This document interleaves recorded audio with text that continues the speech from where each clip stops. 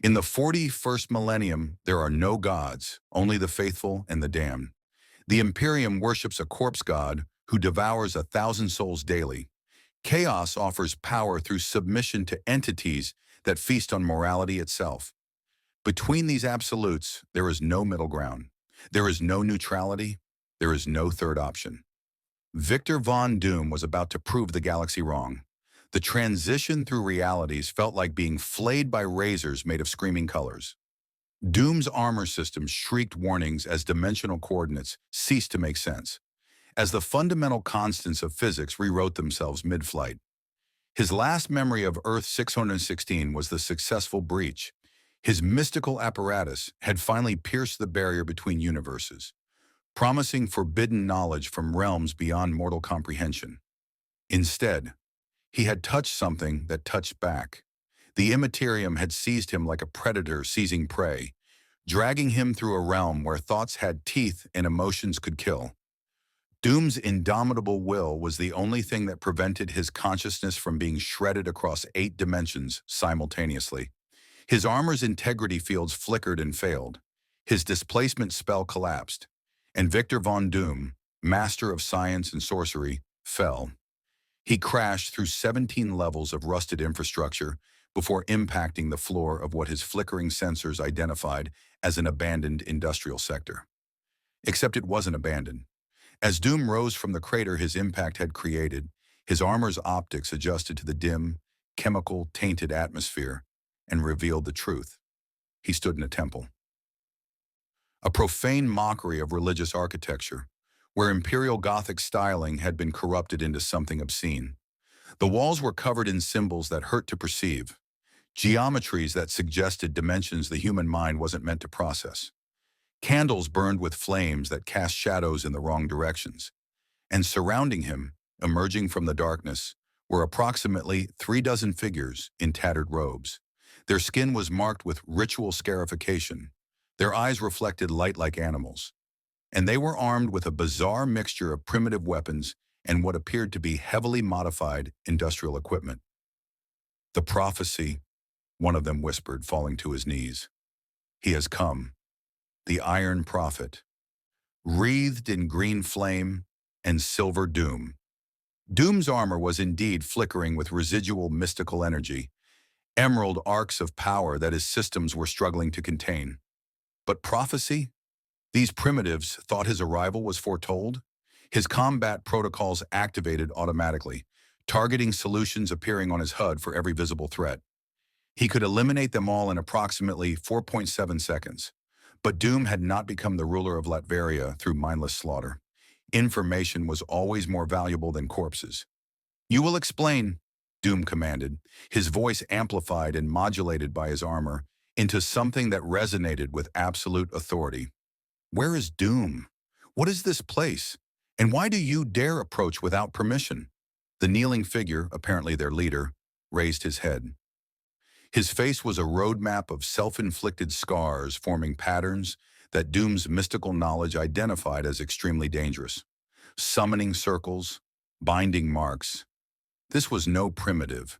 This was a practitioner of sorcery, albeit crude sorcery. "Great One, you stand in the sanctum of ascending flame, 17 levels beneath Hive Tertius on the world of Gas Prime. We are the seekers of the Crimson Path, and for 3 generations we have awaited the coming of the Iron Prophet, one who would descend from the heavens bearing the mark of the Changer of Ways, who would lead us from darkness into glorious transformation. Hive, world, Changer of Ways."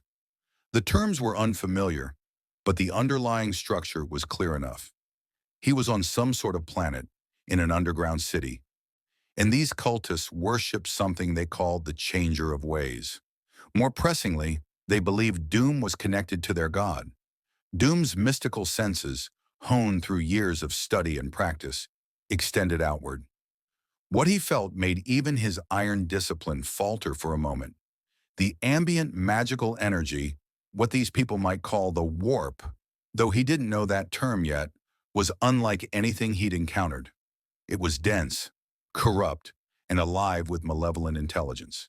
It pressed against his consciousness like a living thing, searching for cracks in his mental defenses.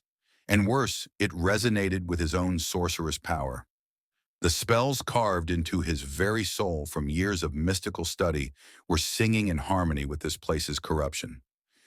His armor's mystical components were drinking in the ambient energy like a man dying of thirst. "Tell Doom of this changer of ways," he said carefully, filing away the tactical situation for later consideration. "And tell him quickly, Doom's patience is not infinite." The cult leader's scarred face split into a smile that revealed teeth filed to points. The architect of fate, the great conspirator, the weaver of destinies, Tzeentch, the god of change and sorcery. He who promises power to those willing to transcend their mortal limitations. He who— "Gods," Doom interrupted, his voice dripping with contempt. "You worship gods." "Not worship, Great One. We seek union with the divine. Through ritual and sacrifice, through the study of forbidden knowledge and the practice of the mystical arts, we transcend mortality and become—" Doom raised one armored hand, and the cultist fell silent immediately. In that gesture, in that instant of absolute command, the entire cult saw what their prophecy had promised: power incarnate. "Doom bows to no gods," Victor said quietly, each word measured in absolute. "Doom commands, Doom dominates, Doom rules. If your God sent Doom here, then your God has made a grave miscalculation." The cultists exchanged glances, uncertainty rippling through their ranks. But their leader's smile only widened. "Then you are exactly what the prophecy foretold," he said. "The one who would challenge even the gods themselves. The Iron Prophet who serves no master. Welcome, Great One, to the 41st millennium. Welcome to a galaxy where there is only war." Doom's tactical analysis was already running. He was stranded in an unknown universe, surrounded by zealots who believed he fulfilled some prophecy, in a location 17 levels underground in what appeared to be a massive city. His armor was damaged but functional. His sorcery was intact but dangerously amplified by whatever mystical energy saturated this reality. He needed information. He needed time. He needed to understand the rules of this new game before he made his next move. And so for the first time in his life, Victor Von Doom did something utterly pragmatic. He decided to listen. "Very well," he said, lowering himself to sit upon a broken piece of machinery as if it were a throne. "You will tell Doom everything about this millennium. And then Doom will decide whether your prophecy serves his purposes. If you crave stories of cosmic tyrants clashing with grimdark futures, of sorcery versus faith, and of one man's absolute refusal to kneel even before gods, smash that subscribe button. The Emperor protects those who bear witness to the dark millennium, but Dr. Doom protects only himself." The cultists prostrated themselves before their Iron Prophet and began to speak of a galaxy drowning in endless war. They spoke of an imperium ruled by a corpse god, of chaos gods who offered power through corruption, of Xenos, races beyond counting, and of a universe where hope itself was heresy. And Victor Von Doom listened, his brilliant mind already dissecting every word, calculating every angle, planning how a man who had conquered nations would go about conquering reality itself. The 41st millennium had no idea what it had just welcomed into its borders. The cult leader's name was Malkius the Thrice Blessed, though Doom suspected the blessings were self-inflicted mutations poorly hidden beneath his robes. For 6 hours, Malkius spoke while his followers brought offerings: contaminated water that passed for sustenance in the underhive, strips of unidentifiable protein, and most valuably, data slates containing fragmented Imperial records stolen from the levels above. Doom absorbed it all with the methodical precision that had made him Earth's foremost intellect. The Imperium of Man, a million worlds held together by religious fanaticism and bureaucratic brutality. The Chaos Gods, 4 primary entities of the Warp: Khorne, Tzeentch, Nurgle, and Slaanesh, each embodying fundamental aspects of mortal emotion twisted into divine malevolence. The Emperor, a corpse sustained on a golden throne, devouring 1,000 psychic souls daily to maintain a beacon that allowed faster-than-light travel. It was magnificent in its horror, efficient in its cruelty, and absolutely, categorically unacceptable. "This Imperium," Doom said, interrupting Malchius's explanation of the Inquisition's purging protocols. They rule through fear and ignorance. They suppress knowledge. They destroy innovation. They execute those who question. Yes, Great One. Malchius's eyes gleamed with fanatic fervor. They are stagnant, decaying, worthy only of being swept aside by the tide of change that Tzeentch promises. We who follow the Crimson Path seek to accelerate their collapse. 2. They are fools, Doom continued as if Malchius hadn't spoken. But these chaos gods you worship are no better. You trade one tyranny for another. You speak of transcendence, but Doom sees only slavery with different masters. The temperature in the chamber dropped perceptibly. Several cultists gasped, looking around nervously as if expecting divine retribution for such blasphemy. But Malchius's smile never wavered. The Iron Prophet speaks truth that others dare not voice, he said carefully. But surely you feel it, Great One. The warp calls to you. Your very presence makes the air shimmer with mystical potential. Tzeentch has marked you, whether you acknowledge it or not. Doom did feel it. That was the problem. His armor's mystical components were operating at 147% of baseline efficiency, drinking in the ambient warp energy. The spells carved into his soul, protective wards, binding circles, dimensional anchors, were all thrumming with unprecedented power. He could feel the immaterium pressing against his consciousness, whispering promises in languages he somehow understood, despite never having heard them before. Knowledge, the whispers said. Power. Dominion. Everything you've ever wanted, Victor, without the limitations of mortal flesh or physical law. But Doom had bargained with demons before. He had faced Mephisto himself and walked away with his soul intact. He knew the cadence of temptation, the architecture of seduction. These whispers were more sophisticated than anything he'd encountered on Earth 616, but the fundamental structure was identical. Doom's armor requires repair, he said abruptly, standing from his improvised throne. You will show Doom to whatever passes for a workshop in this underhive, and you will bring Doom every technical manual, every data slate, every scrap of information about the technology of this Imperium. Malchius bowed deeply. Of course, Great One. We maintain a forge shrine 3 levels down, where we perform the sacred rites of techno-sorcery. Our magos, he paused, seeing Doom's expression. Our technical specialists can provide whatever tools you require. Doom requires no assistance, Victor said flatly. Doom will examine this forge shrine alone. You will remain here and compile everything you know about the power structures of this hive, the military assets of the Imperium, and the capabilities of these space marines you mentioned.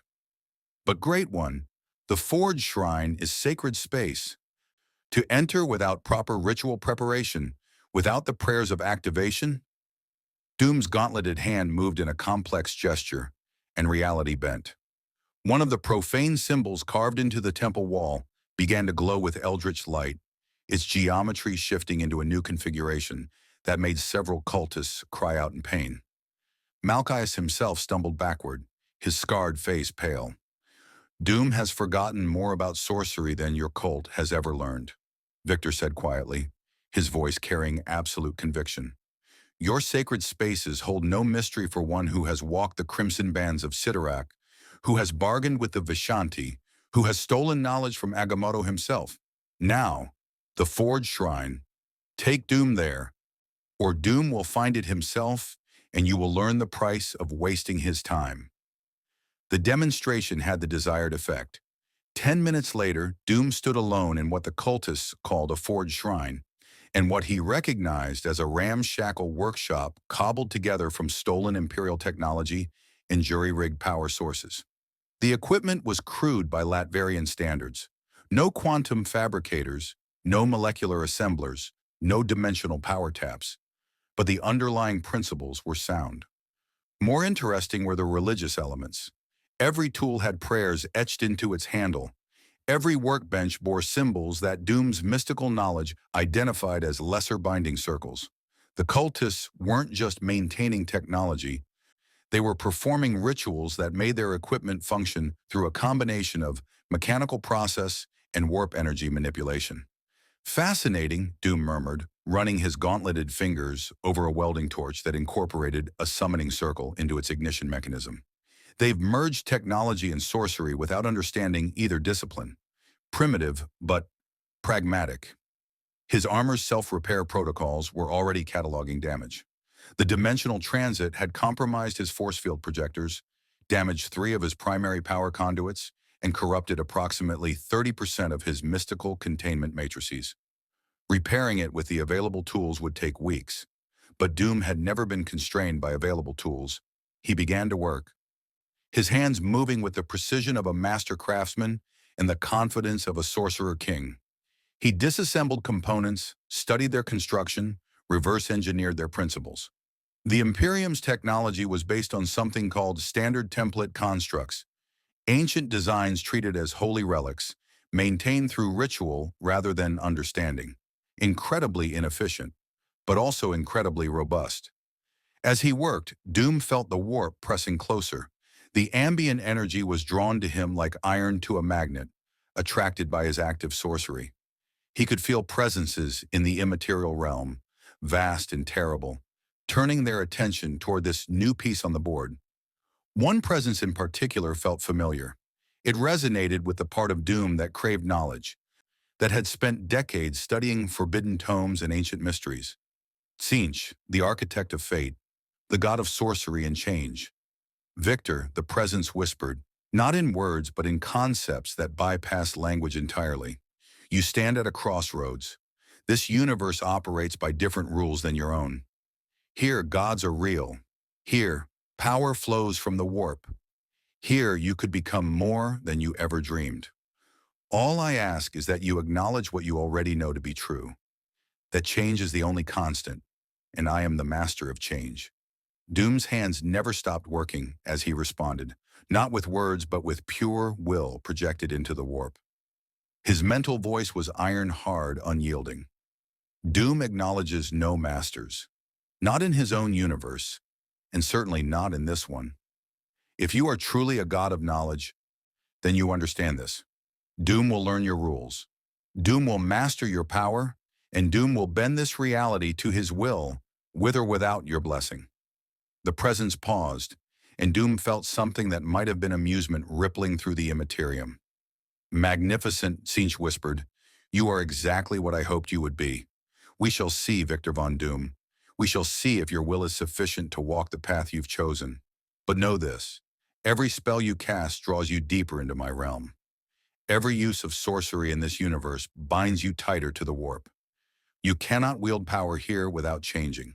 The only question is whether you will change on your terms or mine.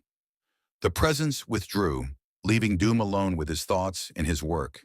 His hands continued their precise movements, repairing armor, adapting technology, preparing for whatever came next. But in the privacy of his own mind, Victor Von Doom acknowledged a truth he would never speak aloud. Tzeentch was right. He could feel it with every spell he cast, every mystical component he activated. The warp wasn't just an energy source to be tapped. It was alive, conscious, and it was seeping into him with every moment he spent in this universe. The question wasn't whether he would be changed. The question was whether he could control that change, or whether he would become just another servant of forces beyond mortal comprehension. Victor Von Doom, master of science and sorcery, ruler of Latveria, challenger of gods and heroes alike, made his decision in that moment. He would not resist the change. He would master it. He would become something this universe had never seen. A chaos lord who served no god but himself. The 41st millennium was about to learn that there were fates worse than damnation. Doom worked through what passed for night in the Underhive, a purely artificial distinction in a place where no sun had shone for 10,000 years. His armor's repairs progressed faster than should have been possible with such primitive equipment. But Doom had incorporated something the Imperium's Mechanicus priests would have declared heresy. He combined engineering with active sorcery, using warp energy to fuse components at the molecular level, to reinforce structural integrity through mystical bindings. The results were remarkable. His armor systems weren't just repaired, they were adapting, learning. evolving to function in a universe where the laws of physics were negotiable and faith could reshape reality. By the time Malchus descended into the Forge Shrine, moving cautiously as if approaching a sleeping predator, Doom had restored his armor to 94% functionality and begun preliminary designs for upgrades that would leverage this universe's unique properties. "Great one," Malchus said, stopping at a respectful distance. "Forgive the intrusion, but there are developments above that require your attention." Doom didn't look up from his work. "Speak." "An Arbites patrol has entered the district 17 levels above us. They're conducting gene scans and auspex sweeps.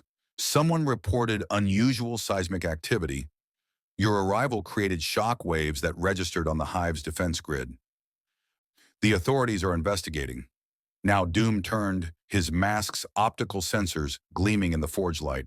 "These Arbites, explain their capabilities. Enforcers of Imperial law, heavily armed, power-armored, and absolutely fanatical in their devotion to order.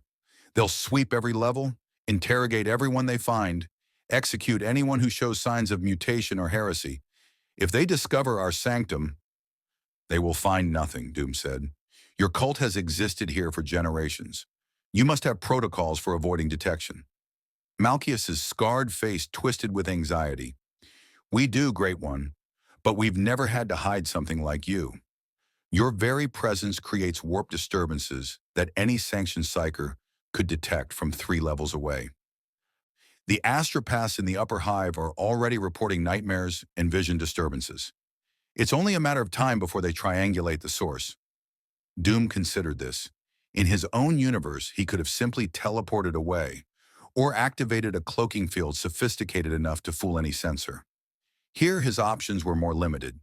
Teleportation required warp energy manipulation, which would only increase his mystical signature. And the Imperium's detection technology, crude as it was, seemed specifically designed to identify the very energies he was saturated with, which meant the solution wasn't technological or mystical. It was political. "You said your cult has existed for generations," Doom said. "That suggests you have methods of corrupting Imperial officials, informants, agents embedded in the enforcement structure."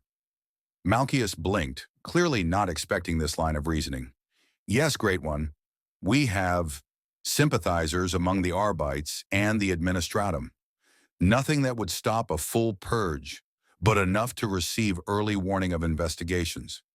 "Then you will activate those assets now," Doom commanded, "but not to hide Doom's presence, to redirect it." "I don't understand, Great One." Doom stood, his repaired armor humming with barely contained power. "Your Imperium functions through bureaucracy and religious paranoia. Every investigation must be documented, every anomaly categorized and filed. So you will provide them with an explanation that satisfies their procedures, while directing their attention away from this sanctum. What kind of explanation could possibly... A sanctioned psyker suffered a catastrophic warp incident during routine divination, Doom said, his tactical mind already constructing the deception. The seismic event was caused by their death scream as their soul was pulled into the immaterium. The warp disturbances are residual energy from the breach, slowly dissipating.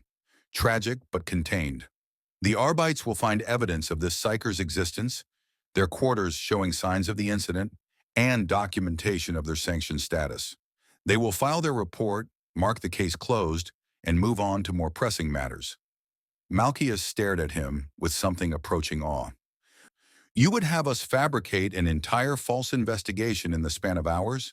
The documentation alone would require access to Imperial databases, the forgery of official seals, the creation of physical evidence?" "Then you have much work ahead of you," Doom said dismissively. "Doom has provided the framework. Your cult will implement the details." And Malchus, his voice dropped to something cold and dangerous. "You will succeed, because if the Arbites discover this sanctum, Doom will be forced to eliminate the threat. And that elimination will be indiscriminate." The threat hung in the air like a blade. Malchus understood immediately. If Imperial forces breached the sanctum, Doom would slaughter everyone, cultists, Arbites, and anyone else who could serve as a witness. Self-preservation would override any temporary alliance. "It will be done, Great One," Malchus said quickly. "The changer of ways has blessed us with your wisdom. We shall implement your strategy immediately." As Malchus hurried away to organize his cult, Doom returned to his work, but his mind was already 3 moves ahead. The deception would buy him time, but time for what? He was stranded in an unknown universe, surrounded by hostile factions, with no clear path back to Earth. 6-16. Escape was irrelevant. Doom didn't flee from challenges, he conquered them, which meant his priority wasn't returning home. It was establishing a power base in this new reality, and that required understanding the fundamental architecture of this universe's power structures. The Imperium ruled through faith in the Emperor. Chaos ruled through corruption by the Dark Gods. But what Doom had learned in 6 hours of study suggested a third path that neither side had fully exploited. The warp itself was not inherently good or evil. It was a dimension of pure psychic energy, shaped by the thoughts and emotions of sentient beings. The Chaos Gods existed because mortals fed them through violence, ambition, despair, and excess. But gods weren't the only things that could be shaped from the warp. Doom's fingers moved across a data slate, pulling up everything Malchus had provided about warp entities. Demons, yes, creatures of the Chaos Gods, bound to their patron's will. But also other things. Warp predators that served no god. Psychic phenomena that manifested from collective belief. And most intriguingly, bound entities, demons forced into servitude through sorcerous contracts. The Imperium forbade demonology as the ultimate heresy. The chaos cults embraced it as religious devotion. But Doom saw a third option: demons as tools, as weapons, as servants bound not through worship, but through absolute mystical dominance. It was exactly the kind of arrogant blasphemy that would define his path in this universe.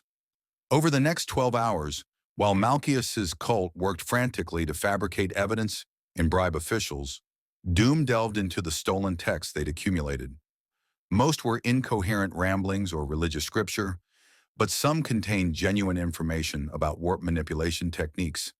The more Doom read, the more he understood why the Imperium feared sorcery. It wasn't just dangerous, it was recursive. Every spell cast in the 41st millennium drew power from the warp, and drawing power from the warp meant touching the realm where the Chaos Gods reigned supreme. Most psychers eventually succumbed to possession, mutation, or madness. Those who didn't were sanctioned by the Imperium and bound to serve, their souls marked for the Emperor's consumption. But Doom was not most psychers. His will had been forged in conflict with entities that would make these Chaos Gods pause. His mind had been disciplined through decades of mystical study and technological innovation. And most critically, his ego was so absolutely certain of his own superiority that it served as armor against corruption. Where others would doubt, Doom knew. Where others would fear, Doom dominated. Where others would serve, Doom commanded. He began sketching binding circles in his journal, not the crude patterns the cultists used, but sophisticated multidimensional matrices that combined his Earth 616 mystical knowledge with the warp manipulation principles of this universe. The result was something new, something that shouldn't exist. A summoning circle designed to call forth a demon and bind it not through worship or offering, but through pure sorcerous dominance. A contract written in mystical mathematics that would make servitude the demon's only option. It was theoretical, of course, untested, potentially catastrophically dangerous. Doom smiled behind his mask. He had built his first Doombot from theoretical principles. He had mastered time travel through untested calculations. He had bargained with Mephisto and walked away victorious. This would be no different. A chime from his armor's communication suite interrupted his work. Malchus's voice crackled through the Vox system the cultists had cobbled together. Great One, the deception is in place. The Arbites have found the evidence, interviewed our embedded agents, and filed their report. The case has been marked as resolved. Tragic accident, no further investigation required. Acceptable, Doom said. And the surveillance? Any indication that suspicion remains? None, Great One. The Imperium's bureaucracy functions exactly as you predicted. Once the proper forms are filed and the proper authority figures satisfied, The system moves on to the next crisis. We are safe. For now. Then Doom's work here is complete, Victor said, sealing his journal and standing. Summon your followers to the sanctum. Doom will address them. Great one. Surely you don't mean to. Now Malchus. 20 minutes later, Doom stood before the assembled cult, 37 men and women who had spent their lives worshipping powers they barely understood, seeking transformation they could never achieve. They prostrated themselves before their iron prophet, their scarred faces pressed to the corroded metal floor.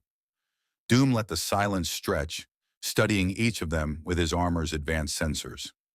Gene scans showed minor mutations in 16 of them, nothing compared to the true corruption he'd read about, but enough to mark them as heretics by imperial law. Psychological profiles suggested varying degrees of fanaticism, desperation, and genuine belief. They were worthless as allies, but potentially useful as tools. You believe Doom is your prophet, he said finally, his voice cutting through the silence like a blade. You believe the changer of ways sent Doom to lead you to transcendence. You are wrong. Gasps rippled through the cultists. Several looked up in confusion or fear. Doom serves no gods, Victor continued. Doom bows to no powers. Doom does not lead you to transcendence. Doom will use you to forge his dominion in this universe. And you will serve because you are intelligent enough to recognize that Doom offers something your gods never could. Competent leadership. Malchus rose to his knees, his scarred face showing more curiosity than anger. Then, what are we to you, Great One? If not followers of prophecy, then what? Assets, Doom said bluntly. You have resources Doom requires. Knowledge of this hive structure, connections to useful individuals, experience with warp manipulation that, while crude, provides a foundation for true sorcery. In exchange for your service, Doom will provide what your cult has sought for generations. Actual results. He gestured and reality rippled. The air above his hand condensed into a sphere of pure warp energy, controlled, contained, shaped by will alone into a geometric perfection that made several cultists cry out in ecstasy. No ritual circles, no prayers, no offerings to dark gods, just pure dominating mastery. This is what true sorcery looks like, Doom said.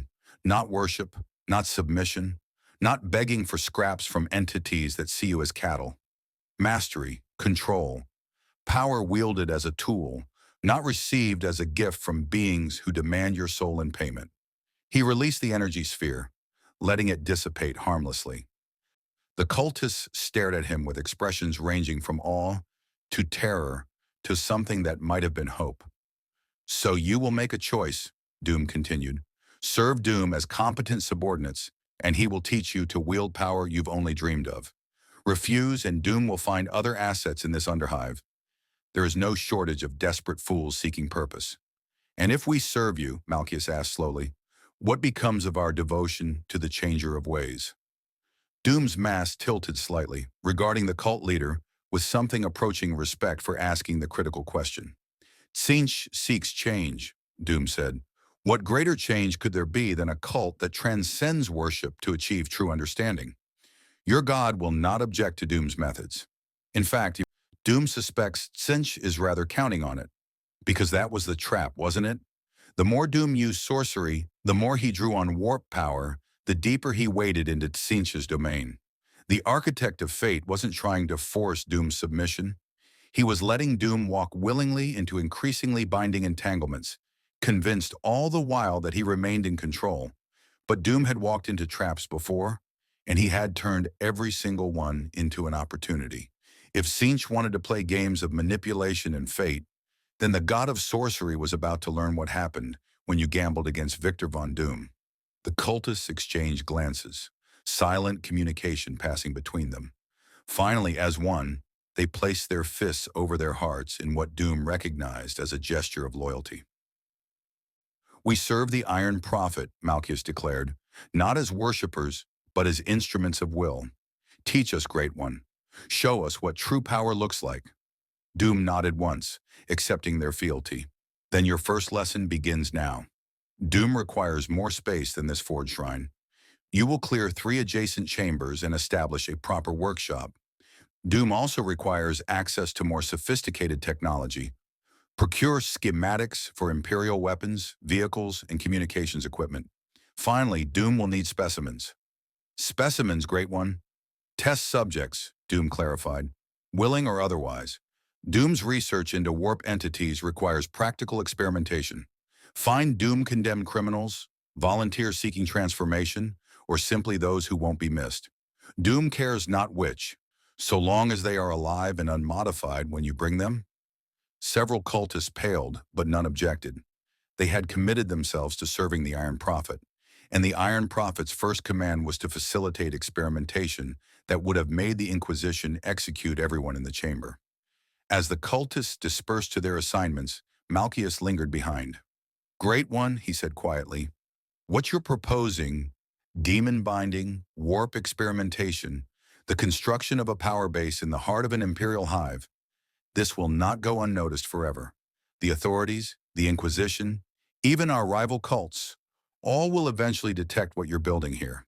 "Yes," Doom agreed, "they will." "Then what is your plan when they come?" Doom turned to face the cult leader fully, his mask's green optical sensors glowing in the dim light. "When they come, Malchus, they will find something they cannot comprehend. They will find a sorcerer king who has mastered powers they consider divine. They will find someone who has done what this entire galaxy believes impossible, wielded chaos without becoming its slave." "And if you're wrong," Malchus asked, "if Tzeentch cannot be defied, if the corruption proves too strong?" "Then this universe will burn," Doom said simply. "But at least it will burn according to Doom's design." The cult leader held his gaze for a long moment, then bowed deeply.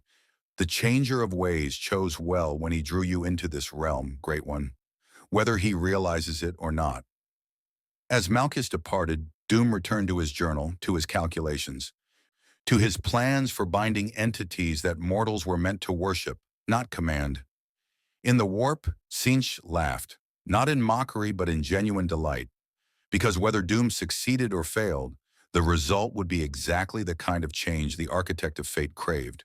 And Victor von Doom, master of science and sorcery, began the work that would either elevate him to godhood or damn him to something worse. The game had begun, and Doom always won his games.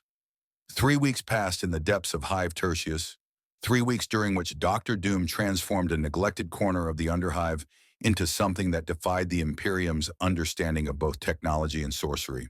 The workshop expanded across 7 chambers now, each serving a specific purpose. The Forge Shrine remained the heart of operations, but surrounding it were laboratories where Doom dissected Imperial technology, ritual chambers where he tested warp manipulation techniques, and holding cells where his specimens awaited their role in his experiments. The cult had proven more useful than anticipated. Malchus possessed genuine organizational talent, and several of his followers had skills that translated well to Doom's requirements. A former Mechanicus adept, excommunicated for unauthorized experimentation, provided insights into the Imperium's tech theology. A rogue astropath, her third eye blinded and her sanctioning broken, offered first-hand knowledge of psychic phenomena. Even the common cultists contributed, scavenging materials and eliminating witnesses with surprising efficiency. But it was Doom's work with the warp that truly defined these 3 weeks. He stood now in the largest ritual chamber, surrounded by a binding circle that would have sent any inquisitor into apoplectic fury. The design incorporated elements from 6 different mystical traditions: his own Earth 616 sorcery, chaos summoning geometry, elder psychic focusing patterns he'd extracted from a stolen data slate, ancient Terran occult mathematics, and principles he'd intuited through pure theoretical calculation. The result was beautiful in its complexity, a multidimensional matrix carved into the floor with lines of molten silver inlaid with gems that resonated with specific warp frequencies, surrounded by 18 copper pillars inscribed with binding formulas in 3 languages. At the circle's center waited a specimen, a gang enforcer the cultists had captured during a territorial dispute. The man was conscious, restrained by mystical bonds that prevented movement, but not speech. His eyes were wide with terror as he watched Doom make final adjustments to the ritual geometry. "Please," the man whispered. "I got family, kids. I was just doing my job, protecting our territory. I ain't no heretic. I swear on the Emperor." "Your Emperor cannot hear you this deep in the hive," Doom said without looking up. "And your family will receive compensation if you survive. Malchus, the offerings?" The cult leader approached with a brass bowl containing what Doom's research indicated would attract the type of entity he sought. Blood from a psyker, ash from burned imperial prayer scrolls, a fragment of meteorite that had spent 10,000 years in the warp, and most critically, a few drops of Doom's own blood, freely given, not taken by force, which changed the mystical resonance entirely. "Great one," Malchus said carefully. "Are you certain about this? We've performed summoning rituals before, but never with such precision. The demons we called were wild things, barely controlled. What you're attempting, binding without worship, commanding without offering service in return, this goes against everything the Chaos Gods demand." "Then the Chaos Gods will learn to adjust their expectations," Doom said, placing the bowl at the circle's northern terminus. "Doom has spent 3 weeks studying this universe's rules. He understands now why your Imperium fears sorcery and why your Chaos cults inevitably fall to corruption. You treat the warp as either divine gift or catastrophic curse. Neither approach is correct." He activated the circle with a gesture, and the silver lines began to glow with eldritch light. The gems hummed at frequencies that made the specimen scream, despite no physical pain being inflicted. "The warp is a tool," Doom continued, his voice cutting through the rising mystical resonance. "Dangerous, yes. Difficult to control, absolutely. But no more inherently evil than nuclear fission or genetic engineering. The problem is not the warp itself. It's the weakness of those who attempt to wield it." The air above the circle began to shimmer and twist. Reality was thinning, the barrier between material space and the immaterium growing permeable. Doom could feel presences in the warp turning their attention toward the ritual, drawn by the unusual energy signature. "Most sorcerers approach the warp as supplicants," Doom said, his hands weaving complex patterns that guided the summoning's direction. "They beg, they bargain, they offer pieces of themselves in exchange for power. This establishes a relationship of subordination from the first moment. The demon learns that the summoner is prey and acts accordingly. The shimmer intensified, coalescing into something with form and malevolent intelligence. Doom's mystical senses detected it clearly now. A lesser demon of Tzeentch, drawn by the ritual's resonance with change and knowledge. Perfect. "But Doom does not beg," Victor continued, and his voice carried absolute conviction that rippled through the warp itself. "Doom commands, and demons, like all entities, respond to superior force." The demon materialized fully, a horror of impossible geometry and ever-changing flesh, with too many eyes and appendages that existed in more dimensions than the material universe could properly display. It opened mouths in places where mouths should not be, and screamed in a language that bypassed sound entirely. The specimen in the circle's center convulsed, blood streaming from his nose and ears. The cultists, watching from safe distance, cried out in religious ecstasy or terror, sometimes both simultaneously. But Doom merely stepped forward, crossing the circle's boundary as if it were nothing, and placed one armored hand directly on the demon's constantly shifting surface. "You are bound," he said, and the words were not request or prayer, but statement of absolute fact. The demon shrieked, trying to tear itself free, trying to corrupt Doom's soul, trying to drag him into the warp where it held advantage. It was a creature of pure chaos, older than humanity's civilization, forged from the psychic energy of 1,000,000 broken oaths and betrayed trusts. It had destroyed stronger souls than this armored mortal, but it had never encountered Victor Von Doom. Doom's will crashed down on the demon like a mountain falling from orbit.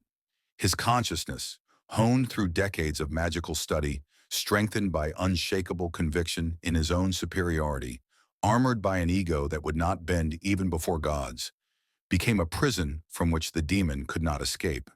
The binding circle activated fully, and the demon found itself trapped in a mystical construct that operated on principles it didn't recognize. This wasn't worship-based binding that it could corrupt through temptation. This wasn't fear-based control that it could break through intimidation. This was pure mathematical dominance, a cage built from will and knowledge that gave the demon no purchase for resistance. "You will serve," Doom said, his voice resonating with power that made the chamber's walls crack. "Not because you wish to, not because I offer you worship or sacrifice, but because Doom has bound you through superior understanding of the laws that govern your existence. You are mine now, a tool, a weapon, nothing more." The demon's shrieking reached a crescendo, then suddenly cut off. Its form stopped shifting, locked into a configuration that Doom's binding circle enforced. Dozens of eyes focused on the armored sorcerer with an emotion that demons rarely experienced: fear. "Good," Doom said, releasing his grip on the demon's surface. "You understand. Malchius, the specimen, status?"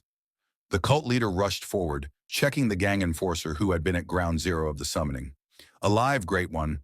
Unconscious, bleeding from several orifices, but alive." His exposure to the demon's manifestation should have killed him instantly. But it did not, because Doom's circle contained the demon's corruption perfectly, Victor said with satisfaction. He turned back to the bound entity. "You will answer questions. What is your nature? What capabilities do you possess? What limitations govern your existence in material space?" The demon's response came not in words but in pure information, concepts and knowledge transmitted directly into Doom's mind. It was a horror of Tzeentch, a lesser demon forged from the psychic energy of arcane study and the fear of the unknown. In its natural state, it could manipulate perception, create illusions, and drive mortals to madness through revelation of truths they couldn't comprehend. But bound as it was, those capabilities were entirely under Doom's control. "Acceptable," Doom said. "You will remain in this circle until Doom requires your services.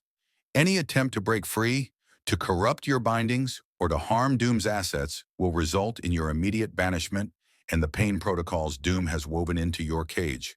He turned away from the demon as if it were beneath notice, which it was, and addressed the assembled cultists. Several had fallen to their knees in awe. Others were weeping. Malchius looked as if he'd witnessed a miracle and a catastrophe simultaneously. "What you have witnessed is the first successful binding," Doom announced. "Proof that demons can be commanded without worship, without corruption, without the summoner's soul being forfeit to the chaos gods. This changes everything." "Great One," one of the cultists stammered. I've never seen anything like that." The demon was completely helpless. "How is such a thing possible?" "Because Doom understands what your Imperium and your Chaos cults do not," Victor said. "Power respects only one thing: superior power. The Chaos gods rule the warp because no mortal has ever approached them as equals. Your Psykers are weak-willed fools who break at the first whisper of temptation. Your Chaos sorcerers are slaves who mistake their chains for crowns. But Doom is neither weak-willed nor willing to serve." He gestured to the bound demon, still frozen in its cage of mystical mathematics. "This is the beginning. One demon, bound and controlled, but it proves the concept. With refinement, Doom can bind dozens, hundreds, an army of entities that mortals worship, transformed into weapons that serve Doom's will. The Inquisition would declare this the ultimate heresy," Malchius said quietly. "Worse than demon worship. You're not just using chaos, you're enslaving it." "Yes," Doom agreed, "and that is precisely why it will work." He moved to a workbench where his armor's components were undergoing their own transformation. Over 3 weeks, Doom had been integrating warp-reactive materials into his equipment, creating something hybrid. Technology enhanced by sorcery, sorcery channeled through technology. The result was beyond anything this universe had seen. His gauntlets now incorporated focusing matrices carved from warpstone, a material that existed partially in both realms simultaneously. His armor's power source had been replaced with a contained warp energy tap, carefully shielded to prevent corruption, but providing effectively unlimited mystical power. His helmet's sensors had been upgraded with psychic detection capabilities that would let him perceive threats in both material and immaterial space. The armor adapts well, Doom observed, running diagnostics. Efficiency is now at 127% of baseline and climbing. The integration of warp science with Latverian technology produces synergies that neither discipline could achieve alone. But it wasn't just the armor that had changed. Doom could feel it in himself.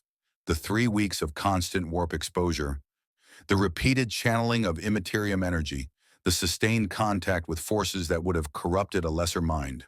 He was changing. Not corruption exactly. His will remained iron hard, his sense of self uncompromised. But he could feel new senses developing, new awareness expanding. He was becoming attuned to the warp, learning to perceive its currents and eddies the way a sailor learns to read wind and tide. And in that attunement lay terrible danger. Because Tzeentch was right. Every spell Doom cast bound him tighter to the warp. Every demon he summoned drew the Chaos God's attention more firmly. He was walking a razor's edge between mastery and servitude, and the margin for error was shrinking with each passing day. But Doom had never feared edges. He walked them because that's where power lived.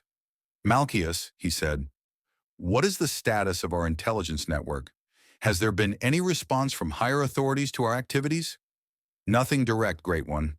But rumors are spreading through the Underhive. People are talking about the Iron Prophet, about the cult that can perform miracles, about the sorcerer who commands demons like servants. We've had 6 other gangs approach us, seeking alliance, and 3 rival cults have sent assassins, all of whom we've captured and added to your specimen pool. Good. And the Upper Hive? Any indication that the Administratum or Arbits have noticed? Malchus hesitated. There are whispers, nothing concrete, but our embedded agents report that certain inquisitorial acolytes have been asking questions about warp disturbances in the lower levels. It may be coincidence.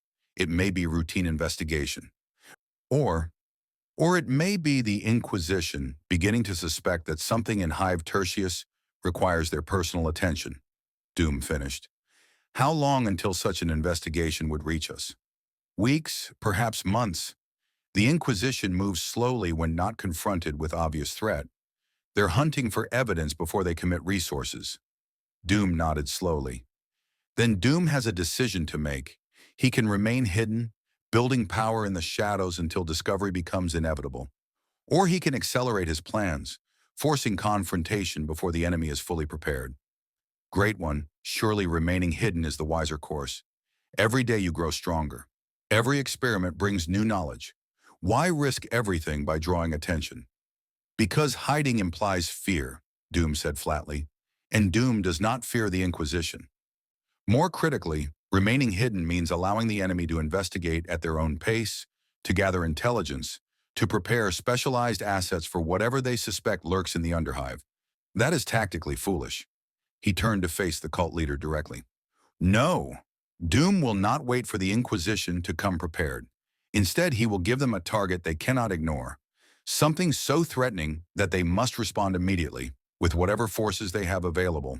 And when they come rushing to confront what they believe is an emerging chaos threat, they will find Victor Von Doom instead. That's... Malchus struggled for words. Great One, that's insane. You're talking about deliberately provoking the most dangerous organization in the Imperium, forcing them to attack before you're ready. Before they're ready, Doom corrected.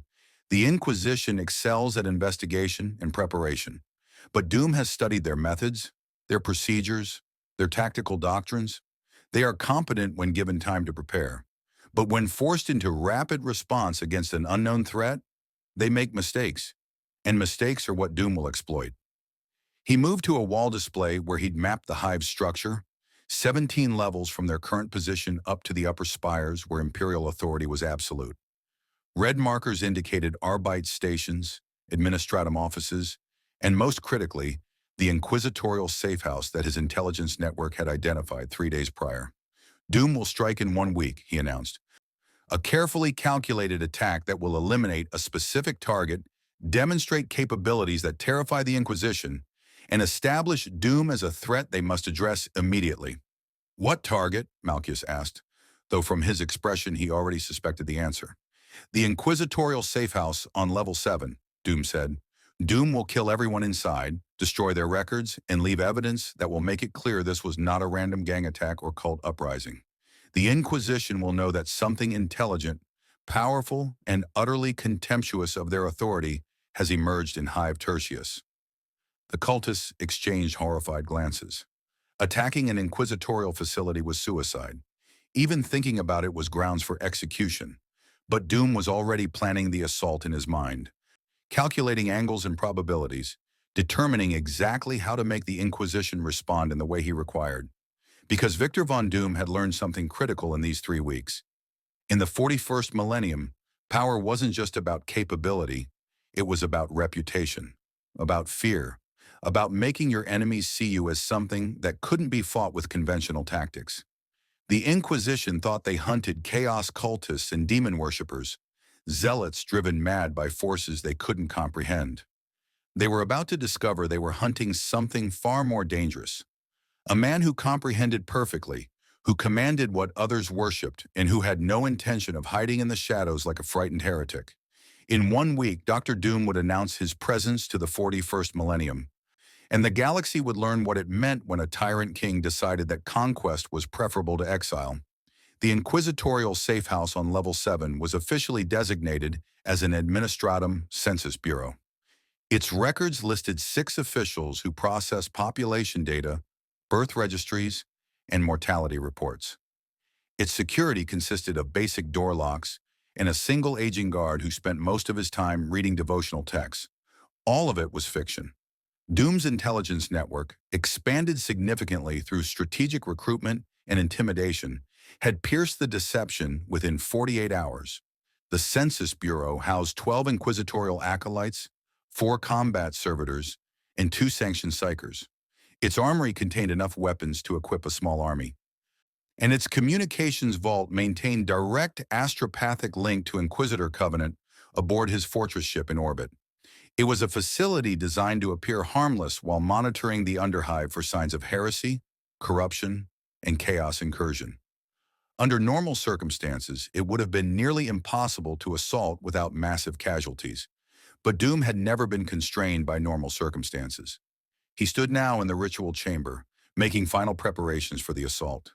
His armor gleamed with a hybrid sheen, polished metal inlaid with warpstone circuitry that pulsed with barely contained power. The bound horror floated beside him, its form locked into the configuration Doom's bindings enforced, ready to serve as both weapon and tactical asset. The approach route is confirmed, Malchus reported, reviewing data on a stolen Auspex unit. Our agents have mapped every corridor, every security checkpoint, every hidden surveillance array. The Inquisition believes their safe house is secure, but we know the location of every trap, every weapon emplacement, every... Information is irrelevant, Doom interrupted. Doom is not infiltrating the facility. He is assaulting it directly, in a manner that leaves no doubt about his capabilities. The cult leader's scarred face showed concern. Great One, a direct assault means facing their full defensive capabilities. Combat servitors, sanctioned psychers, inquisitorial acolytes trained specifically to fight demon incursions. Even with your power, the casualties could be... There will be no casualties among Doom's forces, Victor said, because Doom's forces will consist of Doom alone. Silence filled the chamber. The assembled cultists stared at him with expressions ranging from awe to horror. Even Malchus seemed at a loss for words. You intend to assault an inquisitorial facility single-handedly?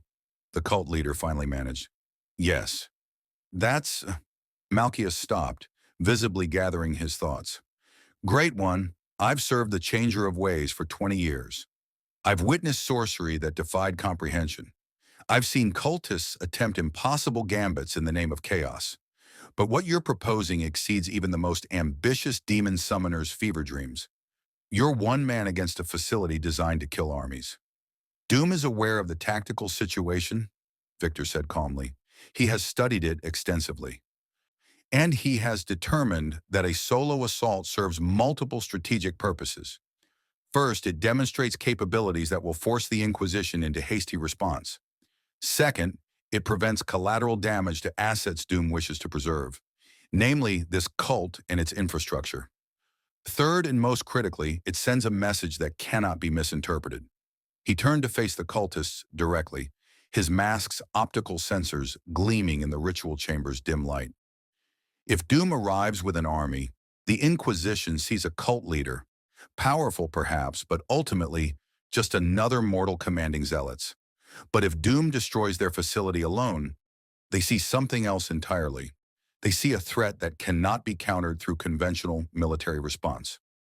They see someone who operates on a scale that defies their understanding of chaos, corruption, and most importantly, they see someone who is not afraid of them.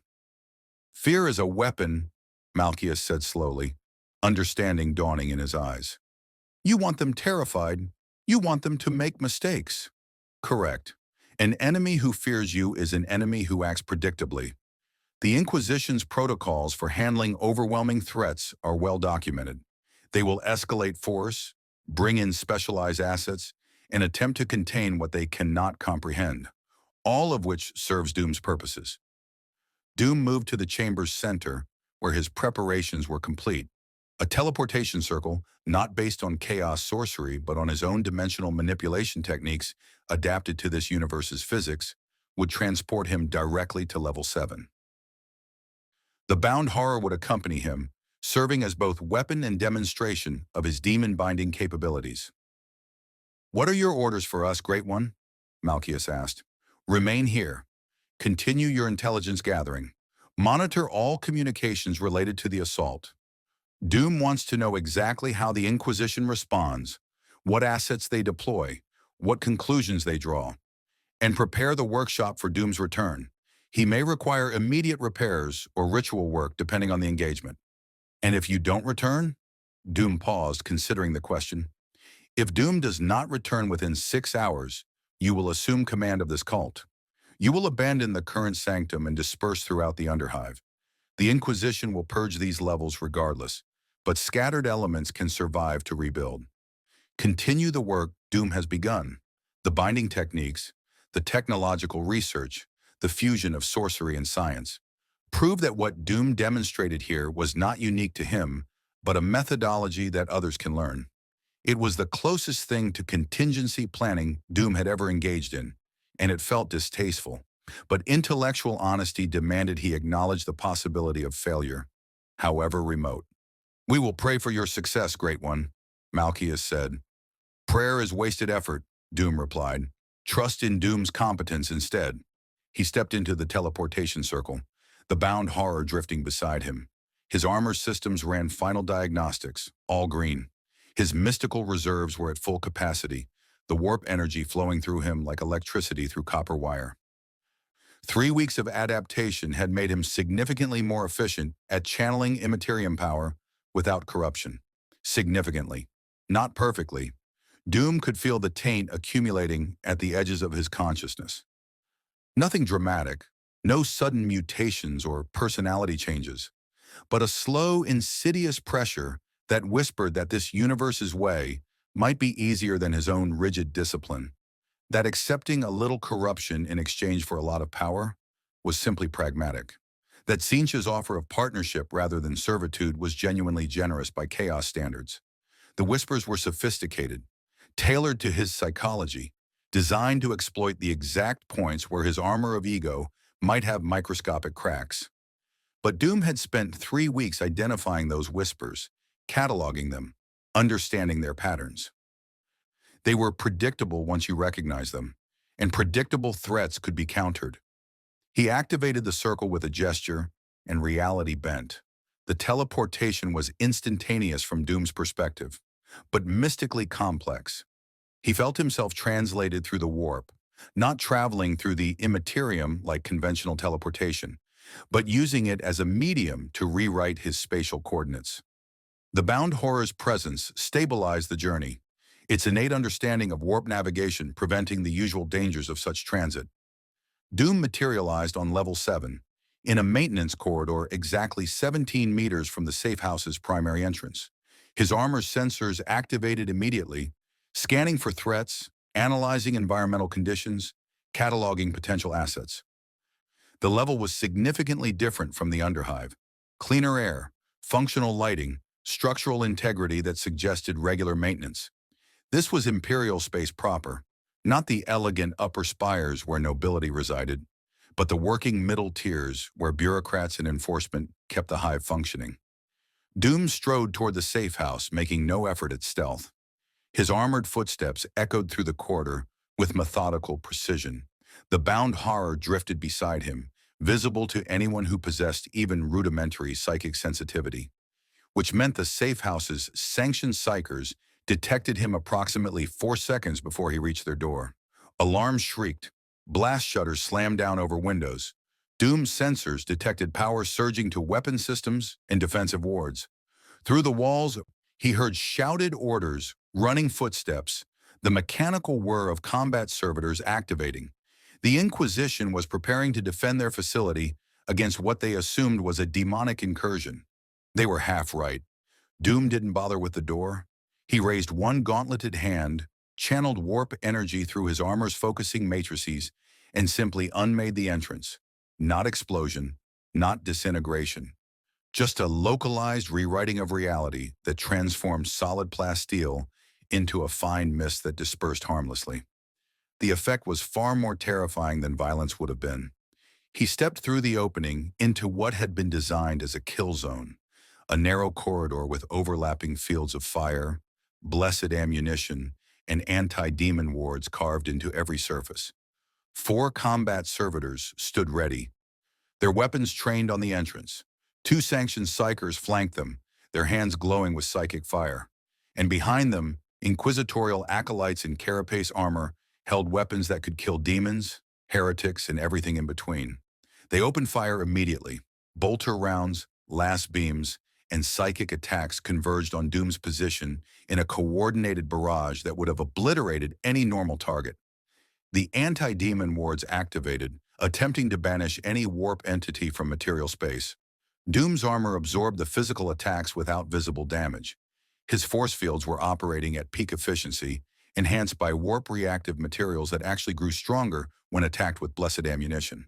The psychic attacks struck his mental defenses and shattered like waves against a cliff. And the anti-demon wards, calibrated to banish entities of pure chaos, found nothing to grip. Doom was mortal, his presence in material space absolute and undeniable. He walked forward through the barrage as if it were light rain. "Impossible," one of the psychers whispered, and Doom heard genuine terror in her voice. "He's mortal, but he radiates warp energy like a greater demon. The wards should be working. Why aren't the wards working?" "Because your wards are designed for entities that fear banishment," Doom said, his voice cutting through the weapon's fire. "Doom fears nothing." He gestured and the bound horror surged forward. The demon, still locked in its enforced configuration, still absolutely under Doom's control, crashed into the defenders like a tidal wave. But it wasn't attacking with claws or corruption. Instead, it was manifesting Doom's will, extending his control over the battlefield through warp manipulation. Combat servitors froze mid-motion, their machine spirits overwhelmed by mystical interference. Weapons misfired or simply stopped functioning as reality became negotiable in the horror's presence. The sanctioned psychers tried to counter with their own powers, but found themselves fighting an entity that operated on principles they didn't understand. Because the horror wasn't fighting as a demon, it was fighting as a tool wielded by a master sorcerer who had spent 3 weeks learning to impose his will on the immaterium itself. "Stand down," Doom commanded, not as a request, but as an absolute statement of fact, backed by overwhelming mystical force. 3 of the 4 servitors complied, their programming unable to distinguish between legitimate authority and Doom's perfect mimicry of command. The inquisitorial acolytes hesitated, their training warring with survival instinct. One of the psychers actually lowered her hands, confusion overriding her defensive posture. Only one defender maintained the will to resist, an older acolyte with the scars of a veteran and the cold eyes of someone who had fought chaos incursions for decades. "You're not mortal," he said quietly, his weapon still trained on Doom. "No mortal could do what you're doing. You're something else, something new, and that makes you the most dangerous thing I've ever encountered. Your analysis is partially correct, Doom acknowledged. Doom is indeed something new, but he remains entirely mortal. That is what your Imperium cannot comprehend, that mortality does not mandate weakness. The veteran acolyte's finger tightened on the trigger. Then the Emperor forgive me for what I must do. He fired, not at Doom, but at the Voxcaster on the wall, attempting to send a final warning to Inquisitor Covenant before Doom could stop him. He was fast, competent, well-trained, but not fast enough. Doom's hand moved in a blur of armored motion, and a focused blast of warp energy struck the Voxcaster a microsecond before the Acolyte's shot. The device exploded, but Doom's mystical interference corrupted any transmission it might have sent, reducing it to meaningless static. Clever, Doom said. You recognize that warning the Inquisition was more valuable than your own survival. Admirable, in its way. You'll kill us all anyway, the Acolyte said flatly. So what does it matter? It matters because Doom respects competence, Victor replied. Your Imperium wastes valuable assets through zealotry and paranoia. Skilled individuals like yourself are executed for minor ideological infractions when you could be contributing to humanity's advancement. It is inefficient. He gestured, and mystical bonds, invisible but absolute, locked every defender in place. Not painfully, not with obvious corruption, just pure telekinetic force applied with surgical precision. You will answer questions, Doom continued. What protocols does Inquisitor Covenant have in place for communication loss from this facility? What assets does he command in-system? What are his tactical preferences when responding to potential chaos incursions? The veteran acolyte laughed bitterly. You think I'll betray the Inquisition? I've been trained to resist torture, corruption, even demonic possession. Whatever you do to me, I won't. Torture is crude, Doom interrupted, and corruption takes time that Doom does not wish to invest. Instead, Doom will simply take what he requires. The bound horror drifted closer to the acolyte, and Doom channeled power through their mystical connection. What followed wasn't possession or corruption, it was pure psychic extraction. The horror's nature as a creature of knowledge and forbidden understanding allowed it to sift through the acolyte's memories like files in a database, pulling relevant information and transmitting it directly to Doom. The process took 17 seconds. When it was complete, Doom had everything he needed: protocols, assets, tactical doctrines, and most critically, Inquisitor Covenant's psychological profile. The acolyte slumped in his mystical bonds, still conscious but with the 1,000-yard stare of someone who had just experienced violation on a level that went beyond physical. Your service to the Imperium is noted, Doom said.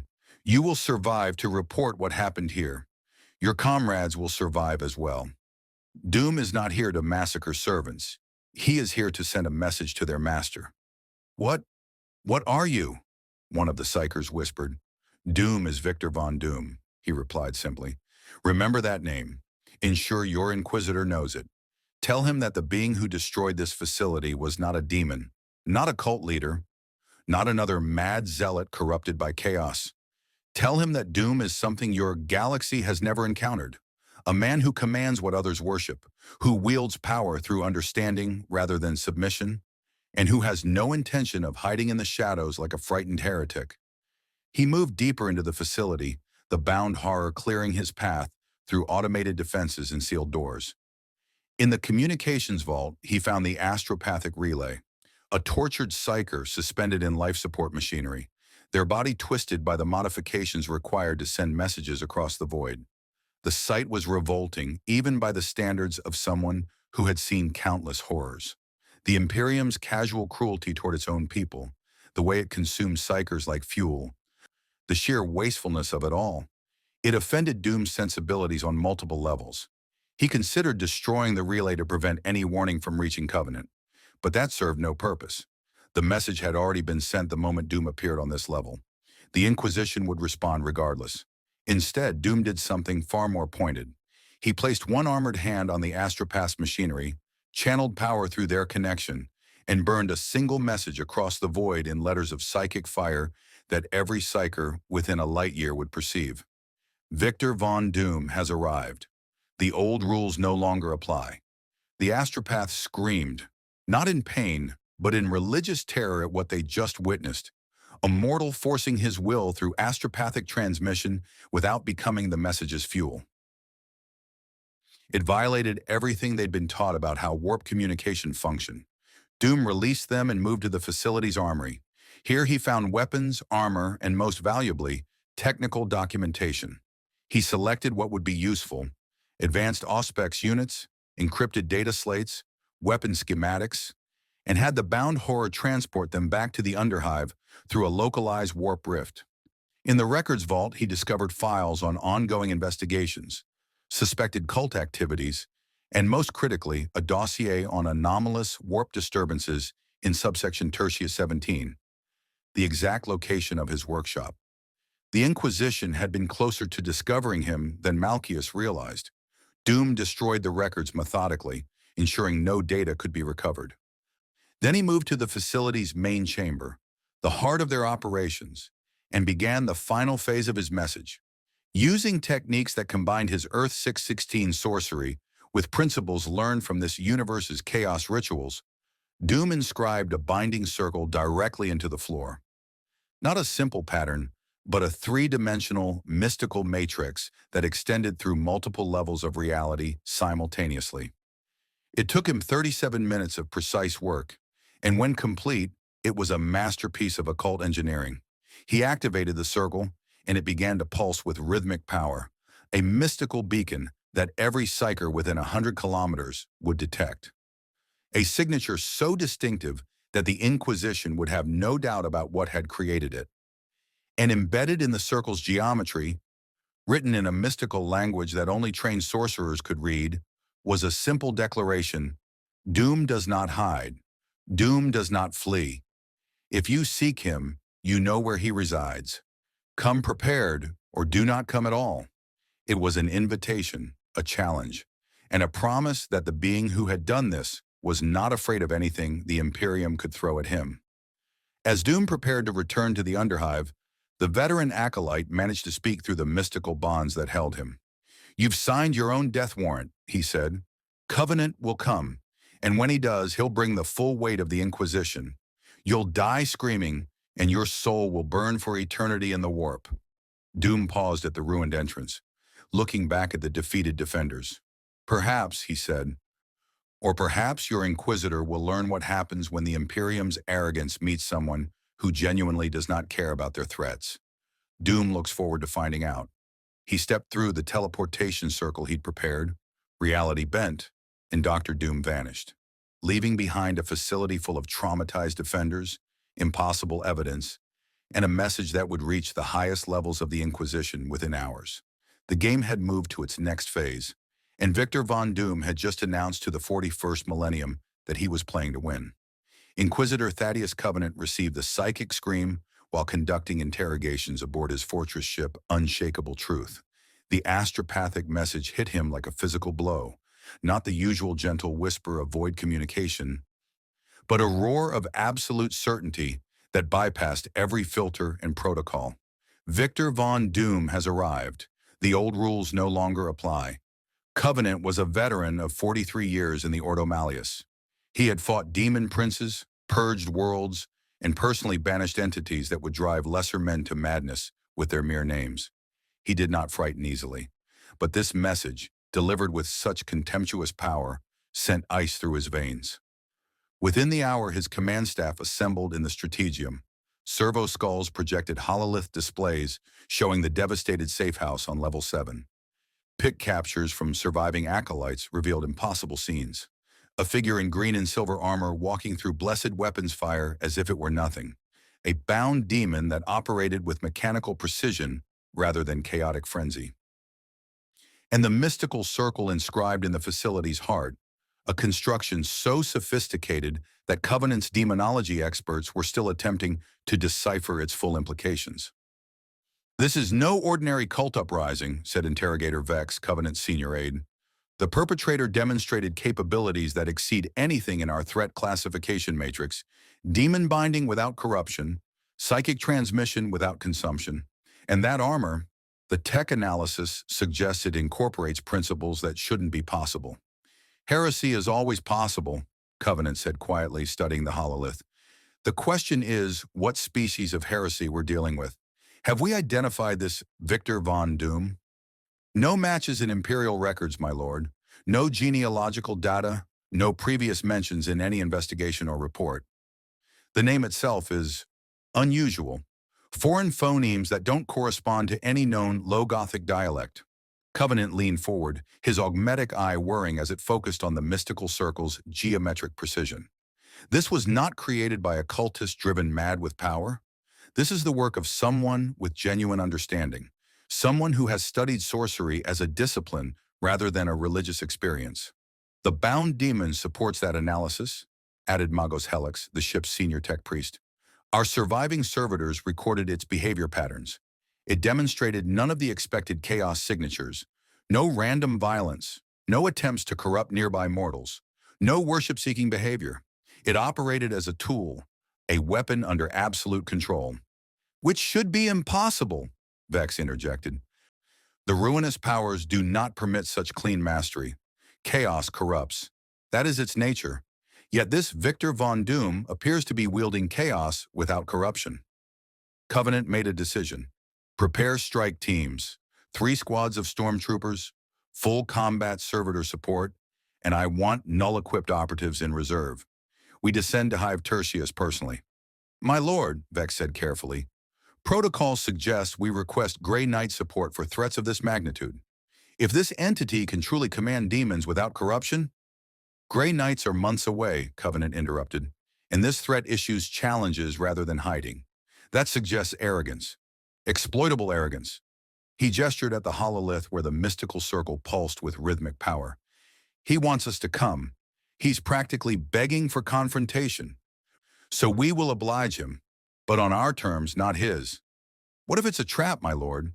Of course it's a trap, Covenant said. The question is whether we're walking into his trap or whether he's walked into ours. Doom sensed the Inquisition's approach 6 hours before they reached the Underhive. His mystical awareness, enhanced by 3 weeks of warp attunement, detected the descending warriors like a blind man, feeling footsteps through vibrations. Heavily armed, disciplined, led by someone with significant psychic presence. The Inquisitor himself, most likely. Perfect. They come faster than anticipated, Malchius observed, monitoring stolen Auspex readings. 3 full squads plus support elements. This is a kill team, Great One. They mean to eliminate you with overwhelming force before you can become a greater threat. Then they will be disappointed, Doom said, making final adjustments to the workshop's defenses. Over the past 6 hours, he had transformed the sanctum into something that would horrify any Imperial observer. The walls were inscribed with binding circles. The ceiling held suspended warpstone matrices that could channel immaterium energy with unprecedented efficiency. And throughout the complex, lesser demons waited in prepared circles, not summoned through worship, but bound through Doom's increasingly refined techniques. He now commanded 7 demons, the original horror plus 6 additional entities ranging from minor imps to a flamer whose corrupted flames were carefully contained within mystical barriers. Each represented hours of dangerous work, each pushing Doom's understanding of warp manipulation to new levels. And each one brought him closer to the edge of corruption he was determined not to cross. The cult should evacuate, Doom announced. Malchius, take your followers to the prepared fallback positions. What happens here will be dangerous to observers. Great One, surely you need our support. We can fight. We can... You will die uselessly, Doom interrupted, not cruelly but as simple statement of fact. The Inquisition brings weapons designed to kill demons and sorcerers. Your cult's crude preparations would be swept aside in seconds. Better that you survive to continue the work if Doom falls. Malchius looked as if he wanted to argue, but finally nodded. As you command, Great One. The Changer of Ways guide your hand. The Changer of Ways, Doom said quietly, can watch and learn what happens when a mortal refuses to be his pawn. The cultists evacuated through prepared routes, leaving Doom alone in his sanctum with his bound demons and the trap he'd spent 6 hours preparing. The Inquisition wanted to confront him with overwhelming force. Doom would show them that force was meaningless against superior understanding. He settled into a meditation stance, his armor systems running continuous diagnostics, while his consciousness extended into the warp. The Immaterium pressed against him as always, whispering promises and threats in equal measure. But Doom had learned its rhythms now, learned to navigate its currents without being swept away. You could simply leave, Tzeentch's presence suggested. Not quite a voice, but a concept that formed in Doom's awareness. Teleport to another hive, another world. Build your power where the Inquisition cannot find you. Why fight when you could evolve in safety? Because safety is stagnation, Doom replied with his thoughts. And Doom does not flee from challenges. If this Inquisitor is competent, he will provide valuable data about Imperial capabilities. If he is not, his death will send a message to those who are. Arrogant, Tzeentch observed, and there was approval in the concept.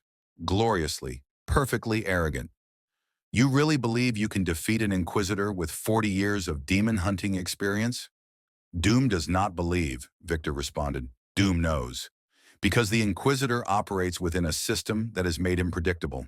He has protocols, tactics, approved methodologies.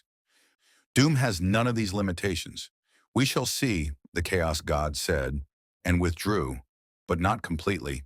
Doom could feel Tzeentch's attention focused on the coming confrontation, like a scholar observing a critical experiment.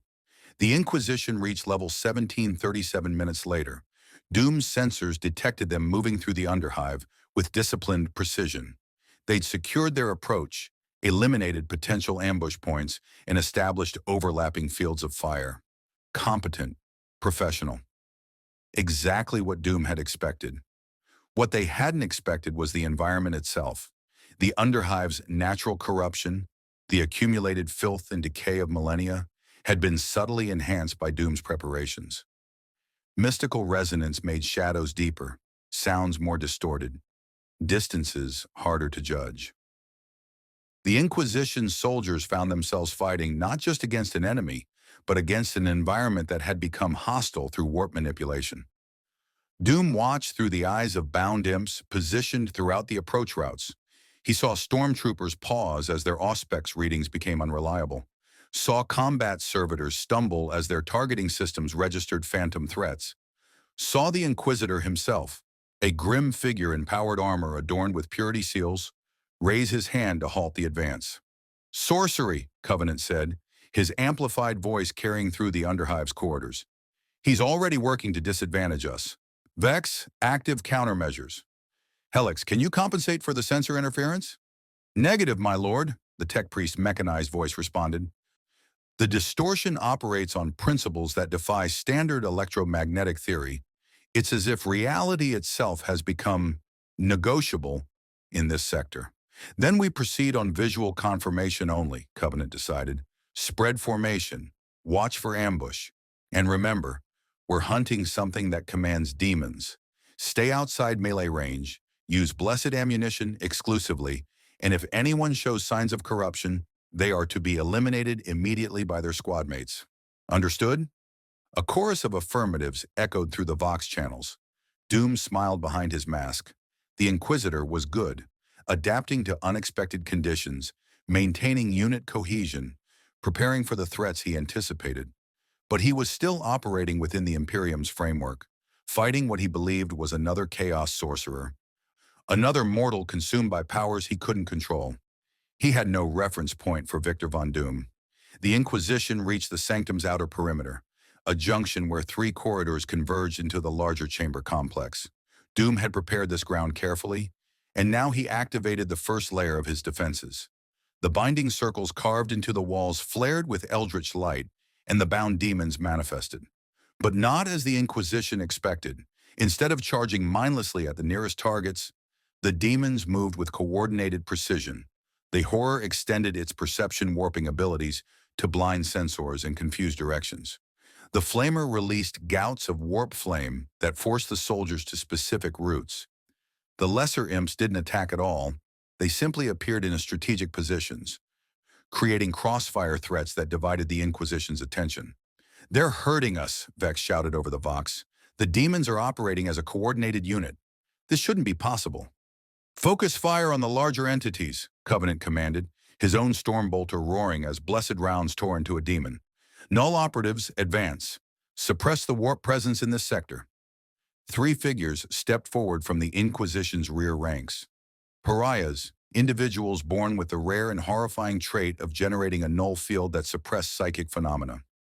Their very existence was anathema to the warp, and as they moved forward, the bound demons began to falter. Doom had anticipated this. The pariahs were advancing down the central corridor, exactly where Doom wanted them. He triggered the secondary trap, and the floor beneath them transformed, not through sorcery, but through carefully prepared technology. Grav plates, stolen from Imperial equipment and reverse-engineered, created a localized gravity well that sent the pariahs tumbling into a prepared pit. Tech traps, Covenant snarled. He's combining sorcery with conventional warfare. Helix, can you counter? Unknown technology signature, my lord. The Grav plates have been modified in ways that violate standard STC principles. This is tech heresy of the highest. An explosion cut off the tech priest's analysis. One of Doom's prepared charges, conventional explosives enhanced with minor warp manipulation to ensure reliability, detonated in the Inquisition's left flank, killing 2 stormtroopers and wounding 3 more. The Inquisition's disciplined advance was devolving into chaos, exactly as Doom had calculated. Consolidate at Checkpoint 7, Covenant ordered, his tactical experience overriding the confusion. Establish defensive perimeter. If we can't advance safely, we'll force him to come to us. Clever, Doom acknowledged. The Inquisitor recognized he was being manipulated and was attempting to deny Doom the initiative. That showed genuine competence. It also wouldn't save him. Doom rose from his meditation stance and walked toward the conflict. His armor systems were at full power, mystical energy flowing through every circuit and matrix. The bound demons sensed their master's approach and redoubled their coordinated assault, not to kill but to pressure, to create openings, to force mistakes. He emerged from the Sanctum's inner chambers into the Inquisition's sight, a figure in green and silver armor that radiated impossible power, flanked by 7 bound demons that moved as extensions of his will. Covenant saw him and his augmetic eye focused with mechanical precision. Victor Von Doom, you will surrender yourself to the authority of the Holy Inquisition. Your sorcery is heresy. Your demon binding is abomination. Submit now, and your death will be swift. Doom does not submit, Victor replied, his voice amplified to fill the corridor. Doom does not surrender, and Doom certainly does not acknowledge the authority of an organization built on ignorance and fear. Then you will die, Covenant said simply, and the full weight of the Inquisition's firepower opened up. Blessed bolter rounds, melta-beams, plasma fire, everything designed to kill demons and sorcerers converged on Doom's position. The corridor became an inferno of directed violence that would have obliterated any normal target. Doom's force fields flared brilliant green, absorbing and redirecting the assault. His armor's warp-reactive materials drank in the blessed ammunition's mystical properties and converted them into power for his own systems. And when a melta-beam finally penetrated his defenses, the self-repair protocols activated instantly. Mystical energy fusing damaged components back together faster than they could be destroyed. He walked forward through the barrage as he had at the safe house, inexorable, unstoppable, contemptuous of every weapon the Imperium brought to bear. Impossible, Vex whispered, but her vox was still transmitting. His defenses adapt faster than we can damage them. It's as if he's learning our capabilities in real time. Because he is, Covenant said grimly, and Doom detected genuine respect in the Inquisitor's voice. This is no mad cultist.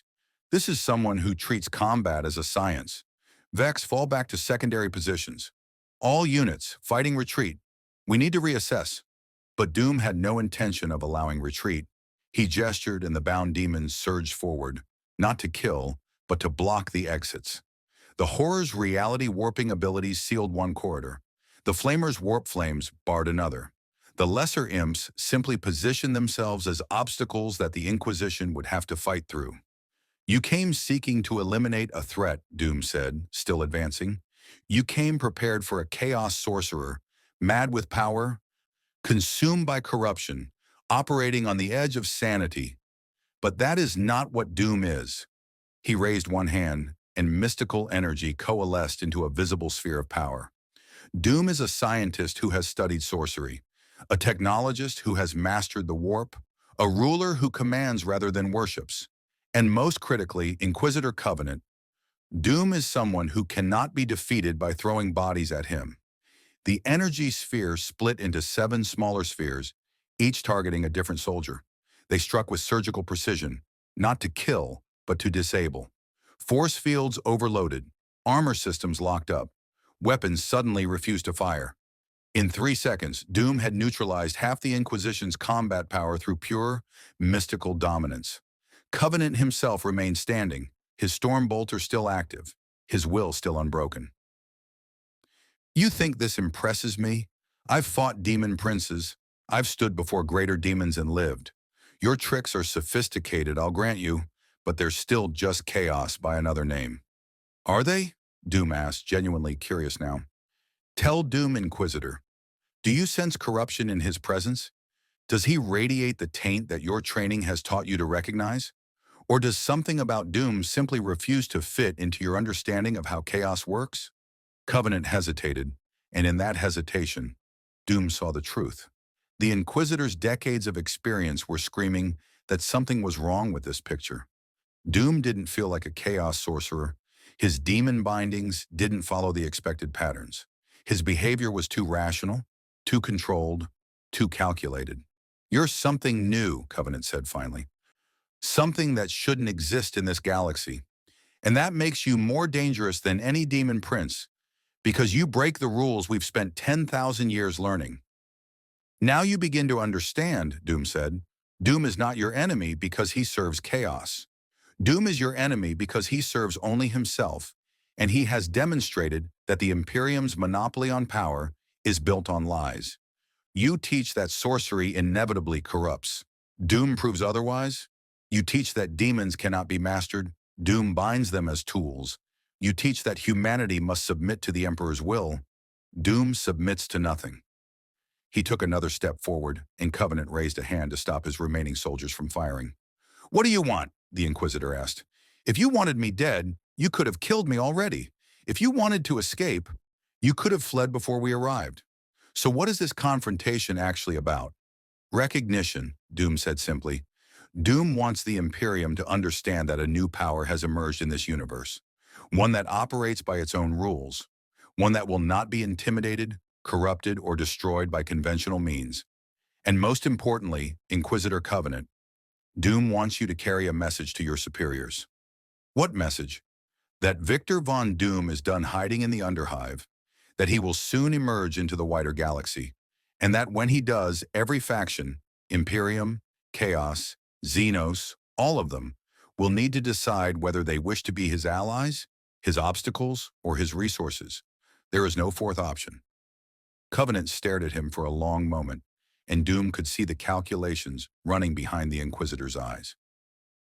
Kill or capture an unknown threat versus bring intelligence to higher authorities. Martyr himself in a potentially futile battle versus retreat with critical information. The Inquisitor was good enough to choose correctly. Stand down, Covenant ordered his troops. We're withdrawing. My lord, we can't just let him... We absolutely can, Covenant interrupted, because killing him here accomplishes nothing if we don't understand what he represents. Better to retreat, report, and return with appropriate force. He looked back at Doom. This isn't over. No, Doom agreed. It has barely begun. But when next we meet, Inquisitor, you will come with respect rather than arrogance. You will come seeking negotiation rather than extermination. Because you will understand by then that Doom is not a problem that can be solved through violence. The Inquisition withdrew, maintaining discipline even in retreat. Doom let them go, his bound demons parting to allow their passage. He had made his point. The message would reach the highest levels of Imperial authority within days. And when it did, the galaxy would begin to understand that something unprecedented had emerged in the 41st millennium.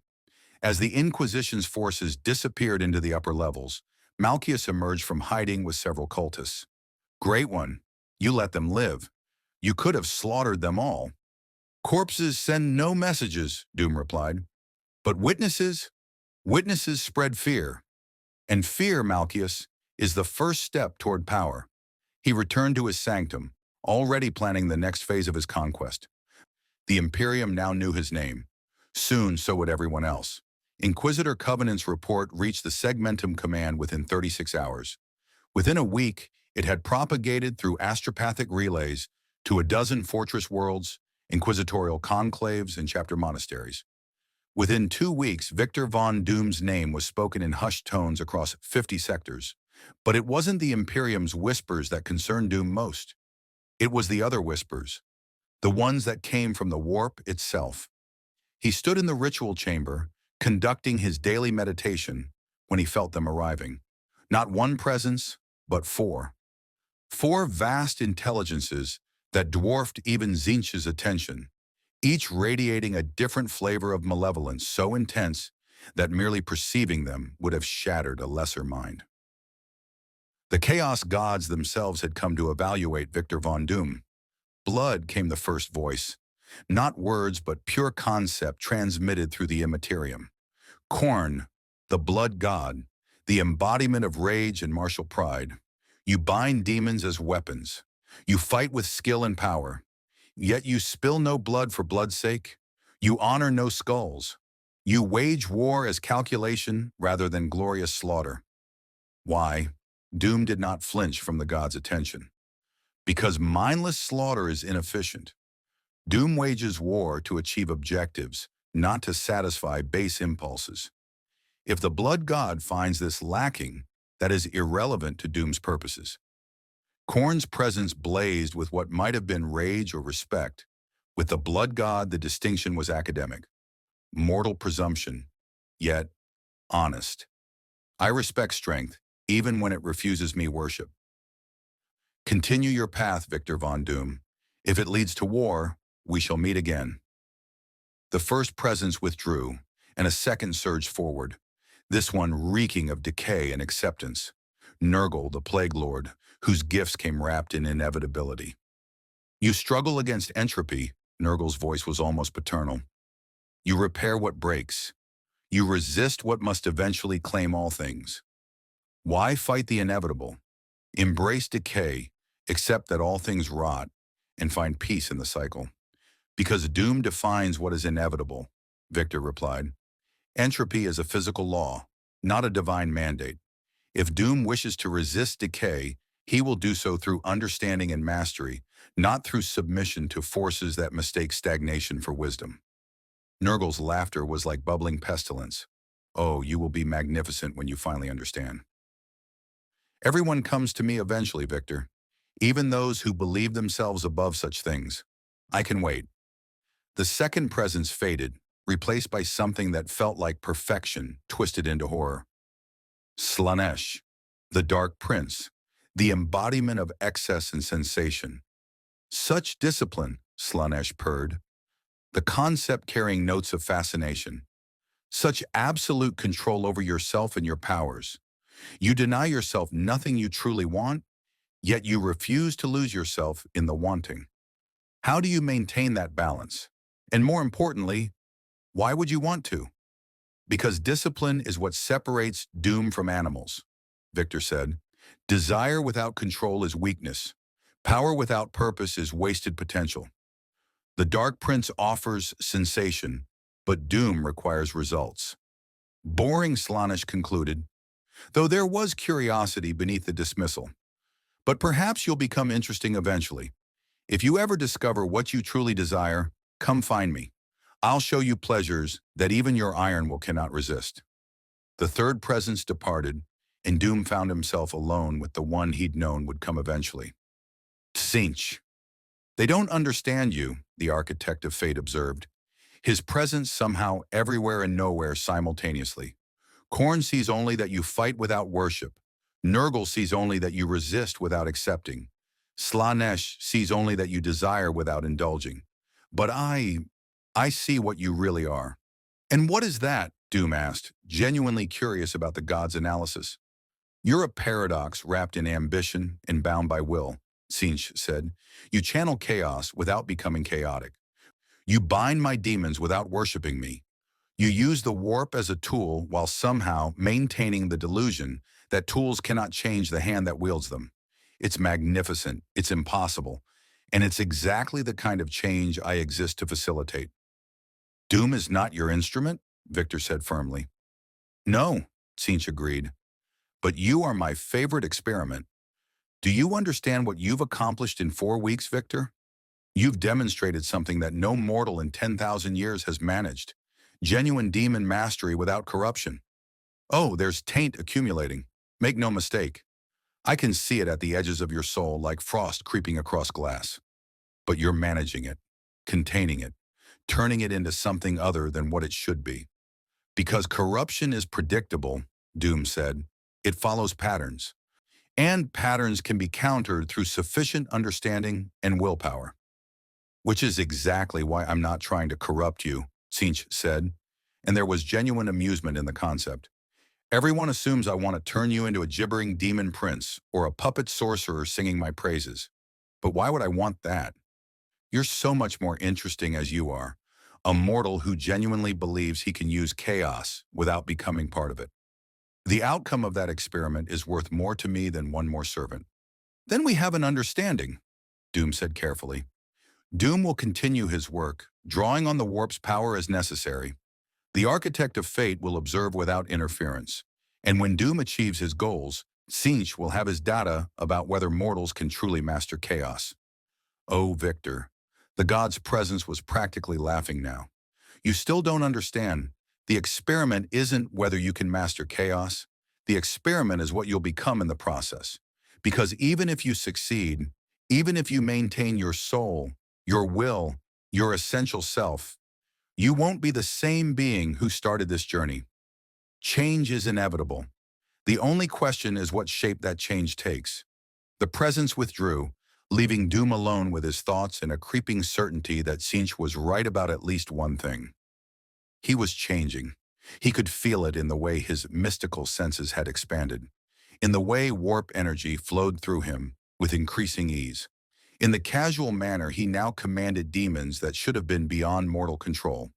He was adapting to this universe, yes, but the universe was also adapting him.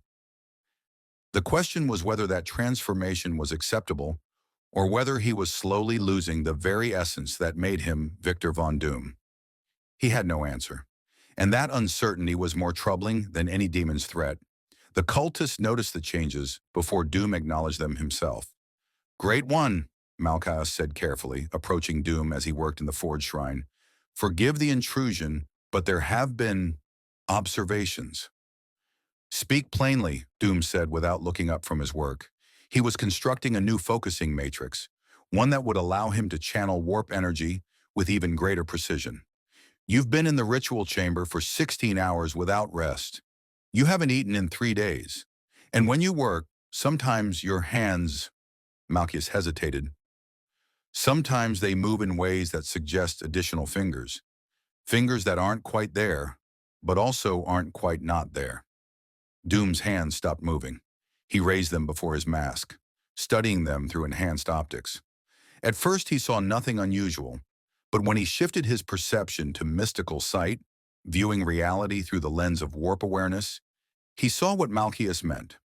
Ephemeral extensions, ghostly appendages that existed in multiple dimensions simultaneously, allowing him to manipulate both physical materials and warp energy with the same gesture. They weren't mutations exactly, more like adaptations, his body learning to exist partially in both realms at once. Fascinating, Doom murmured. The exposure is causing dimensional overlap. Doom's physical form is becoming attuned to the Immaterium's geometry. Is it controllable, Great One? Doom focused his will, and the ephemeral extensions solidified, became real for a brief moment before he dismissed them back into potential. Yes, controllable. But Malchus, your concern is noted. How many others have observed this phenomenon? Only those of us who practice the mystical arts. The common cultists cannot perceive the warp clearly enough to notice. But Great One, if these changes continue... Doom will monitor them carefully, Victor said. Mutation is a concern, but these alterations appear functional rather than degenerative. As long as they enhance capability without compromising cognition, they are acceptable adaptations. He wasn't certain he believed that, but confidence was its own defense against corruption. Self-doubt created cracks that chaos could exploit. Absolute certainty, even if occasionally unfounded, was armor. There's more, Great One, Malchus continued. Word of your confrontation with the Inquisition has spread throughout the Underhive. We've had 17 different groups approach seeking alliance. Gangs, cults, even a remnant of the Adeptus Mechanicus that went rogue 3 generations ago. They all want to join what they're calling the Iron Prophet's Crusade. Doom considered this. He had expected some response, but 17 groups. What do they offer in exchange for alliance? Manpower mostly, also salvage technology, access to restricted sectors, and information about Imperial movements. The Rogue Mechanicus contingent is particularly valuable. They possess actual knowledge rather than just ritual, and they're desperate for protection from inquisitorial purge. Arrange a meeting with their leaders, Doom decided, but make it clear that Doom does not form alliances of equals. Those who join Doom's organization do so as subordinates, not partners. Their expertise will be valued, but their obedience is mandatory. Understood, Great One. And there's one more thing, something strange. We've detected unusual activity in the Upper Hive. Not inquisitorial, not arbits. Something else. Doom's attention sharpened. Describe. Auspex readings that don't match any known Imperial signature, movement patterns that suggest military discipline, but no recognizable unit structure. And most disturbing, several of our informants in the middle levels have simply vanished. No bodies, no evidence. Just gone. Space Marines, Doom said immediately. The Inquisition has called in the Adeptus Astartes. Malchus paled. The Emperor's Angels? Great One. If the Space Marines have come, then the Imperium is taking Doom seriously, Victor interrupted. This is progress. Covenant's report must have reached someone with authority to deploy chapter forces. Malchus, what can you tell me about the chapters that operate in this sector? The cult leader consulted a data slate. The closest chapter monastery belongs to the Storm Wardens, a fleet-based chapter known for their psyker abilities and aggressive tactics. But there are also smaller forces from other chapters that patrol through the sector periodically. Without more information, we can't determine which has responded. Doom accessed his own stolen Imperial data, cross-referencing what he'd learned about Space Marine capabilities. Genetically enhanced super soldiers in powered armor, wielding weapons that could crack tank armor, trained from childhood in warfare, and fanatical devotion to the Emperor. Even a single squad represented more combat power than an entire regiment of Imperial Guard. But they were still mortal, still bound by tactics and doctrine, still predictable in their zealotry. Doom requires more information before engaging Space Marines, he said. Continue monitoring their movements, determine their strength, their objectives, and their command structure. And Malchus, ensure that our most sensitive research is secured. If the Space Marines assault this sanctum, we must be able to evacuate critical materials. You're preparing to retreat, Great One?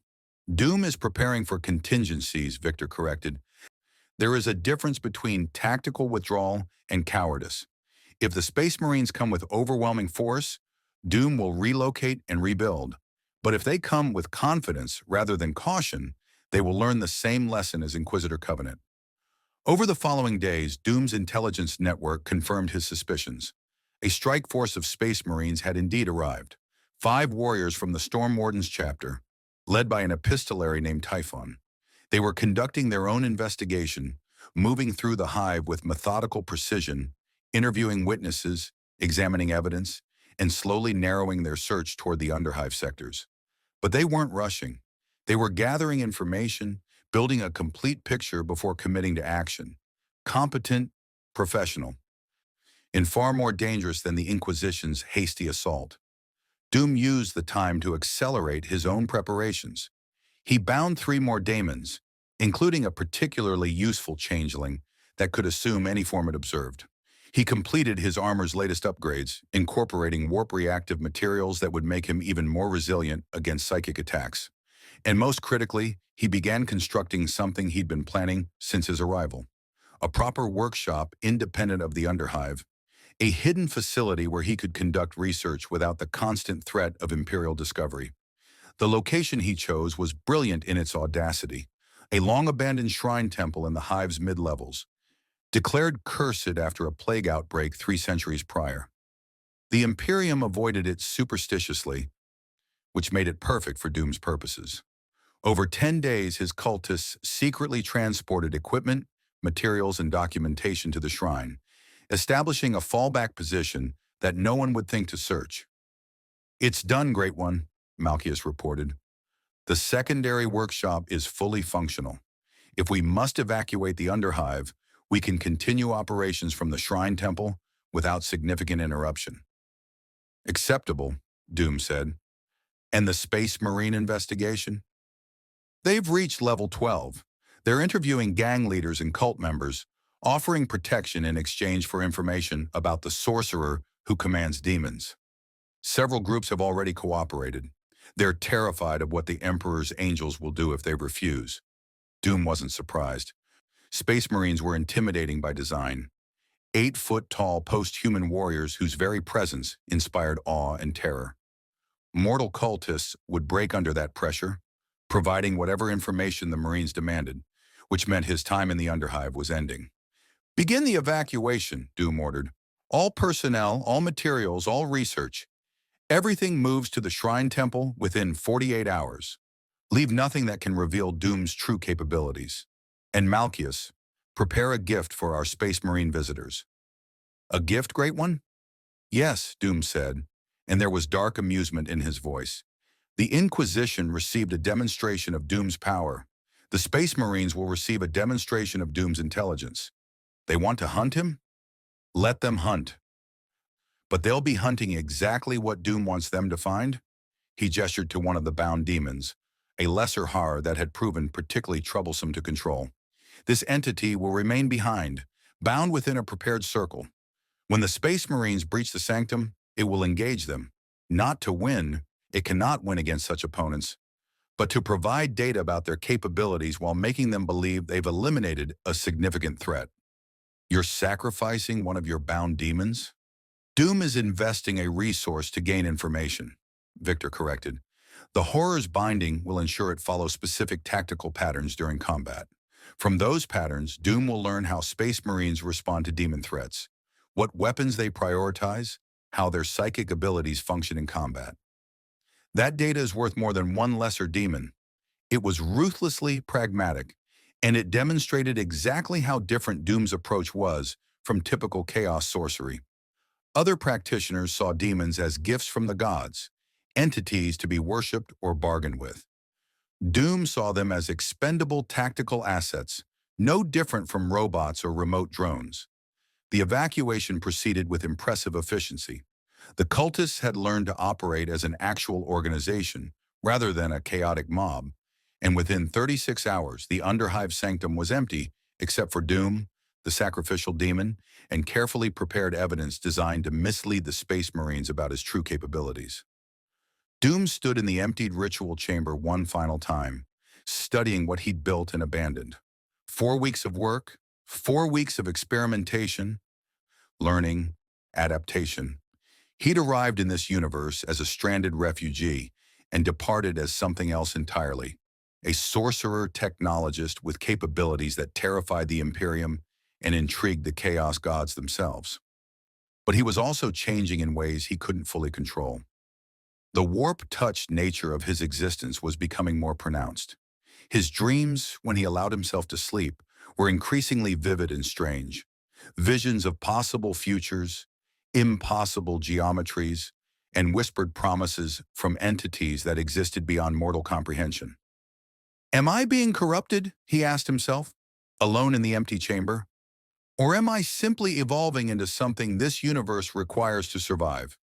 He had no answer, but he knew one thing with absolute certainty: retreat was temporary. The Shrine Temple would serve as a base for his next phase of operations, and when he emerged again, It would be with power and knowledge that would make his current capabilities look primitive by comparison. The Space Marines would find an empty sanctum and a bound demon. They would believe they'd driven him away, that they'd won some small victory. They would be wrong. Doom activated the final teleportation circle. Reality bent around him, and Victor Von Doom vanished from the Underhive, leaving behind only questions, fears, and the growing certainty among Imperial authorities that something unprecedented had emerged in their galaxy. Something that would not be easily contained, corrupted, or destroyed. The Storm Wardens would arrive to find a trap disguised as a victory, and by the time they realized their mistake, Doom would already be 10 moves ahead, because that was what Victor Von Doom did. He planned, he adapted, he conquered, and now in the 41st millennium, he would prove that even gods could be outmaneuvered by a mortal with sufficient intelligence and absolutely zero inclination to kneel. Epistolary Typhon of the Storm Wardens studied the empty sanctum with the methodical precision of a warrior who had fought demons for 3 centuries. His psychic senses, enhanced by the gene seed of his Primarch and honed through decades of battle, detected residual warp energy thick enough to make the air shimmer. "Brother Sergeant Kairos, sweep the perimeter," he commanded, his voice amplified by his Mark 7 power armor. "Brother Thane, examine the ritual circles. Brother Librarian Voss, assist me with psychic reconnaissance." The 5 Storm Wardens spread through the chamber complex with practiced efficiency. They were veterans of the Long War, warriors who had faced chaos incursions across 100 worlds. An abandoned cult sanctum should have been routine, but nothing about this felt routine. "The ritual geometry is unprecedented," Brother Thane reported, his auspex scanning the intricate patterns carved into the floor. "These aren't standard chaos summoning circles. The mathematical precision suggests someone with actual understanding of warp manipulation theory, not just religious fervor." "I concur," Typhon said, his own psychic senses tracing the mystical architecture. "This sorcerer, this Victor Von Doom, approaches the warp as a science. There's no prayer structure here, no devotional elements, just pure, calculated manipulation of immaterium energy." Brother Librarian Voss, a younger psyker, but no less capable, knelt beside one of the larger circles. "Epistolary, this binding pattern, it's designed to contain a demon without worship-based reinforcement. How is that possible? Every demon binding I've studied requires the summoner to offer something: faith, sacrifice, submission to a patron god. This circle offers nothing, which means the summoner was strong enough to impose his will through force alone," Typhon said grimly. "Inquisitor Covenant's report was accurate. This Victor Von Doom possesses capabilities that don't fit our understanding of chaos corruption." "Movement!" Brother Sergeant Kairos's bolt pistol came up, targeting the chamber's far end where shadows had begun to coalesce. "Something's manifesting. Demon presence confirmed." The horror materialized exactly as Doom had programmed it to, not in a chaotic rush, but with calculated deliberation. It was still bound by Doom's mystical matrices, still operating under the parameters he'd defined before abandoning it. And those parameters included very specific instructions for engaging Space Marines. The demon shrieked, a sound that bypassed normal hearing and struck directly at the soul and lashed out with reality-warping tendrils.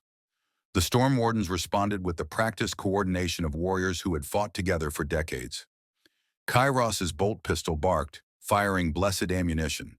Thane's force sword ignited with psychic fire. Typhon and Voss both channeled the Emperor's wrath through their psychic disciplines, holy energy crashing against warp corruption. But the horror was fighting according to Doom's tactical doctrine, and that made it far more dangerous than a typical demon. Instead of attacking mindlessly, it focused on one Marine at a time, probing defenses, testing capabilities, gathering data. When Kairos's bolter rounds proved effective, it shifted tactics to minimize exposure to ballistic weapons. When Thane's force sword struck true, it adapted its manifestation to become less vulnerable to psychic-enhanced blades. "It's learning from us," Voss said, astonishment breaking through his combat focus. "Every attack we make, it adapts. This isn't normal demon behavior." Because it's still bound to its summoner's will, Typhon realized. Even abandoned, it's following program responses. Fighting us isn't about victory, it's about reconnaissance. The epistolary psychic senses extended deeper, reading the mystical matrices that still constrain the demon. What he found made his blood run cold. The binding circle wasn't just containing the horror, it was recording the entire engagement. Every attack, every defense, every capability the Storm Wardens displayed. All of that data was being stored in mystical patterns that would allow the summoner to analyze the battle later. "It's a trap," Typhon announced. "This demon is bait. Every moment we fight it, we're teaching its master how to counter Space Marine tactics." "Then we end this quickly," Kairos said, drawing his combat knife, a relic blade that had tasted demon flesh across 10 campaigns. But even as they moved to banish the horror, Typhon understood the terrible elegance of Doom's strategy. If they destroyed it quickly, they confirmed they were capable of overwhelming demon threats through superior force, data that was itself valuable. If they struggled, they revealed weaknesses in their tactics. Either way, the mysterious sorcerer gained intelligence. They had walked into exactly the kind of no-win scenario that a truly intelligent opponent would construct. The battle lasted 7 minutes. When it ended, the horror was banished, its binding circle collapsed, and the Storm Warden stood victorious amid the dissipating warp energy. But it felt like defeat. "He knew we were coming," Voss said quietly. "He evacuated everything valuable, left behind a sacrificial demon to study us, and disappeared before we could engage him directly. Tactical sophistication unprecedented in a chaos sorcerer," Kairos added. "Most would have stayed to fight, convinced their dark gods would grant them victory. This one withdrew strategically, preserving assets and gaining intelligence." Typhon studied the empty sanctum, his centuries of experience telling him they faced something genuinely novel. "This is not a servant of chaos. This is someone using chaos. The distinction is critical." "What do we report to the Inquisition?" Voss asked. "The truth," Typhon said, "that Victor Von Doom is neither demon worshipper nor typical heretic. He's a rogue factor, someone who has discovered how to weaponize the warp without submitting to it. And that makes him more dangerous than any demon prince, because demon princes are predictable. They serve their gods, they follow patterns, they can be countered through established doctrine. And Doom cannot? Doom apparently follows no doctrine except his own," Typhon said. "He experiments. He adapts. He treats warfare as a science rather than religious crusade. Fighting him will require us to abandon our assumptions about how chaos operates." Brother Sergeant Kairos cleared his Vox system. "Epistolary, we have incoming transmission. Inquisitor Covenant requests immediate conference." Typhon activated his own Vox. "This is Epistolary Typhon. Sanctum has been cleared of demon presence, but the primary target has evacuated. Repeat, Victor Von Doom is not present at this location." Covenant's voice crackled through, and even across the Vox distortion, Typhon could hear the grim satisfaction. "As I predicted, Doom is too intelligent to remain in a known location once Space Marines were deployed. But his evacuation gives us an opportunity. I'm triangulating possible destinations based on cult movements and supply requisitions. Stand by for coordinates." Within minutes, Typhon received a list of 7 potential sites where Doom might have relocated. The Inquisitor's intelligence network had been thorough, tracking every suspicious material transfer, every sudden population shift in the hive's middle levels. But Typhon noticed something that made his tactical instincts flare with warning. "Inquisitor, these locations are all in populated sectors. If we assault any of them and we're wrong, civilian casualties will be significant." "Acceptable losses if it means eliminating this threat," Covenant said coldly. "Doom has demonstrated capabilities that pose an existential risk to Imperial control of this hive. If we must purge a few thousand civilians to root him out—" "No," Typhon interrupted, his authority as an Astartes momentarily superseding even inquisitorial command. "We will not slaughter innocents on speculation. That serves chaos more than it serves the Emperor." There was a long pause. When Covenant spoke again, his voice was measured. "Then what do you propose, Epistolary?" "Reconnaissance before action. We identify which location is actually occupied. We evacuate civilians if possible. and then we strike with precision rather than overwhelming force. Doom expects us to respond with typical Imperial sledgehammer tactics. We deny him that expectation. Another pause, then, agreed. But time is a factor. Every day we delay gives him opportunity to fortify or relocate again. I'm authorizing use of your chapter's psychic specialists to conduct remote viewing. If Doom is using warp energy as heavily as reports suggest, your psychers should be able to detect his presence. It was sound strategy, and Typhon acknowledged it with a curt affirmative. But as he organized his squad for the next phase of operations, a troubling thought occurred to him. Doom had to know that Space Marine psychers would attempt remote viewing. He was too intelligent, too prepared for that to catch him by surprise, which meant the evacuation itself might be misdirection, or the locations Covenant had identified were deliberately leaked. Or the possibilities proliferated, each more complex than the last, and that was exactly the problem. Fighting demons was straightforward. You identified corruption, you purged it with fire and faith. But fighting an opponent who thought 10 moves ahead, who treated every engagement as a learning opportunity, who had no theological constraints limiting his tactics, that required an entirely different kind of warfare. Brothers, Typhon addressed his squad, we hunt something unprecedented.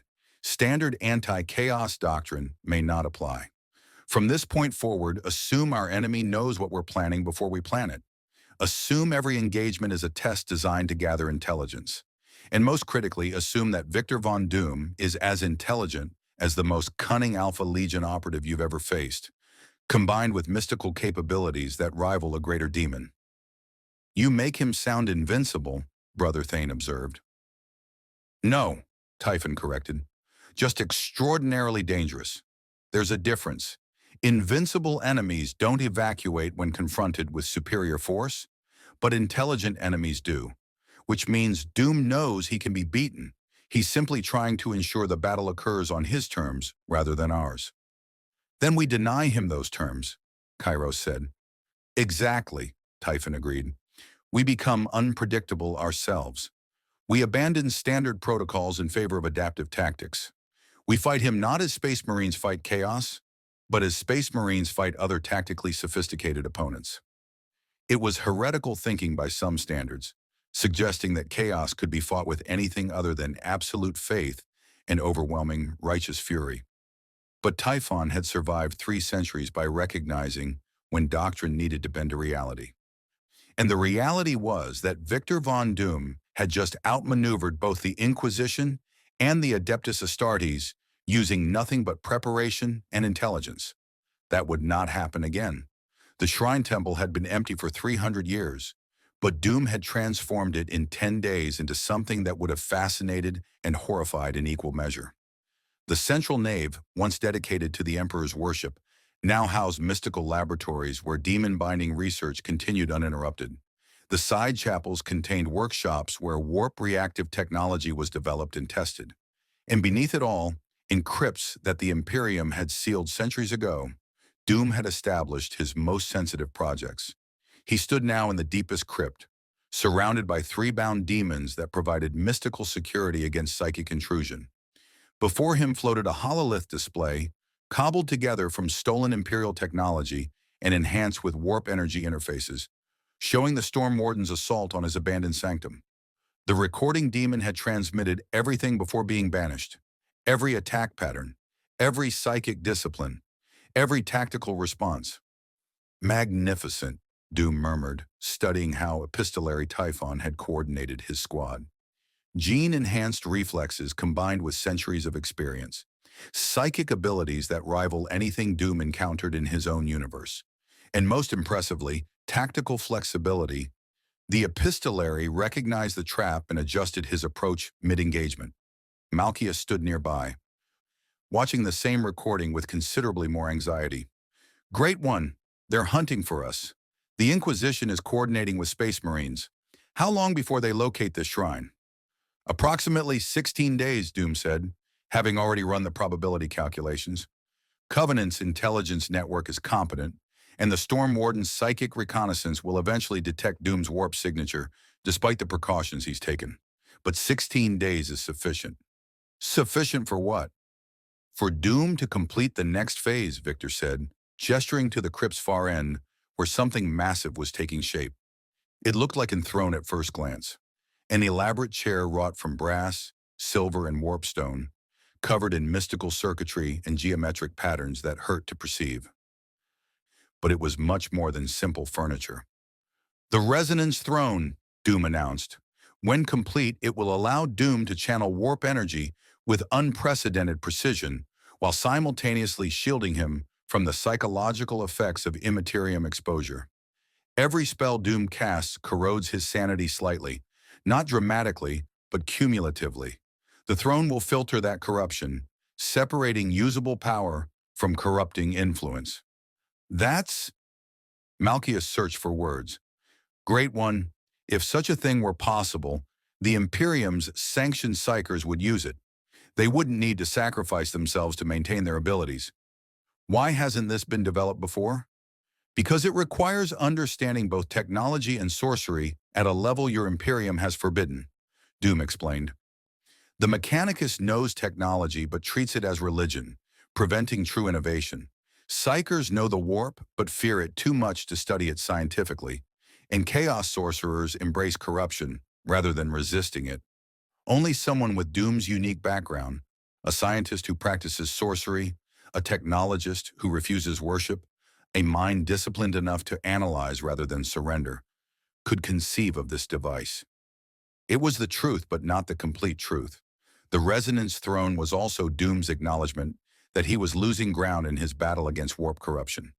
The changes Malchius had observed, the dimensional overlapping, the enhanced mystical senses, the increasingly vivid dreams were accelerating.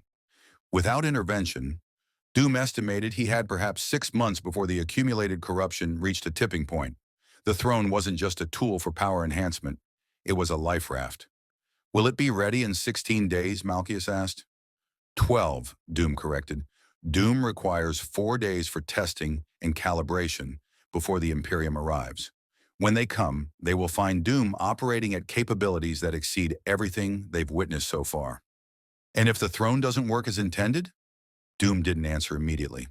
If the throne failed, if the corruption continued unabated, if he couldn't maintain the balance between power and sanity, then Victor Von Doom would become exactly what Tzeentch wanted.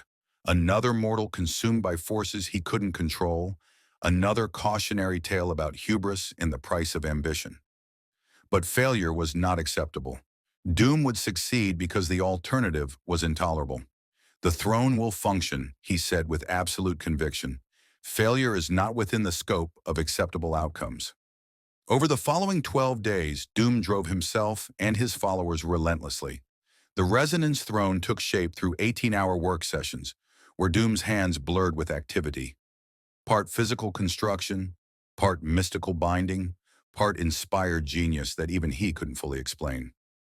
The bound demons contributed reluctantly, forced through Doom's mystical dominance to provide insights into warp structure that no mortal should possess. The rogue Mechanicus adepts offered technical expertise that made Doom grudgingly respect their competence despite their primitive understanding of true science. And the cultists served as assistants, learning by observation how someone could wield power without drowning in it. On the 10th day, Inquisitor Covenant's forces discovered the Shrine Temple's location. Doom detected their approach through mystical, early warning systems he'd established throughout the Hive's mid-levels. Not just the Storm Wardens this time, but a full strike force. 3 Inquisitors, 8 Space Marines from the Storm Wardens, 2 squads of Inquisitorial Stormtroopers, and most concerning, a Grey Knight, one of the Emperor's demon hunters, psychically powerful and specifically trained to combat chaos corruption. They've brought overwhelming force, Malchius said nervously, monitoring the approaching army through stolen surveillance feeds. Great One, we should evacuate again. Fighting this many... No more evacuation, Doom interrupted. Doom has retreated once to gain intelligence. Retreating again would establish a pattern of avoidance. The Imperium needs to understand that Doom does not fear them. But the Grey Knight alone could... Could what? Doom asked, genuine curiosity in his voice. Kill Doom? Perhaps. Or perhaps the Grey Knight will discover that his anti-demon specialization is less effective against someone who commands demons without worshiping them. He stood from the resonance throne, now complete, thrumming with carefully balanced power, and addressed his assembled forces. 53 cultists, 7 bound demons, 12 rogue Mechanicus adepts, and a handful of Underhive gangers who had sworn loyalty to the Iron Prophet. Against the Imperium's strike force, they were hopelessly outmatched, which was exactly why Doom had no intention of fighting a conventional battle. "You will witness," Doom announced, his voice carrying absolute authority, "what happens when superior intelligence confronts superior force. The Imperium brings their best warriors, their holiest weapons, their absolute faith in the Emperor's protection. Doom will demonstrate that none of it matters against someone who refuses to play by their rules." He settled into the resonance throne for the first time, and power surged. The effect was immediate and profound. Warp energy flooded through Doom with unprecedented intensity, but the throne's mystical filtration systems stripped away the corrupting elements while amplifying the usable power. It was like drinking pure electricity, dangerous, intoxicating, and absolutely under his control. His consciousness expanded, perception extending through multiple dimensions simultaneously. He could sense the approaching strike force as clearly as if he stood beside them, could feel their faith, their confidence, their absolute certainty that they served a righteous cause. And he could feel the leverage points where that certainty could be shattered. "Let them come," Doom said, his voice resonating with power that made the shrine's ancient stones vibrate. "Let them bring their space marines and their gray knight. Let them storm these halls expecting another chaos cult to purge. They will learn that Victor Von Doom is not another heretic to be burned. He is the one who burns." The cultists cheered, their faith in the Iron Prophet absolute. The bound demons writhed in their circles, unable to resist the overwhelming will that commanded them. And Malchius, despite his fear, felt something that might have been hope, because for the first time since joining a chaos cult 20 years ago, he was following someone who genuinely seemed to know what he was doing. The Imperium's strike force breached the Shrine Temple's outer defenses exactly 37 minutes later, and Victor Von Doom, seated upon a throne of impossible power, prepared to teach the 41st millennium's greatest warriors a lesson about the difference between force and mastery. The Grey Knight was named Garen, and he had purged 17 demon worlds in his century of service. He wore silver Aegis armor, blessed by the Emperor himself, wielded a Nemesis force weapon that could kill greater demons with a single blow, and carried faith so absolute it manifested as a psychic aura that made lesser warp entities flee in terror.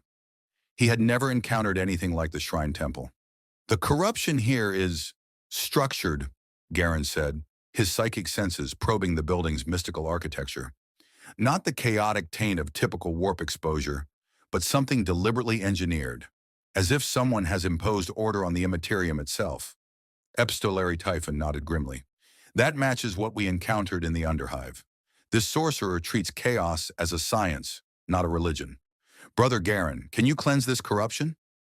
The Grey Knight's force weapon blazed with silver fire as he channeled the Emperor's wrath through it. The psychic flames washed over the shrine's entrance, and for a moment the mystical defenses wavered. But then they reconstituted themselves, adapting to Garen's attack, learning from it. "Impossible," Garen said quietly. "My blessing should have burned away any chaos taint. Instead, the corruption analyzed my attack and modified itself to resist. This is not demon work. This is something else." "It's Doom's work," Inquisitor Covenant said, his augmetic eye scanning the shrine's facade. "He's had 12 days to prepare these defenses. Every attack we make will teach him how to counter us more effectively." "Then we don't attack the defenses," said Inquisitor Vex. "We bypass them entirely. Brother Kairos, plant the Melta charges. We'll burn through the walls rather than engage his mystical barriers." It was sound tactical thinking, and the Storm Wardens moved to implement it with practiced efficiency. But as they positioned the charges, Doom's voice resonated through the shrine, amplified by both technology and sorcery, carrying through stone and metal as if the building itself were speaking. "Welcome, servants of the Imperium. You have brought impressive force, 8 Space Marines, 3 Inquisitors, and even a Grey Knight. Doom is honored that you consider him worthy of such attention. Surrender yourself, Covenant commanded. You cannot win against this force. Yield now and your death will be swift. Doom's laughter echoed through the shrine. Doom does not surrender. Doom does not yield. And Doom has no intention of dying today. But he appreciates your confidence. It will make the lesson he teaches so much more impactful. The Melta charges detonated. Superheated beams designed to punch through tank armor carved through the shrine's ancient walls, creating a breach large enough for the strike force to pour through. They entered in perfect formation, stormtroopers establishing a perimeter, space marines providing fire support, inquisitors scanning for threats, and Garen leading with his force weapon blazing. They found themselves in what had once been the shrine's central nave, now transformed into something that violated every principle of Imperial architecture. Mystical circles covered every surface, glowing with rhythmic pulses that suggested a heartbeat. Warpstone pillars rose from floor to ceiling, conducting immaterium energy through the structure like a circulatory system. And suspended throughout the chamber, bound within individual containment fields, were 7 demons. "Emperor's mercy," one of the stormtroopers whispered. "He's turned the entire building into a summoning circle."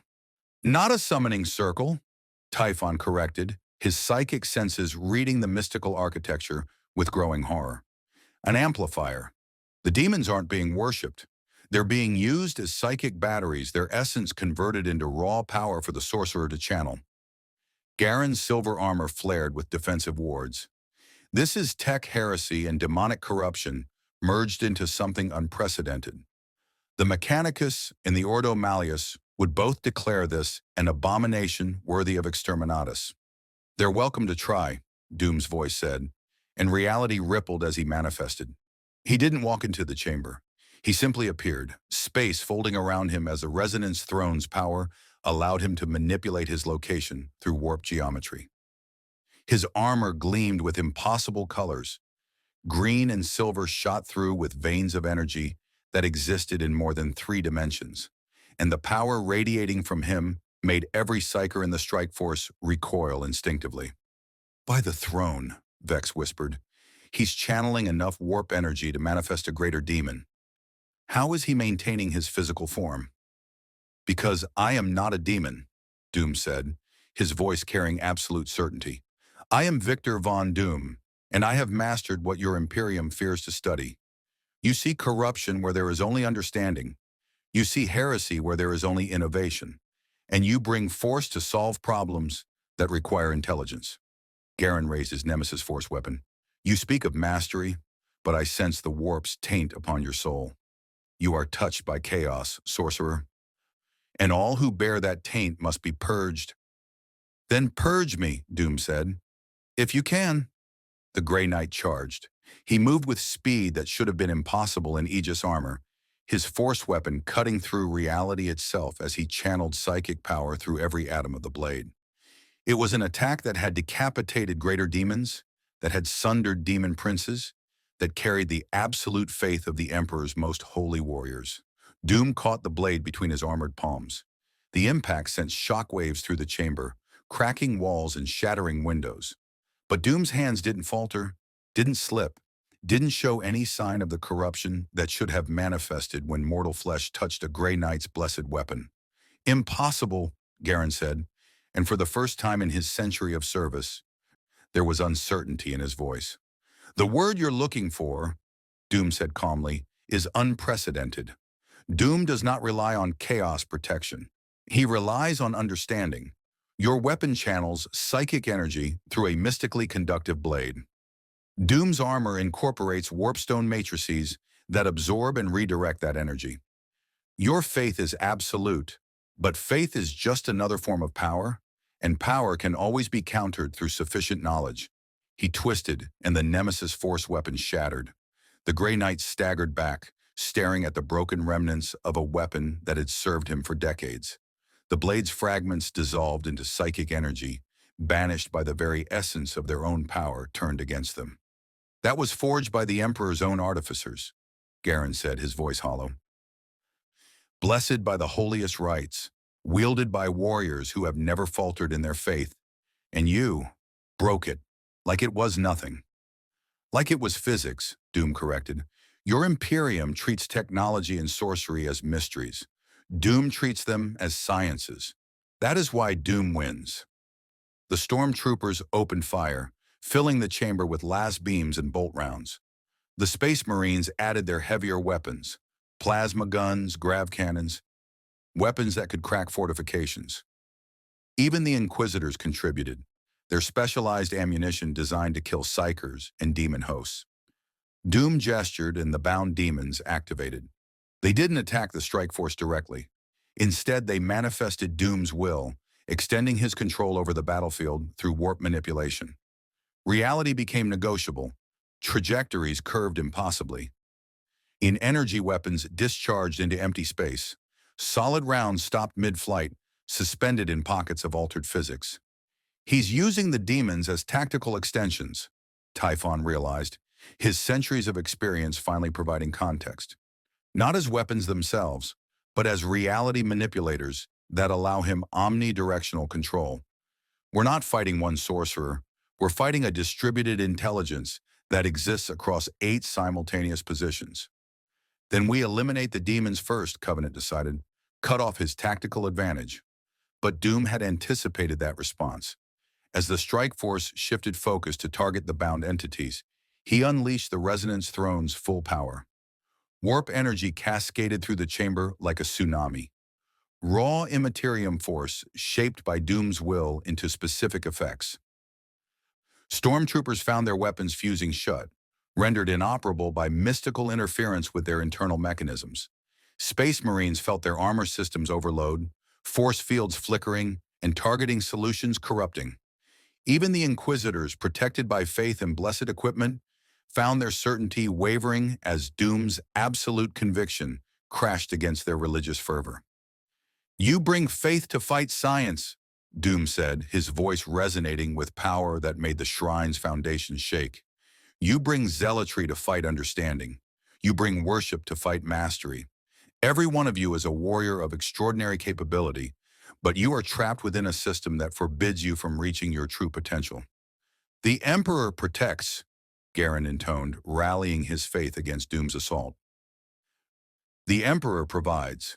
The Emperor is a corpse on a throne," Doom interrupted, and the blasphemy hit the Grey Knight like a physical blow. "Consuming 1,000 souls daily to maintain a beacon for your pathetic interstellar travel. You call that protection?" "Doom calls it parasitism." Garen screamed, not in fear but in righteous fury, and charged again, this time channeling psychic power through his own body rather than a weapon. His fists became hammers of faith, each blow carrying enough force to demolish buildings. Doom met him head-on. The two combatants clashed in a display that transcended normal physics. Psychic power versus mystical dominance. Faith versus certainty. The Emperor's champion versus a man who acknowledged no higher authority than himself. For 17 seconds, they were perfectly matched. Then Doom found the edge he'd been calculating for. Garen's faith was absolute, yes, but it was also rigid. It demanded the world operate according to specific rules. Rules Doom had spent 5 weeks learning and exploiting. The Grey Knight expected chaos corruption to manifest as mutation, madness, or demon possession. He expected sorcerers to be weak-willed mortals propped up by dark gods. He expected victory because he served the Emperor, and the Emperor's servants always triumphed against chaos. Every one of those expectations was a weakness Doom could exploit. He channeled power through a specific mystical frequency, one that resonated not with chaos corruption, but with the psychic echo of the Emperor's own faith-based manifestation. It was a blade made of the Imperium's own beliefs, turned back against its wielder. Garen's defenses, calibrated to resist chaos, failed to recognize the attack as hostile. The psychic assault punched through his wards and struck directly at his consciousness, forcing him to confront a terrible question. What if his faith was misplaced? What if the Emperor's protection was an illusion? What if everything he'd fought for was built on lies? The Grey Knight fell to his knees, his psyche reeling from doubt that he'd never experienced before. "You see?" Doom said, his voice almost gentle. Faith is just another form of power, and power always has weaknesses. This is heresy, Covenant said, his voice shaking with rage or fear. Possibly both. Brother Garen is one of the Emperor's finest warriors. You've broken something that should be unbreakable. Doom has demonstrated a principle, Victor corrected. That certainty without understanding is fragile. Your Grey Knight's faith was total, but it was also untested by genuine doubt. Doom provided that test. The Grey Knight failed. He turned to face the rest of the strike force. Diminished now, their weapons malfunctioning, their confidence shattered by witnessing a Grey Knight brought down by nothing more than psychological warfare. You have two options, Doom announced. You can continue fighting, and Doom will eliminate you systematically until none remain to report. Or you can withdraw, carrying the message that Victor Von Doom is not a threat that can be purged through conventional means. Choose quickly. Doom's patience is not infinite. Covenant's augmetic eye whirred as it focused on Doom, analyzing, calculating, coming to the same conclusion Typhon had reached days ago. This was not a winnable engagement. Withdraw, the Inquisitor ordered. All units, fighting retreat to extraction point. My lord, we can't just— That is an order, Covenant snapped. We've learned what we came to learn. Further engagement serves no purpose except to feed his ego. The strike force retreated with the discipline of professional soldiers, maintaining formation even in defeat. They carried Brother Garen between them, the Grey Knight unconscious, his mind shut down by trauma no demon should have been able to inflict. Doom let them go, watching through mystical perception as they evacuated the shrine temple and retreated to the upper hive. He could have pursued, could have eliminated them all. But as with the first confrontation with Covenant, living witnesses were more valuable than corpses. When they were gone, Malchus emerged from the crypts with the other cultists. They stared at the devastated chamber, at the evidence of power that had driven back the Imperium's greatest warriors. Great One, Malchus said, his voice filled with something between awe and terror. You broke a Grey Knight. You defeated 8 Space Marines without killing any of them. What are you? Doom deactivated the Resonance Throne's full power and stood, his armor humming with residual energy. Doom is what this universe requires, someone willing to transcend the false dichotomy between Imperium and Chaos. Someone who refuses worship from both sides. Someone who demonstrates that there is a third path. And what path is that? Mastery, Doom said simply. Not service, not submission. Not religious devotion to any cause except the advancement of knowledge and power. The Imperium serves a corpse god. Chaos serves dark entities that feed on mortal weakness. Doom serves only himself and proves that self-mastery is superior to any form of worship. He moved through the damaged shrine, assessing what needed repair. The confrontation had been costly. 3 of his bound demons were damaged, requiring recapture and rebinding. Several mystical matrices had burned out from the power he'd channeled, and the Resonance Throne itself showed stress fractures that would require careful maintenance. But the victory was total. He had defeated the Imperium's response with minimal casualties on his side and maximum psychological impact on theirs. Word would spread, fear would grow, and most critically, the Imperium would begin to understand that conventional purging tactics would not work against him. What happens now? Malchus asked. They'll return with even greater force, perhaps entire Space Marine companies. Maybe even nothing, Doom interrupted. The Imperium operates on scale that makes rapid response difficult.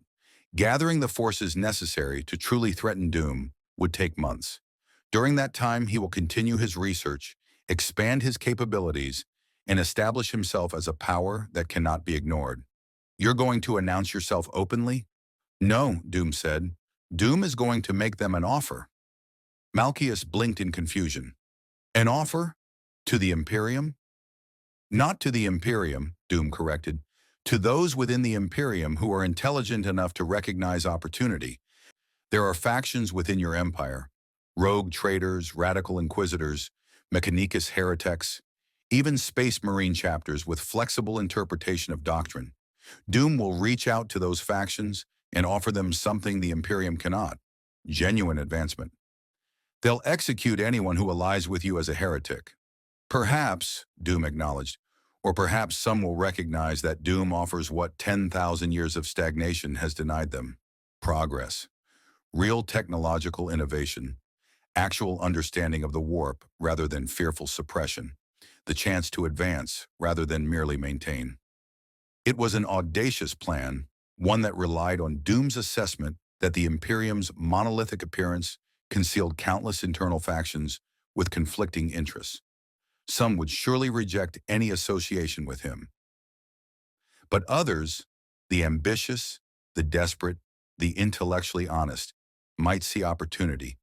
And if even a handful of Imperial elements could be swayed to cooperation or neutrality, that would be sufficient. Doom didn't need to conquer the Imperium. He merely needed to prevent them from committing their full resources to destroying him. Send out carefully worded communications to the targets on Doom's list, he ordered. Use codes that suggest classified inquisitorial authority. Promise meetings at neutral locations. And make it clear that Doom offers partnership, not subversion. Those who attend will hear his proposal. Those who refuse will be noted for future reference. As the cultists moved to implement his orders, Doom returned to the resonance throne and settled into it once more. The device hummed around him, filtering warp energy, amplifying his consciousness, maintaining the delicate balance between power and corruption that defined his existence in this universe. He was changing still. The throne slowed the process, but didn't stop it. Eventually, Doom would need to make a critical choice: accept transformation into something post-human, or find a way to reverse the accumulated warp taint before it reached critical mass. But that was a problem for future Doom to solve. Present Doom had just humiliated the Imperium's finest warriors and was about to begin recruiting from their own ranks. "Are you pleased with yourself?" Tzeentch's presence asked, manifesting in Doom's awareness like smoke through cracks. "You've won a battle, proven your superiority, demonstrated your mastery. But do you understand what you're becoming?" "Doom is becoming what this universe requires," Victor replied. "Something new, something that transcends the established rules, or something that proves those rules exist for a reason," the god suggested.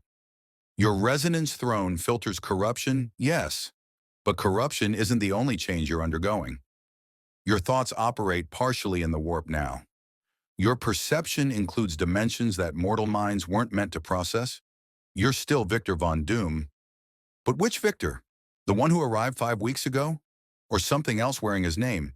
It was the question Doom had been avoiding, and hearing it stated so plainly made his iron discipline waver for just a moment. "Doom is still Doom," he said, but even to himself, it sounded like an assertion rather than certainty. "We shall see," Tzeentch said, and withdrew once more. Doom sat alone in the damaged shrine, surrounded by evidence of his victory, contemplating the one enemy he couldn't defeat through superior firepower or tactical genius. The question of whether the self he was protecting still existed in any meaningful sense. But such philosophical doubts were temporary luxuries. There was work to be done, powers to master, a galaxy to navigate. Victor Von Doom would prevail. He had to.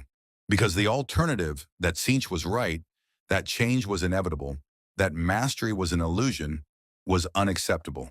And Dr. Doom had built an empire on refusing to accept unacceptable outcomes.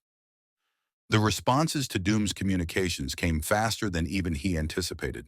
Within 3 days, 7 different Imperial factions had sent covert acknowledgments. A rogue traitor named Hestia Kane, operating on the edge of the segmentum with authority to negotiate with Xenos and worse. A radical inquisitor named Hellbrass who specialized in researching chaos to better fight it. A position that placed him perpetually on the edge of heresy charges.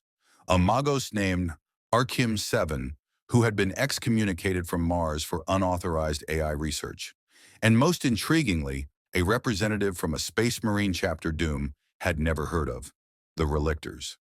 Each agreed to meet separately at neutral locations throughout Hive Tertius. Each came with minimal security and maximum discretion, and each arrived expecting to meet either a demon-possessed madman or a cunning heretic. They found Dr. Doom instead. The first meeting was with rogue trader Kane, conducted in an abandoned warehouse on level 5, where her ship's crew could provide overwatch without drawing attention. She arrived with 2 bodyguards in void-hardened armor, a servo skull recording everything, and the cautious confidence of someone who had negotiated with far worse than rogue sorcerers. Doom manifested from the shadows, not through theatrics, but through carefully applied stealth technology combined with minor warp manipulation. One moment the warehouse appeared empty. The next, an armored figure in green and silver stood before her, radiating controlled power. "Rogue Trader Kane," Doom said, his voice modulated to project authority without threat. "Thank you for agreeing to this meeting. Doom appreciates those who can recognize opportunity despite institutional prohibition." Kane studied him with augmented eyes that could detect lies, corruption, and a dozen other threats. What she saw made her lean forward with interest rather than recoil in horror. "You're not corrupted. I can see warp taint on you, certainly. Anyone with your reported capabilities would accumulate it. But you're not possessed, not mutating, not serving the ruinous powers." "How?" "Because Doom treats the warp as a tool, not a master," Victor said. "Your Imperium's error is teaching that chaos inevitably corrupts. The truth is that weak-willed mortals inevitably corrupt. The distinction is critical." "Bold words," Kane said, "but words are cheap. You called me here with promises of mutual advancement. What exactly are you offering that's worth the risk of meeting with someone the Inquisition has marked for termination?" Doom gestured and a holographic display materialized, not through standard Imperial technology, but through a fusion of science and sorcery that made Kane's servo skull emit excited diagnostic chirps. "Doom offers three things," Victor said as the display showed schematics, data streams, and proof-of-concept demonstrations. "First, technology that surpasses standard template constructs through incorporating principles your Mechanicus has forbidden. Weapons, shields, void drives, all functioning at efficiency levels the Imperium hasn't achieved in millennia." The display shifted to show a plasma weapon that operated at 47% greater efficiency than Imperial standards, with failure rates reduced by 83%. Kane's eyes widened. "Second," Doom continued, "Doom offers mystical expertise that goes beyond what your sanctioned psychers can provide. Navigation of warp routes that your navigators cannot perceive. Communication methods that bypass astropathic limitations. And demon-binding techniques that could transform your ship's security from reactive to proactive." "You're talking about tech heresy and demon trafficking," Kane said, but her tone was intrigued rather than condemnatory. "Doom is talking about survival tools for those who operate beyond the Imperium's protection," Victor corrected. "Your charter grants you authority to deal with Xenos, and worse in the Emperor's name. Doom merely provides you additional resources for that mission." The display shifted again, showing the third offering. "And finally, Doom offers something no one else in this galaxy can. An independent power base that owes allegiance to neither Imperium nor Chaos. A faction that can serve as neutral ground for negotiations, research, or simply survival when both sides become too dangerous." Kane was silent for a long moment, her augmented mind running calculations about risk versus reward. Finally, she spoke. "What do you want in return?" "Resources," Doom said simply. "Access to materials and components that are difficult to acquire in the Underhive. Transportation to other worlds when necessary. And most critically, information. Doom requires intelligence about galactic politics, Xenos threats, and chaos movements that only someone with your access could provide.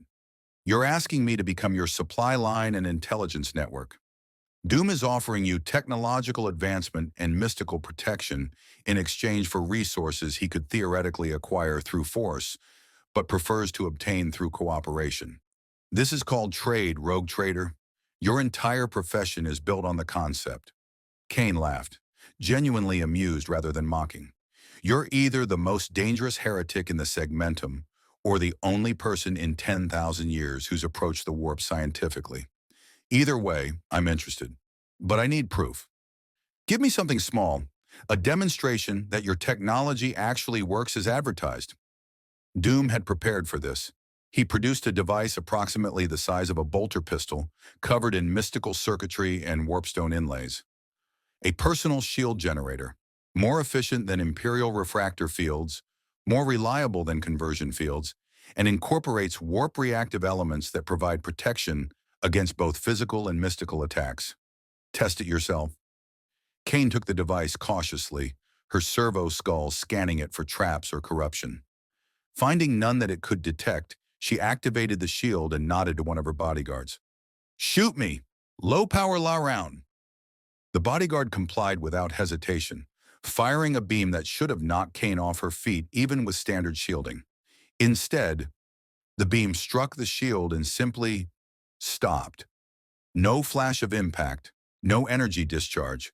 The last round's energy was absorbed so efficiently that there was no visible reaction at all. "Emperor's throne," Kane whispered. "The efficiency is impossible. There should be heat dissipation, light emission, something. This just drinks the energy. Because it converts the attack's energy into warp power, which the device then uses to reinforce the shield," Doom explained. "The more you're attacked, the stronger the protection becomes. Conventional Imperial doctrine says this violates thermodynamics. Doom says thermodynamics is merely a suggestion when you understand how to bridge material and immaterial physics." Kane deactivated the shield and stared at the device in her hands.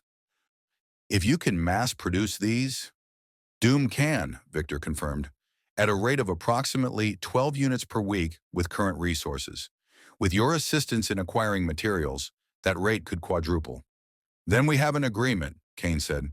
"I'll provide what you need. But Doom, and I use that title because you've earned it, if you betray me, if this technology proves corrupted, or if you turn out to be serving chaos after all, my entire fleet will glass this hive from orbit. Understand?" "Understood and acceptable," Doom said. "Doom has no interest in betrayal. Satisfied partners are far more valuable than enslaved servants." They finalized the details over the next hour, establishing secure communication protocols, drop point locations, and a schedule for technology transfers. When Kane departed, her servo skull was loaded with schematics that would keep her tech priest busy for months, and Doom had secured his first reliable supply line. The meeting with Inquisitor Hellbrass was considerably more tense. The radical Inquisitor arrived at the designated location, a sealed chapel on level 8, with no guards, no visible weapons, and an expression that suggested he expected to die within the hour. He was old, scarred, and his augmetic implants suggested he'd survived encounters that should have killed him multiple times. "I know what you are," Hellbrass said without preamble. "Or rather, I know what you're attempting to be. A man who wields chaos without serving it. I've spent 40 years researching whether such a thing is possible. My conclusion is that it isn't, that corruption is inevitable, just sometimes slower than expected. And yet you came to this meeting," Doom observed. "Because I might be wrong," Hellbrass said bluntly. "Because if you've genuinely found a method to weaponize the warp without damnation, that knowledge could save billions of souls. But if you're simply another deluded heretic who believes he's special, then I'll kill you myself and save the Imperium the trouble." Doom appreciated the directness. "What would convince you that Doom is not deluded?" "Show me your binding," Hellbrass said. "Not the demons themselves. I don't want to risk contamination. But show me the mystical architecture that allows you to command them. If your technique is genuinely different from standard demon summoning, I'll know." It was a dangerous request. Showing Hellbrass the binding circles meant revealing techniques that could be copied, studied, or countered. But Doom had calculated this risk against the potential reward of having a radical inquisitor who could provide cover for his operations. He produced a data slate containing holographic representations of his binding geometry. Three-dimensional matrices that incorporated principles from multiple mystical traditions, mathematical precision that approached art, and innovations that shouldn't exist in the 41st millennium. Hellbrass studied the schematics for 17 minutes of absolute silence. When he finally looked up, his expression had transformed from suspicion to something approaching reverence. "You've solved problems that the greatest demonologists in Imperial history couldn't crack. The power balance equations alone would revolutionize how we understand warp binding. And the corruption filtering mechanisms? Is this theoretical, or have you actually tested these?" "Tested extensively," Doom confirmed. "The bound demons you've heard about in reports are all controlled through variations of these techniques." "Then you're either the greatest heretic who ever lived, or the greatest untapped asset the Imperium has ever overlooked," Hellbrass said. "Possibly both. The question is, what do you want?" The same thing Doom offered rogue trader Kane: cooperation rather than conflict. You research chaos to understand it. Doom has achieved understanding that surpasses anything in your archives. Trade knowledge for protection. Doom provides mystical insights. You provide political cover when the Inquisition inevitably comes calling. Helbrus laughed bitterly. You want me to shelter you from my own organization. That's audacious even by my standards. Doom wants you to recognize that eliminating him would be wasteful, Victor corrected. Your Ordo Malleus fights chaos with faith and fire. Doom offers an alternative. Fight chaos with understanding. Use his research to develop better anti-demon protocols. Study his techniques to improve how sanctioned psychers are trained. Take what Doom has learned and make the Imperium stronger, rather than destroying knowledge out of fear. And in exchange, you ensure that when the Inquisition debates whether to purge Hive Tertius, your voice argues for containment and study rather than extermination. You're not protecting a heretic. You're preserving a valuable research asset for potential future exploitation. It was the perfect pitch for a radical inquisitor. Frame cooperation as pragmatic rather than treasonous.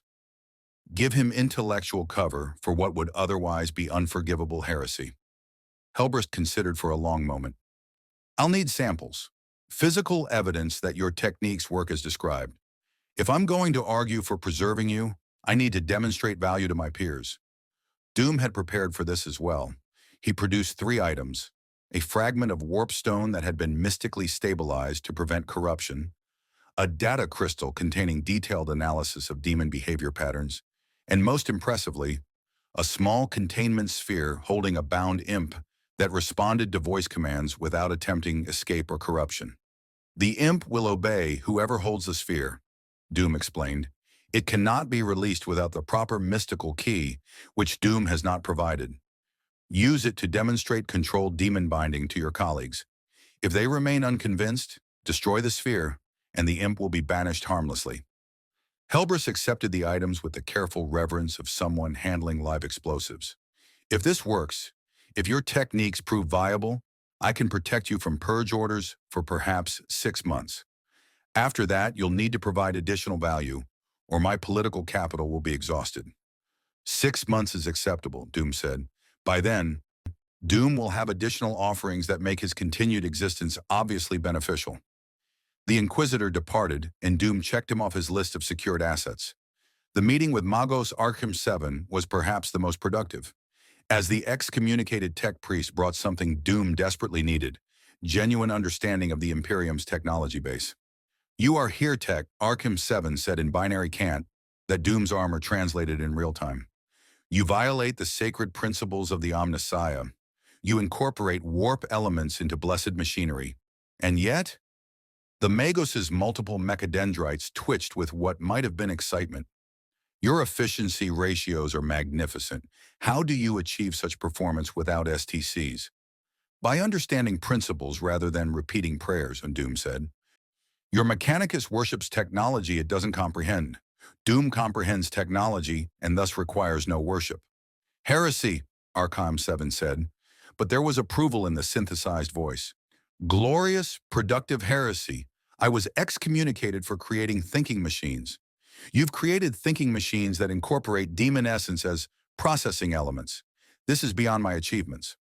Then imagine what you could accomplish with Doom's resources and techniques, Victor said. Your expertise in Imperial technology combined with Doom's warp science could produce innovations that neither could achieve alone. The Magos didn't require convincing. Within minutes, they were deep in technical discussion about power conversion efficiency, warp reactive circuitry optimization, and the theoretical limits of machine spirit augmentation. By the meeting's end, Arkham 7 had agreed to join Doom's organization permanently, bringing not just expertise, but also a network of other heretics who might be recruited.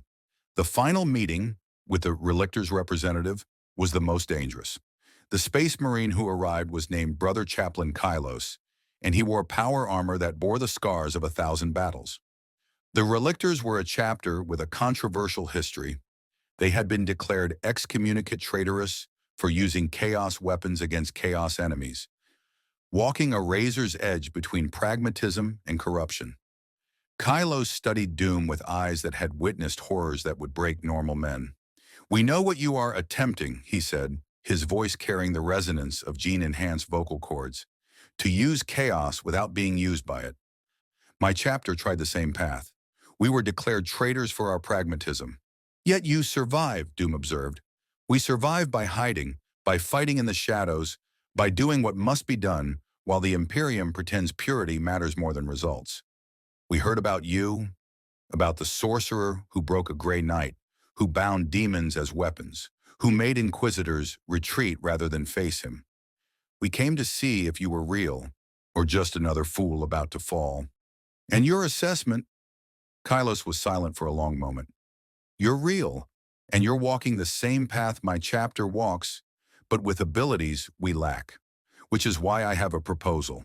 Share your binding techniques with us. Teach us how to command demons without corruption. In exchange, the Relictors will provide military support when you need it, and will not reveal your location to Imperial authorities."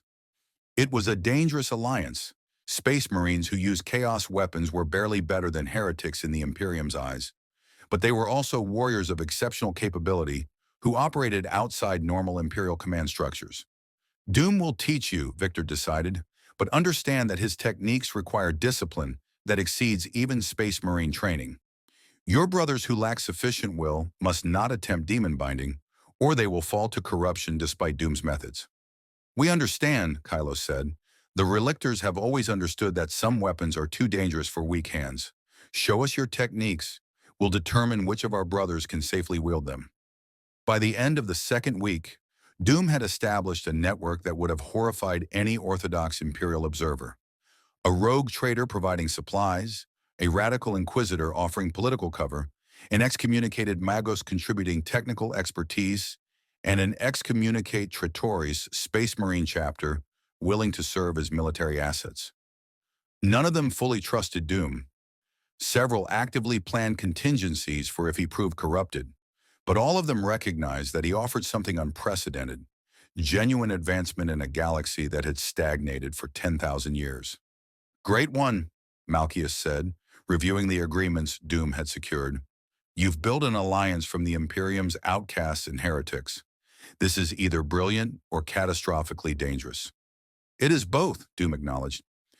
"But the alternative is allowing the Imperium to devote their full resources to Doom's destruction. Better to have internal advocates arguing for containment than to face united opposition." He returned to the Resonance throne, settling into the device that had become central to maintaining his sanity against warp exposure. The power flowed through him, filtered and controlled, letting him touch the immaterium without drowning in it. "You build an empire of outcasts," Tzeentch observed, his presence manifesting in Doom's awareness. "Those rejected by the Imperium, drawn to your promise of understanding over worship. It's almost noble, almost tragic, because you must know they'll betray you eventually." "Perhaps," Doom agreed. "Or perhaps they'll recognize that mutual benefit outweighs betrayal. Either way, Doom has secured resources and breathing room. That is what matters." "Is it?" the god asked. "Or is this just another distraction from the real question? What are you becoming, Victor Von Doom? You've spent 8 weeks in this universe now. 8 weeks of constant warp exposure, demon binding, and reality manipulation. The Resonance throne slows your transformation, but it doesn't stop it. How much longer before Victor Von Doom is just a name worn by something else?" It was the question Doom had been avoiding through constant activity, the question he couldn't answer because he genuinely didn't know. "Doom will remain Doom," he said, but the certainty in his voice was fractionally less absolute than before.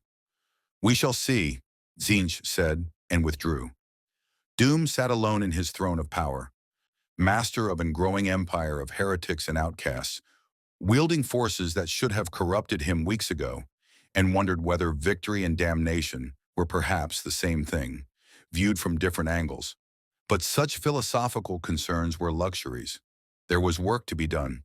The 41st millennium would learn to accommodate Victor Von Doom, or it would learn what happened when an unstoppable intellect met an immovable galaxy.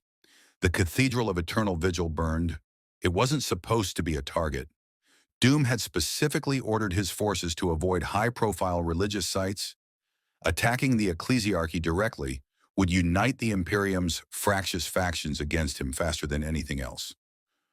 But Brother Chaplain Kylos and his relictors had interpreted avoid unless necessary as avoid unless opportunity presents itself, and they had found opportunity. Doom stood amid the ashes and corpses, surveying the damage with mounting irritation. The cathedral had housed a cell of Adepta Sororitas, the Battle Sisters, who had been investigating reports of demon activity in the Mid-Hive. Kylos had ambushed them with a precision that spoke to centuries of experience, using demon-forged weapons that the Relictors had accumulated during their years as excommunicate traitores. 23 Battle Sisters lay dead. Their bolters, their faith, their genetic conditioning, none of it had been sufficient against Space Marines wielding chaos-tainted weapons and fighting with the tactical acumen of the Adeptus Astartes. This was strategically idiotic, Doom said, his voice cold enough to make even the veteran chaplain pause. Doom specifically instructed you to maintain a low profile? Slaughtering the Emperor's holy warriors in a cathedral is the opposite of low profile. Kylos removed his helmet, revealing a face marked by ritual scarring and a millennium of warfare. They were investigating demon activity. They would have eventually traced it to your operations. I eliminated the threat preemptively. You eliminated witnesses who could have been misdirected, bribed, or simply avoided, Doom corrected. Instead, you created martyrs. The ecclesiarchy will demand vengeance. The Adepta Sororitas will send more sisters. And worst of all, you did this without consulting Doom, which suggests you believe yourself capable of strategic planning. The insult hung in the air like a blade. Several of the other relictors present shifted uncomfortably.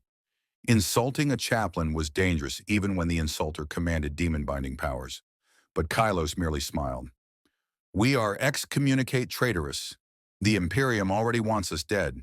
Adding 23 more corpses to our tally changes nothing.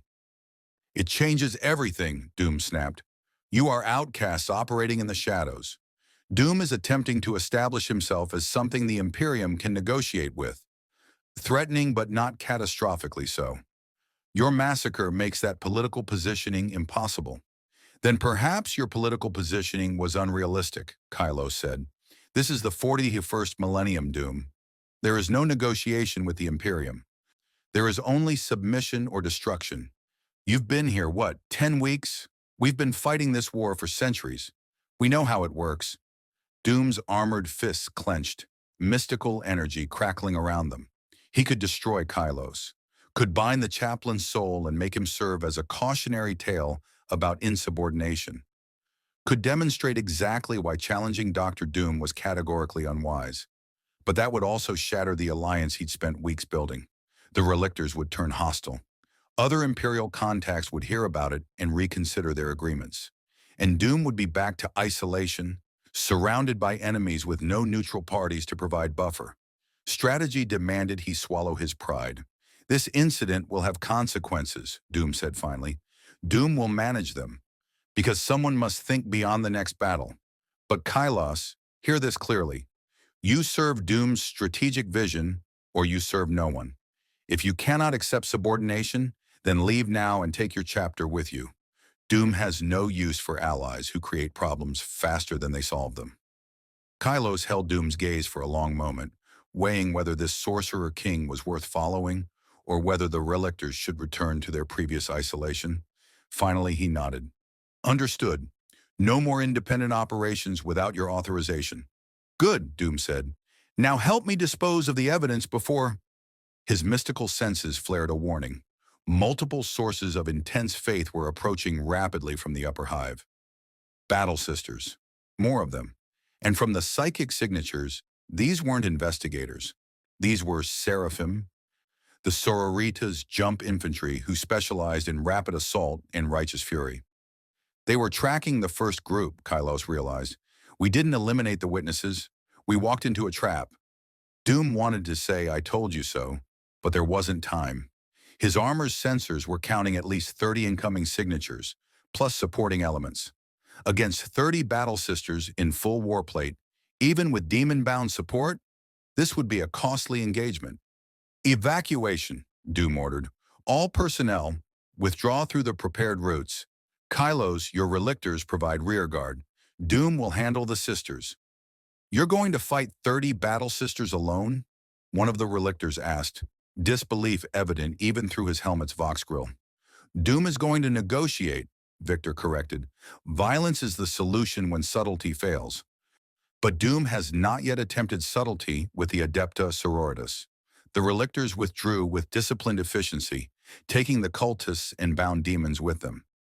Doom remained in the cathedral's nave, surrounded by the corpses of battle sisters, waiting for their vengeful comrades to arrive. They came like angels of death, jump packs screaming, bolt pistols blazing, voices raised in hymns of righteous fury. They landed in a semicircle around Doom, 30 warriors in crimson and gold power armor, every weapon trained on the sorcerer who stood amid their slain sisters. The one in the center, a Celestian marked with the insignia of command, raised her fist, and the firing stopped. She studied Doom with eyes that had burned heretics across a dozen worlds. "You stand among the bodies of my sisters," she said, her voice amplified and modulated into something that could inspire armies or terrify heretics. "You dare wear armor and bear yourself as if you have the right to face the Emperor's holy warriors. Who are you that you would commit such sacrilege?" "Doom is Victor von Doom," he replied, making no move toward his weapons. "And before you execute Doom for crimes he did not commit, perhaps you should examine the evidence more carefully." "What evidence?" the Celestian demanded. 23 of my sisters lie dead, their bodies defiled by chaos weapons. You stand here radiating warp taint. What more evidence is required?" Doom gestured toward the corpses. "Examine the wounds. Doom's bound demons do not use physical weapons. They manipulate reality directly. These sisters were killed by bolt rounds and chaos-forged blades, neither of which Doom employs. The perpetrators were Space Marines excommunicate Traitoris, specifically, who acted without Doom's authorization or knowledge. "You expect us to believe you had no involvement in this massacre?" another battle sister said, her flamer's pilot light igniting with barely restrained eagerness to immolate the heretic. "Doom expects you to think," Victor said coldly. "If he wanted to eliminate your investigation, there are a dozen more efficient methods than direct assault in a cathedral. He could have misdirected you with false intelligence. He could have bribed your informants. He could have simply relocated his operations before you arrived. Slaughtering you in a holy site serves no strategic purpose except to unite the ecclesiarchy against him." The Celestian's helmet tilted slightly, a gesture that suggested she was actually considering his words rather than simply preparing to execute him. "If you didn't order this attack, why are you here?" "Because Doom's subordinates acted without authorization, and now Doom must manage the consequences of their stupidity," Victor said. "The Space Marines responsible have been reminded of the importance of following orders, but that does not resurrect your sisters or undo the offense against your order." "Then you offer what? Apology? Compensation?" The Celestian's voice dripped with contempt. "There is no recompense for martyrs slain by heretics." "No," Doom agreed, "but there is vengeance." That caught their attention. Every weapon remained trained on him, but he could sense the shift in their collective posture, from preparation for execution to curiosity about what this strange sorcerer might offer. "The relictors who killed your sisters have been using chaos weapons for centuries," Doom continued. "They are experienced, dangerous, and difficult to track, but Doom knows where they operate. Doom knows their tactics. Doom knows exactly how to deliver them to you for proper imperial justice." "You would betray your own allies?" the Celestian asked, suspicion warring with interest. "They are not allies," Doom corrected. "They are tools that prove defective. Doom has no loyalty to those who cannot follow basic strategic directives. If the Adepta Sororitas want the relictors, Doom can arrange for you to find them. In exchange, Doom requires that this incident be recorded as a conflict between excommunicate Traitoris and the Battle Sisters, with no mention of Doom's involvement. It was a calculated gamble. The relictors would never trust him again, but they'd already proven themselves unreliable. Better to sacrifice them now and gain the Sororitas' neutrality, or at minimum redirect their righteous fury away from Doom's operations. The Celestian consulted with her sisters through encrypted Vox channels. Doom waited patiently, his mystical senses reading their emotional states, calculating the probability they would accept his offer, versus simply executing him on principle. Finally, she spoke. Your offer is noted, but we require proof of your sincerity, something that demonstrates you are not simply attempting to escape justice. What proof would satisfy you? Doom asked. Knowledge, the Celestian said. You claim to command demons without corruption. You claim to understand the warp in ways even the Inquisition does not. Prove it. Tell us something about our enemies, about chaos, about demons, about the nature of corruption that we did not know. Something useful in our eternal war against the ruinous powers. It was a clever test. If Doom provided worthless information, they would know he was lying. If he provided information that seemed too useful, they would suspect it was chaos manipulation. But if he could offer genuine insight that enhanced their demon-hunting capabilities without obvious corruption, Doom considered for exactly 3 seconds, then spoke. The Adeptus Sororitas fights demons with faith, blessed ammunition, and holy fire. This is effective against lesser entities, but greater demons and demon princes possess a defense you have not been taught to counter. They adapt to repeated attacks. We know demons are cunning, one of the Battle Sisters said. That is not revelation. You misunderstand, Doom continued. Doom is not speaking of tactical adaptation. He speaks of metaphysical evolution. When you damage a demon with holy fire, its essence learns from that damage. The next time you face that specific entity, or even another demon of the same type, your holy fire will be slightly less effective. Over decades of combat, the Adeptus Sororitas has been unknowingly training demons to resist your specific weapons and techniques. The Battle Sisters exchanged glances. This was information that resonated with their experience. They had encountered demons that seemed inexplicably resistant to weapons that should have worked, enemies that adapted faster than tactics could be modified. If this is true, the Celestian said slowly, how do we counter it? Variation, Doom said. Rotate your weapons frequently. Use different blessed ammunition types against the same targets. Alter your hymns and prayers, not because the Emperor demands it, but because consistency creates predictability, and predictability allows demon evolution. Your faith remains absolute, but your expression of that faith must be fluid. It was practical advice rooted in Doom's observation of how warp entities operated. It would genuinely help the Battle Sisters fight more effectively. And most critically, it contained no corruption or hidden traps, just pure tactical analysis. The Celestian studied him for a long moment, then made a decision. Your knowledge is valuable. We will accept your offer. Provide the location of the relictors, and we will record this incident as you suggest. But understand, Sorcerer, this is not forgiveness. This is pragmatic alliance of convenience. If you betray us, if your information proves false, we will return with the full fury of the Adeptus Sororitas. Understood and acceptable, Doom said. Doom will transmit the coordinates within the hour. And Celestian, when you engage the relictors, be cautious. They are excommunicate traitorous for good reason. Their chaos weapons are not mere trophies. They are functional tools wielded by warriors who know how to use them. The Emperor protects, the Celestian said simply, and her absolute faith in those words was almost tangible in the air. The Battle Sisters withdrew, leaving Doom alone among the corpses once more. He turned a catastrophic diplomatic incident into a calculated sacrifice, redirected the Sororitas' fury away from his operations, and gained their grudging neutrality. But he'd also betrayed his first major military ally, set forces in motion that would likely result in significant casualties on both sides, and demonstrated to everyone watching that Dr. Doom's loyalty extended exactly as far as strategic utility. It was necessary. It was pragmatic. It was exactly what the situation demanded, and it made Doom feel nothing. No guilt, no regret. Just cold calculation about advantages gained versus resources sacrificed. Was that normal? Was that who Victor Von Doom had always been? Or was this the corruption Sinch had warned about? Not physical mutation or obvious madness, but a slow erosion of anything resembling conscience until only ambition remained.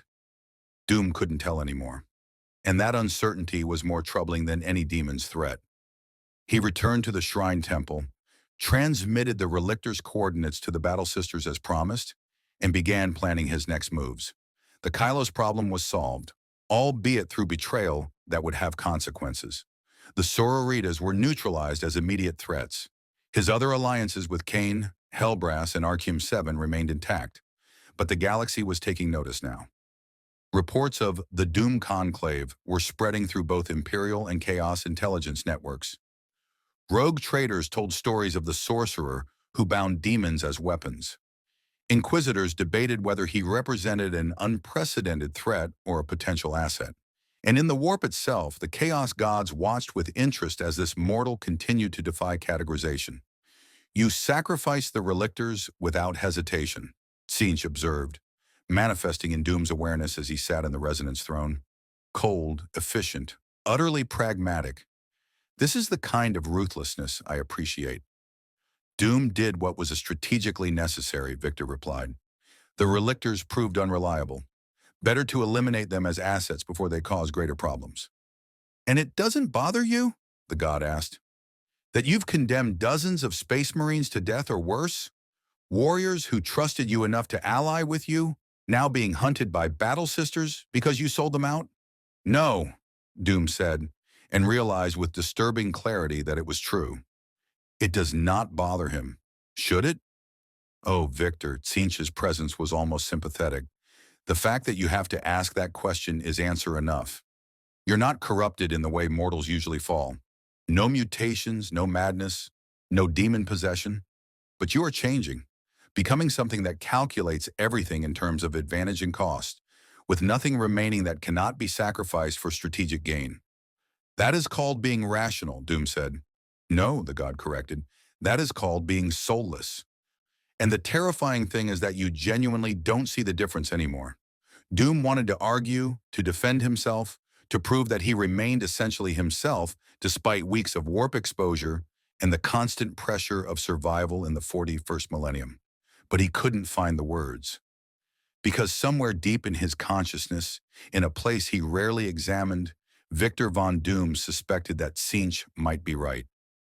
The Resonance throne hummed around him, filtering corruption, amplifying power, maintaining the delicate balance that kept him functional. But it couldn't filter away what he was becoming. It could only slow the process, buy time, delay the inevitable question. When did Victor Von Doom die and something else take his name? Doom sat in his throne of power, master of outcasts and heretics, commander of bound demons, and wondered whether victory in the 41st millennium required losing everything that made victory meaningful. But such philosophical concerns were luxuries he couldn't afford. There was work to be done, a galaxy to navigate, power to accumulate, and if that required sacrificing pieces of himself along the way, well, every conquest had its costs.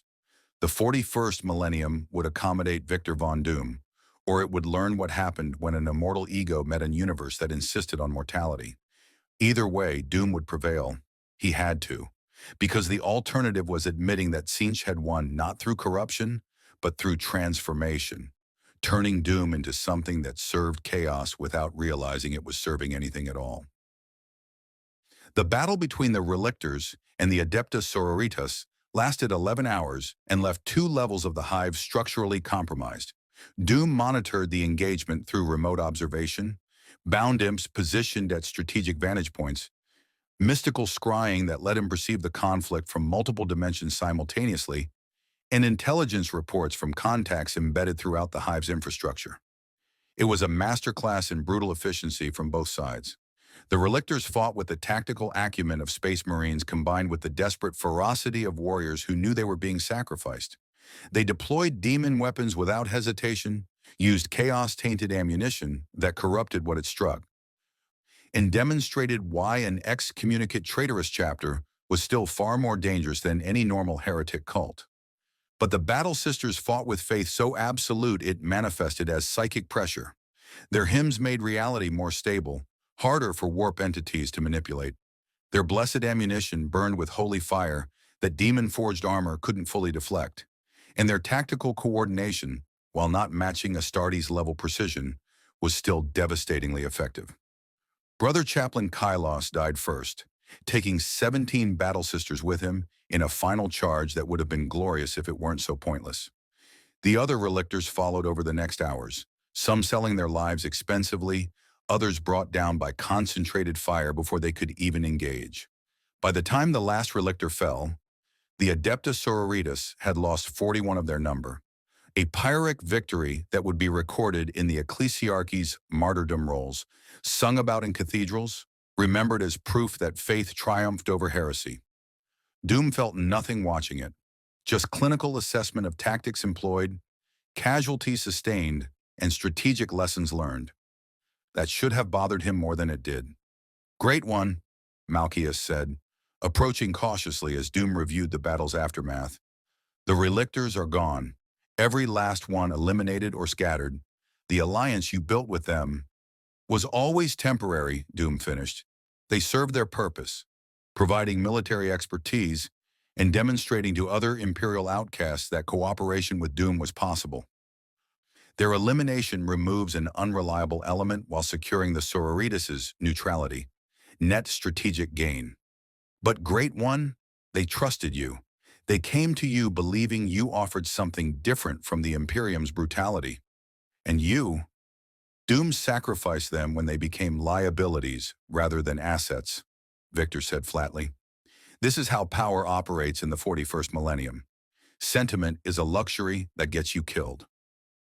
Malchius was silent for a long moment. When he spoke again, his voice was careful. "Great One, forgive the question, but are you still the same being who arrived here 3 months ago?"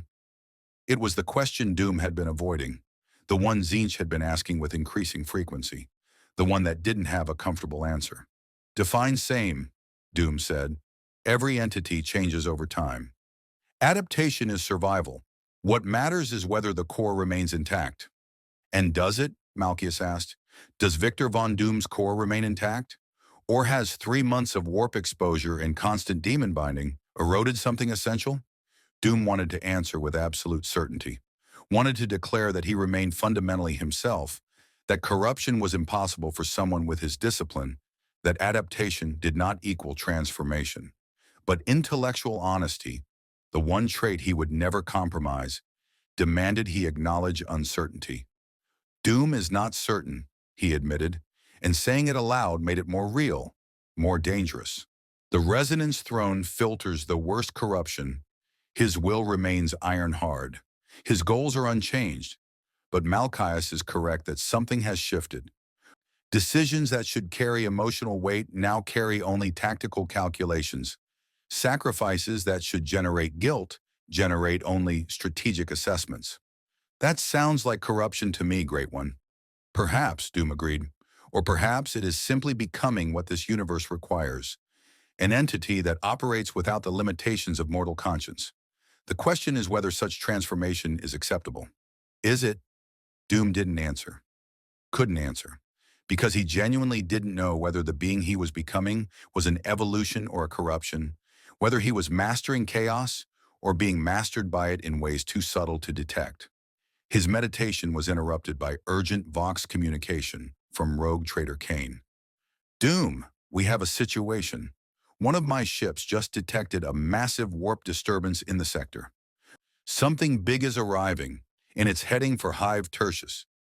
Doom's mystical senses extended outward, feeling through the immaterium for whatever had triggered Kane's warning. What he detected made even his iron discipline falter. A chaos warband was approaching. Not cultists, not rogue space marines. A full warband led by what his mystical perception identified as a sorcerer lord of the Thousand Suns, the Traitor Legion most devoted to studying sorcery and the warp. "Identity?"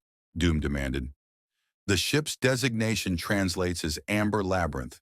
According to my database, it's commanded by a sorcerer named Ahriman Student, one of the Thousand Suns who survived the rubric.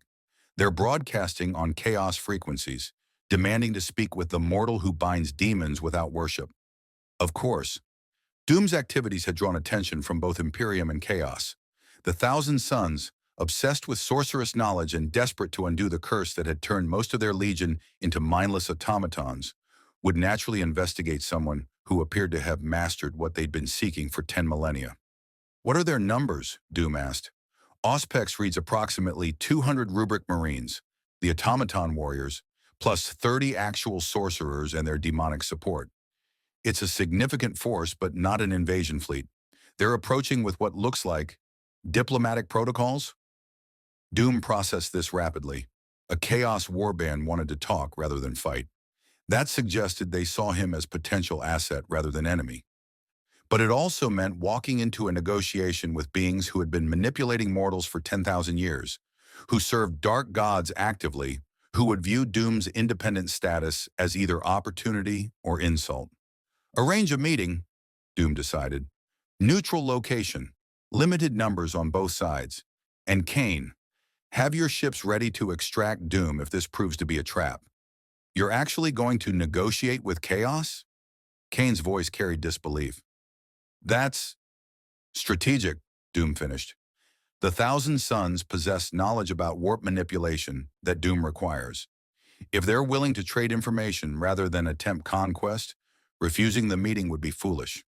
Over the next 6 hours, arrangements were made through intermediaries. The Thousand Sons agreed to limited representation, 3 sorcerers plus their rubric marine bodyguards. Doom would bring equivalent numbers. The meeting location was established as an abandoned astropathic relay station on the Hive's edge, sufficiently isolated that conflict wouldn't endanger the city, but close enough that escape routes remained viable.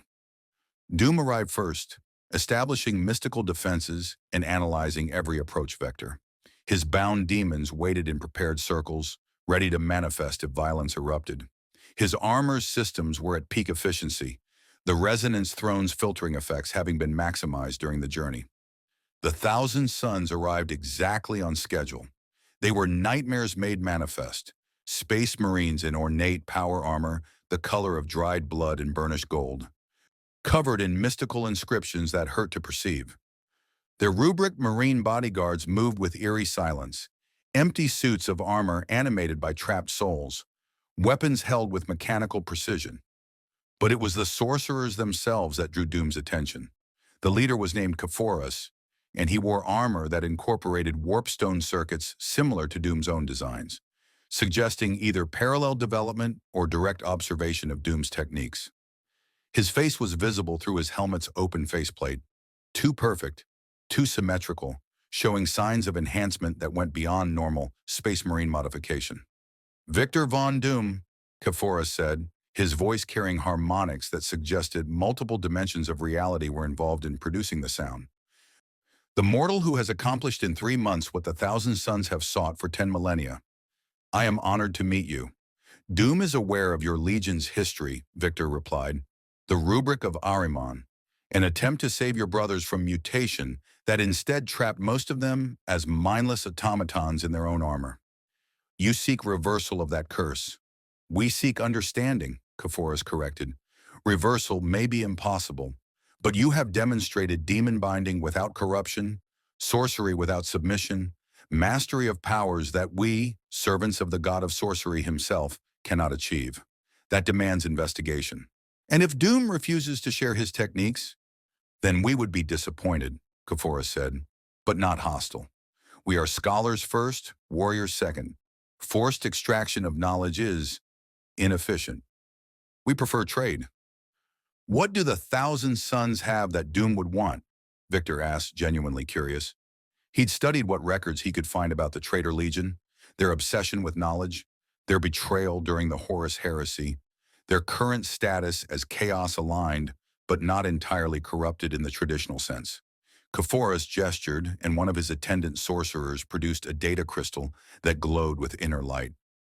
10,000 years of research into warp manipulation, techniques that the Imperium has forgotten or suppressed, knowledge about the nature of the Immaterium that even Tzeentch has not shared with his other servants, and most critically, Information about the fundamental architecture of reality itself, the principles that govern how material and immaterial physics intersect. It was exactly what Doom needed. His current understanding of warp science was functional but incomplete, built through trial and error rather than systematic study. What the Thousand Suns offered would accelerate his research by decades, possibly centuries. But the cost had to be significant. In exchange for, Doom asked, your binding techniques, Kephoris said simply. Not all of them. We understand that would leave you vulnerable. But the fundamental principles, the mathematical framework that allows you to command demons without worship, the mystical architecture of your resonance throne, share that knowledge, and we will share ours. Why? Doom asked. What would the Thousand Suns do with demon-binding techniques? You already serve Tzeentch. You already command substantial warp powers. Why do you need Doom's methods? Kephoris was silent for a moment, and Doom sensed genuine emotion behind the sorcerer's perfect facade. Because we are tired of serving, the Thousand Suns pledged to Tzeentch out of desperation, seeking knowledge and salvation. What we received was transformation, manipulation, and an eternity of being pawns in the great game. If your techniques truly allow sorcery without submission, then perhaps we can find a path to independence. It was honest. Surprisingly, dangerously honest. The Thousand Suns wanted what Doom had achieved: freedom from the Chaos God's direct control, ability to wield power without being weapons in someone else's hands. They wanted to stop being servants and become something closer to what Doom was. You understand the risk, Doom said. If Tzeentch learns that his most loyal servants are seeking independence, the consequences would be catastrophic. The architect of fate already knows, Kephoris said. He watches this negotiation with fascination. He finds your corruption of his servants more entertaining than our continued obedience. We are his experiment, Doom, just as you are. The question is whether we can turn that experiment to our advantage. Doom considered carefully. Trading knowledge with chaos-aligned forces was dangerous on multiple levels.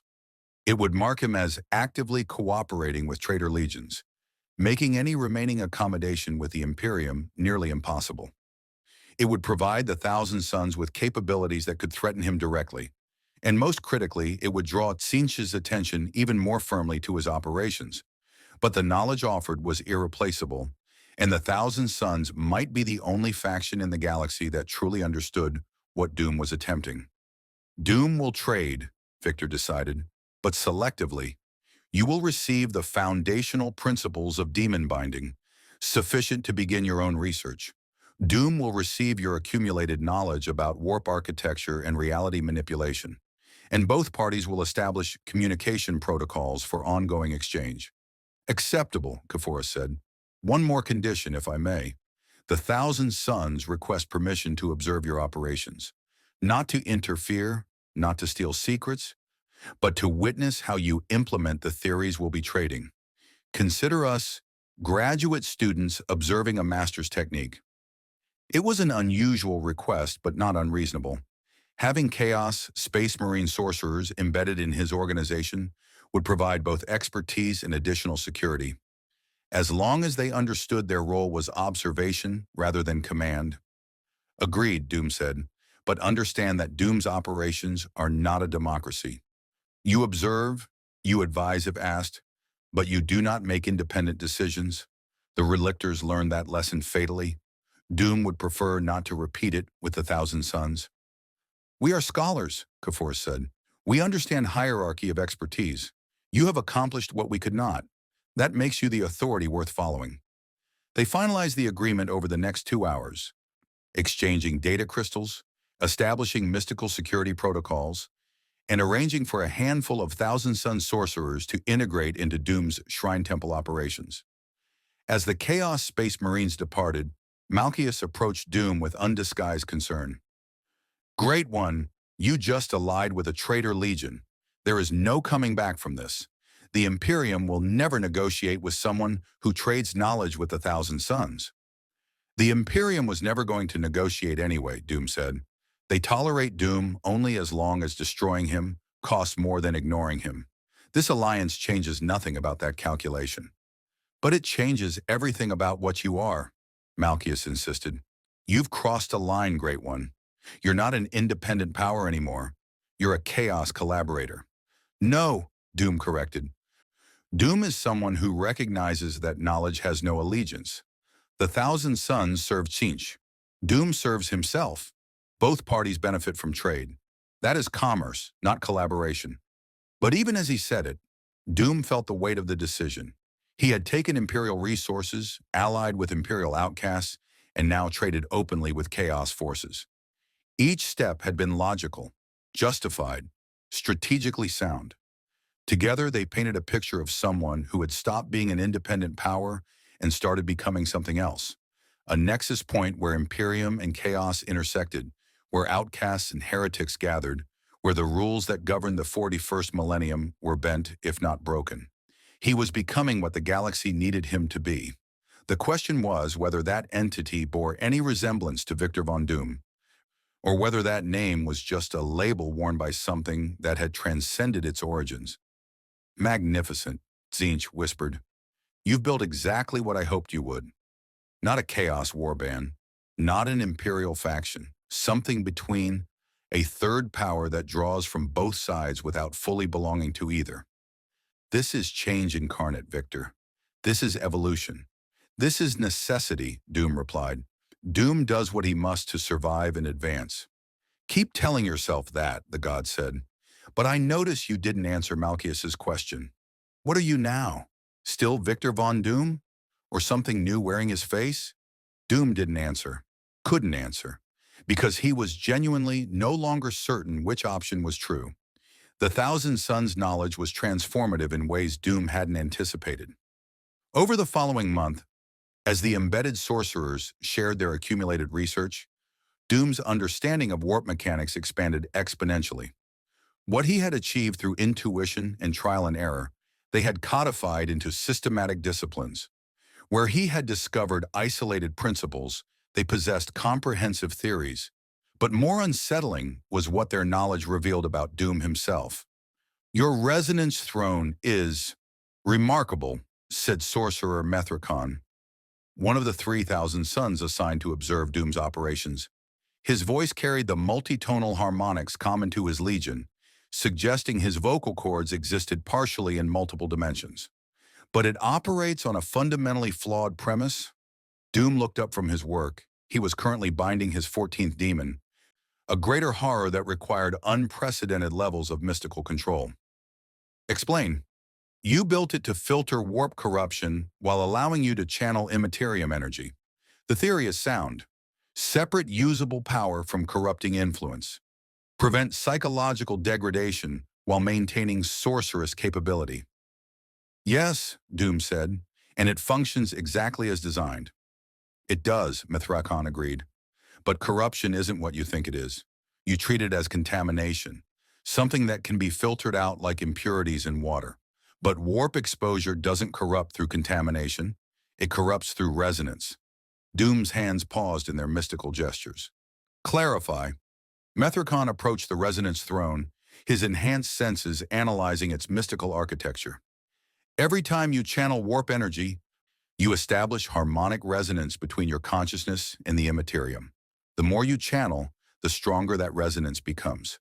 Your throne filters the psychological effects, the madness, the mutations, the obvious degradation, but it cannot filter the resonance itself, because the resonance is the power.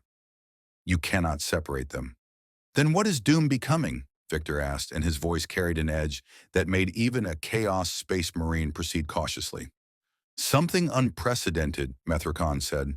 The Thousand Sons have studied warp resonance for 10 millennia. We know what happens when mortals achieve deep harmonic connection with the immaterium. They become psychers, demons, or demon princes, entities that exist primarily in the warp with diminishing connection to material reality.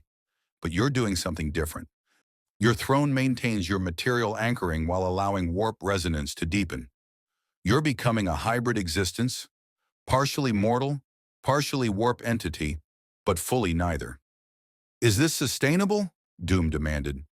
We don't know, Mithrakon admitted. No one has attempted this before. The Imperium's sanctioned psychers are consumed by the Emperor before hybrid existence stabilizes. Chaos sorcerers embrace full transformation rather than resisting it. You're the only being we know of who's trying to maintain balance at this level of power. For how long? Unknown. Our calculations suggest your current trajectory will reach a critical threshold in approximately 6 to 8 months. At that point, you'll need to make a choice. Accept full transformation into whatever you're becoming, or attempt to reverse the process by abandoning warp manipulation entirely. It was the timeline Doom had suspected, but hoped to avoid confronting. 6 months, half a year to achieve whatever he intended in this universe before facing an irreversible decision about his fundamental nature. Can the transformation be controlled? Doom asked. Directed toward a specific outcome rather than random evolution? Theoretically, Methricon said. The Thousand Sons have some experience with controlled transformation, though our results have been mixed. The rubric of Ahriman was an attempt at exactly this kind of directed change. We know how that ended. Then Doom will succeed where you failed, Victor said with absolute conviction, because failure is not within the scope of acceptable outcomes. Methricon's laugh was bitter. That's what Ahriman said. That's what every sorcerer who attempts to dictate terms to the warp says. The Immaterium doesn't care about your acceptable outcomes, Doom. It simply is. A fundamental force like gravity or time. You can understand it, work within its rules, but you cannot force it to obey because obedience itself is a concept alien to chaos. Then Doom will learn its language and speak in terms the warp comprehends, Victor said. 6 months. Sufficient time to complete current research, establish permanent power base, and prepare for transformation rather than being surprised by it. He returned to binding the greater horror, his hands moving with precision that betrayed no hint of the existential crisis he'd just been informed about. The demon resisted. These more powerful entities were significantly harder to control than lesser warp spawn. But Doom's will was iron hard, his mystical technique flawless, and the binding circle he'd constructed incorporated principles from both his Earth 616 sorcery and the Thousand Sons' accumulated knowledge. After 17 minutes of continuous effort, the horror submitted. Doom felt its consciousness integrated into his growing network of bound servants. 14 demons now, each providing unique capabilities, each absolutely under his control, but also each strengthening his resonance with the warp. Each binding brought him one step closer to the threshold Methricon had described. Impressive, the Thousand Sons sorcerer said. Greater demons require teams of sorcerers working in concert to bind properly. You accomplished it alone. Your technique really is superior to anything we've developed. Because Doom approaches demon binding as engineering rather than religion, Victor said, you and your legion still treat the warp as something mystical, something that requires spiritual engagement. Doom treats it as physics, exotic physics certainly, but ultimately comprehensible and manipulable through sufficient understanding. And that approach is precisely why you're transforming faster than any sorcerer we've observed, Methricon said. Treating the warp as physics means interacting with it constantly, analyzing it, experimenting with it. Each interaction deepens the resonance. You're accelerating your own transformation through the very methods that make you so effective. It was a trap with no exit. Stop using sorcery and lose the capabilities that kept him alive. Continue using sorcery and accelerate transformation into something potentially inhuman. There was no middle ground, no safe path, unless Doom could engineer one. The Thousand Sons have spent 10 millennia researching transformation, he said. What is the theoretical maximum for hybrid existence? How far can an entity progress toward warp nature while maintaining material functionality? Methricon consulted his internal databases. Knowledge accumulated across 10,000 years, stored in augmented memory banks that were part biological, part technological, part mystical. Unknown upper limit. The furthest anyone has gone and returned to report is approximately 73% warp resonance. Beyond that, the entity either fully transforms or self-destructs from the paradox of existing in two incompatible states simultaneously. And Doom's current resonance level? Approximately 61% based on our measurements. You're approaching the danger zone faster than we anticipated. Doom processed this with a methodical precision that defined his approach to all problems. He had gone from approximately 35% resonance when he arrived in this universe to 61% in just over 3 months. If the progression continued linearly, he would reach the critical 73% threshold in less than 2 months, far sooner than Methracon's 6-month estimate. But the progression wasn't likely to be linear.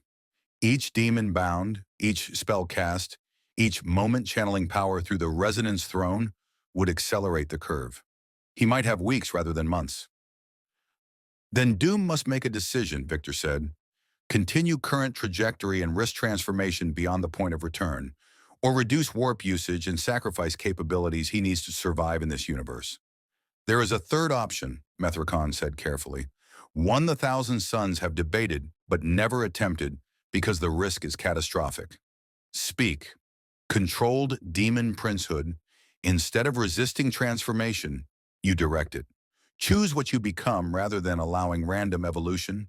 It requires bargaining with a chaos god, usually Tzeentch, given your affinity for sorcery and knowledge. In exchange for your service, the god guides your transformation into a stable demon prince form rather than the unstable half-existence you're currently developing. No, Doom said immediately. Demon princes serve their patron gods absolutely. That is precisely what Doom has been avoiding. Some demon princes retain significant autonomy, Methracon argued. The most powerful ones negotiate favorable terms. You have leverage. You've demonstrated capabilities that even Tzeentch finds fascinating. You could potentially bargain for a degree of independence unprecedented among demon princes. Potentially, Doom repeated, which means probably not. The moment Doom accepts demonic transformation, he becomes subject to the Chaos God's will. That is unacceptable. Then you're choosing the fourth option, Methraken said grimly. Continue as you are, exceed safe resonance levels, and hope you're exceptional enough to survive what destroys everyone else who attempts it. That's not strategy, Doom. That's hubris. Doom is aware of the distinction, Victor said coldly, and Doom has survived on hubris before. It is more reliable than worship. The Thousand Sun sorcerer bowed slightly, acknowledgement without agreement. As you will, but when you reach the crisis point, remember that my legion has resources. We have kept sorcerers functional at resonance levels that should be impossible. If you require assistance at the critical moment, we can provide it. Noted, Doom said, returning to his work. But privately, he was already calculating alternatives. The Thousand Sons wanted him to either accept demon princehood or rely on their assistance at the critical moment. Both options involved surrendering control to external forces. There had to be another path. Some solution that let him maintain power without transformation, that preserved his essential nature while allowing continued evolution. The Resonance Throne was part of it, but as Methrakon had explained, not sufficient. He needed something more, a mystical architecture that didn't just filter corruption, but actively stabilized his hybrid existence at a sustainable level. Doom spent the next 3 weeks in obsessive research, barely sleeping, consuming stimulants that kept his enhanced physiology functioning despite accumulating exhaustion. The Thousand Sons' knowledge provided theoretical framework, but implementation required innovations they'd never attempted. He was designing what he privately called the anchoring matrix, a mystical construct that would exist simultaneously in material space and the warp, serving as a bridge that stabilized his consciousness across both realms. Where the resonance throne filtered and controlled, the matrix would integrate and harmonize. If it worked, he could continue advancing his warp resonance indefinitely without losing material form or sanity. If it failed, the resulting paradox would likely destroy him, or worse, trap his consciousness in the liminal space between realities where neither material nor immaterial physics applied. You're attempting the impossible, Methrakon observed, studying Doom's schematics.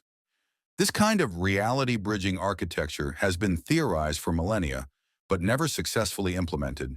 The mathematics alone are within Doom's capabilities, Victor interrupted. He has designed dimensional bridges in his own universe.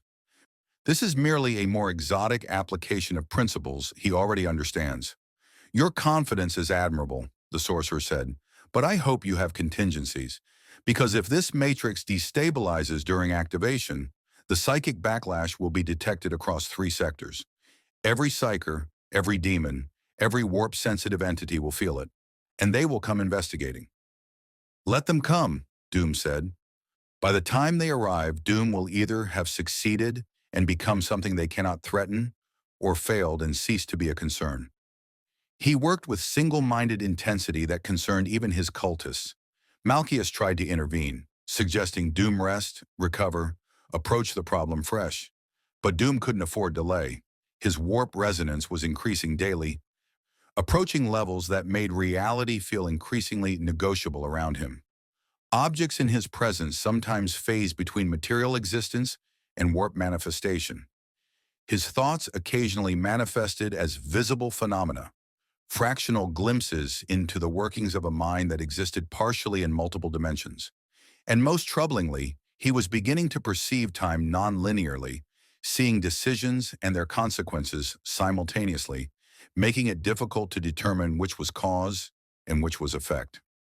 He was approaching the threshold faster than anyone predicted. On the 37th day after his conversation with Methercon, reality around Doom flickered. For exactly 3 seconds, he existed primarily in the warp rather than material space. His body became translucent, his thoughts visible as geometric patterns in the air, his consciousness expanding to touch possibilities rather than actualities. Then the Resonance Throne's safety protocols engaged, forcibly anchoring him back to material reality. The snapback was agonizing, like being compressed into a space too small for comfortable existence. Great one! Malchius rushed to the throne, where Doom sat trembling from the transition. What happened? You were disappearing. Doom exceeded safe resonance levels, Victor admitted, his voice strained. The threshold is closer than calculated, perhaps days rather than weeks. Then we must reduce your warp usage immediately. No, Doom said. Reducing usage now would only delay the inevitable. The resonance doesn't decrease, it only increases or stabilizes. Doom must complete the anchoring matrix before he reaches full critical threshold, or the choice will be made for him. He had 72 hours, maybe less. It would have to be enough. Doom drove himself beyond any reasonable limit, working continuously without sleep, channeling power with reckless disregard for his accumulating resonance. The matrix took shape in the Shrine Temple's deepest crypt, a three-dimensional mandala constructed from warp stone, blessed silver, technological components, and pure mystical geometry. It was beautiful in its complexity, horrifying in its implications, and absolutely necessary for any chance at continued existence on his own terms. The Thousand Sons watched with fascination and dread. Malchius organized the cultists to assist where possible, knowing this might be the last thing his Great One ever attempted. Even the bound demons seemed to sense something momentous was approaching, their essences flickering with anticipation or fear. On the 71st hour, the matrix was complete. On the 72nd hour, Doom's warp resonance spiked to 79%, well beyond the theoretical safe maximum. And Victor Von Doom stepped into the anchoring matrix, activated it, and gambled his existence on being exceptional enough to survive what no one else had achieved. Reality screamed. The anchoring matrix activated, and Victor Von Doom ceased to exist in any conventional sense. His consciousness expanded across dimensions, perceiving material reality and the immaterium simultaneously. He could see the Shrine Temple as physical space, stone and metal and mystical circuitry, while also seeing it as a node of belief in the warp, a place where thoughts and faith had weight and structure. He could see his own body standing in the matrix, armor gleaming with impossible energies. But he could also see himself as he appeared in the warp, a geometric construct of pure will, a fortress of ego so absolute that it manifested as architecture rather than organic form. The pain was transcendent, not physical. His body was beyond such crude sensations now, but existential. The agony of consciousness being stretched across incompatible states of reality, forced to exist in conditions that violated every principle of what sentient existence should be. Let go, the warp whispered. Not Chench specifically, but the immaterium itself. Stop fighting. Accept transformation. Become what you're meant to be. Doom determines what he is meant to be, Victor snarled, though the words existed simultaneously as sound, thought, and reality manipulation. Not destiny, not gods, not the universe itself. He could feel the anchoring matrix working, establishing harmonic bridges between his material and immaterial existence. But the process was incomplete. Too much resonance, too little stabilization. He was still transforming, still evolving towards something that might not be Victor Von Doom anymore. And then he felt them approaching. Multiple presences, drawn by the psychic shockwave of the Matrix's activation. From the warp came demon princes, greater entities who served the chaos gods directly. Curious about what this mortal was attempting. From material space came psychers, some imperial, some rogue, some xenos, all sensing the impossible energies being channeled. And from elsewhere, from spaces between spaces, came something Doom had never encountered. Entities that existed in the same liminal state he was attempting to achieve. Beings that were neither demon nor mortal, neither warp nor material, but something paradoxical and stable. Brother, one of these entities communicated, not in words but pure concept. You seek what we have achieved, but the path you walk is dangerous. Allow us to guide. Doom requires no guidance, Victor interrupted, his will crashing against the entity's consciousness like continents colliding. He will achieve stability through understanding, not through submission to those who came before. The entity recoiled, and Doom felt its respect mixed with concern. These liminal beings had achieved stable hybrid existence, but through methods that required surrendering autonomy. They existed in collective consciousness, pooled identities that maintained stability through loss of individuality. Doom would never accept such compromise. He focused on the anchoring matrix, analyzing its structure with consciousness that now operated across multiple dimensions. The design was fundamentally sound but insufficient. It bridged realities but didn't truly integrate them. What Doom needed was something more radical. He needed to redefine what he was at a fundamental level. Mortals were material beings who occasionally touched the warp through psychic sensitivity. Demons were warp beings who occasionally manifested in material space through sufficient power. But what if there was a third category, not hybrid, but truly integrated? An entity that existed equally in both realms, bounded by neither set of rules. It would require rewriting the mystical architecture that defined his existence. Not just his physical form, that was trivial, but the underlying metaphysical structure that determined what Victor Von Doom meant at a fundamental level. That is madness Tzeentch's presence manifested, and for once the god sounded genuinely concerned rather than amused. You're attempting to become something that violates the basic categories of existence. Material, immaterial, living, dead. These are not arbitrary distinctions, Victor. They are fundamental properties of reality itself. Reality, Doom said, is negotiable for those with sufficient understanding. Not even I can. You are a god born from mortal emotion, Doom interrupted. You exist because mortals believe in change, in ambition, in the seeking of knowledge. Your nature is defined by their perception. Doom is not bound by such limitations. He defines himself. It was the ultimate expression of ego, claiming the right to determine his own fundamental nature, rather than accepting what the universe declared possible. It was hubris so absolute that even a chaos god found it excessive. It was also the only path forward that preserved what Victor Von Doom was. He began the transformation with methodical precision. The anchoring matrix provided the framework, but Doom himself was the architect. He took his consciousness, that fortress of ego and will, and began dismantling its assumptions. He released the belief that he was mortal in any conventional sense, released the assumption that material existence was primary and warp existence was secondary, released every category and label that had defined Victor Von Doom in his previous existence, and into that deliberate emptiness, he constructed something new, not mortal, not demon prince or liminal entity or any category that currently existed. Something that was simply Doom, a being whose essential nature was absolute self-determination, who existed wherever and however he declared existence. who answered to no physical or mystical law except those he chose to recognize. The transformation was agony beyond description. Every certainty about what he was had to be surrendered and rebuilt. His consciousness fragmented across dimensions, each piece needing to be carefully reassembled according to new principles. For moments that might have been seconds or centuries, Victor Von Doom genuinely did not exist in any coherent sense. And then, impossibly, he did. The anchoring matrix flared with light that existed in colors beyond normal perception. Reality around the shrine temple stabilized, the dangerous resonance harmonizing into something sustainable. And in the center of the matrix stood a figure that was recognizably Doom but also fundamentally changed.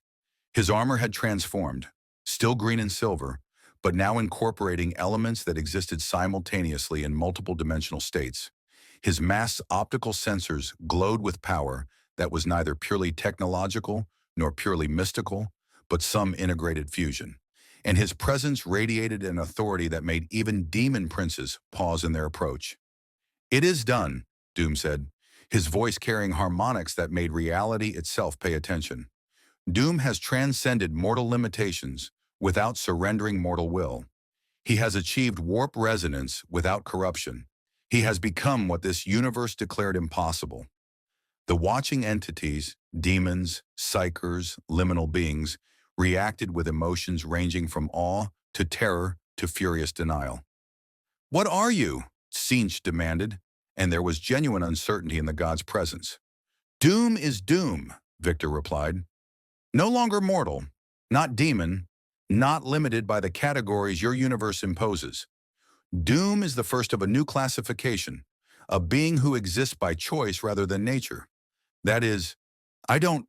Tzeentch, the god of sorcery and change, was at a loss for words. Doom descended from the anchoring matrix, and reality bent around him in ways that suggested his very existence was negotiable. He could feel his capabilities had expanded exponentially, not just sorcerous power, but fundamental control over how he manifested, where he existed, what rules applied to him. He was no longer bound by a single planet or even a single dimension. He could exist simultaneously in multiple locations if he chose, could perceive time non-linearly without disorientation, could manipulate both material and immaterial physics with equal facility. He had become what he needed to be to survive and thrive in the 41st millennium. But at what cost? Malchus approached cautiously, his expression showing fear warring with loyalty. "Great One, are you still you?" It was the critical question. Doom examined himself with consciousness that now operated on levels beyond normal self-reflection. Was Victor Von Doom still present? Or had the transformation created something else that merely wore his memories and identity? "Doom is..." He paused, searching for words adequate to describe what he'd become. "Changed, evolved, but the core remains. The ego, the will, the absolute certainty of superiority. These are not diminished. If anything, they are amplified. Victor Von Doom persists, Malchus, simply in a form that no longer requires the limitations of mortality." "That sounds like something a demon would say," Malchus observed quietly.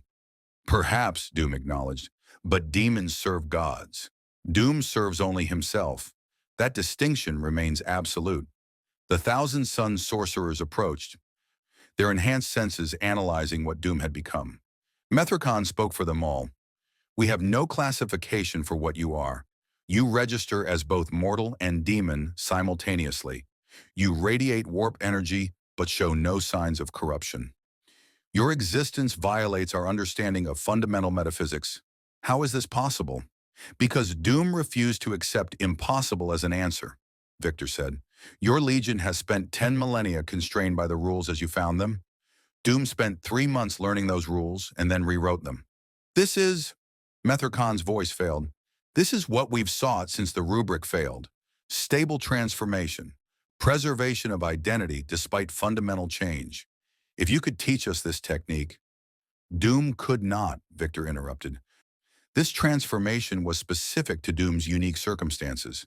His Earth 616 sorcery combined with 41st millennium warp science.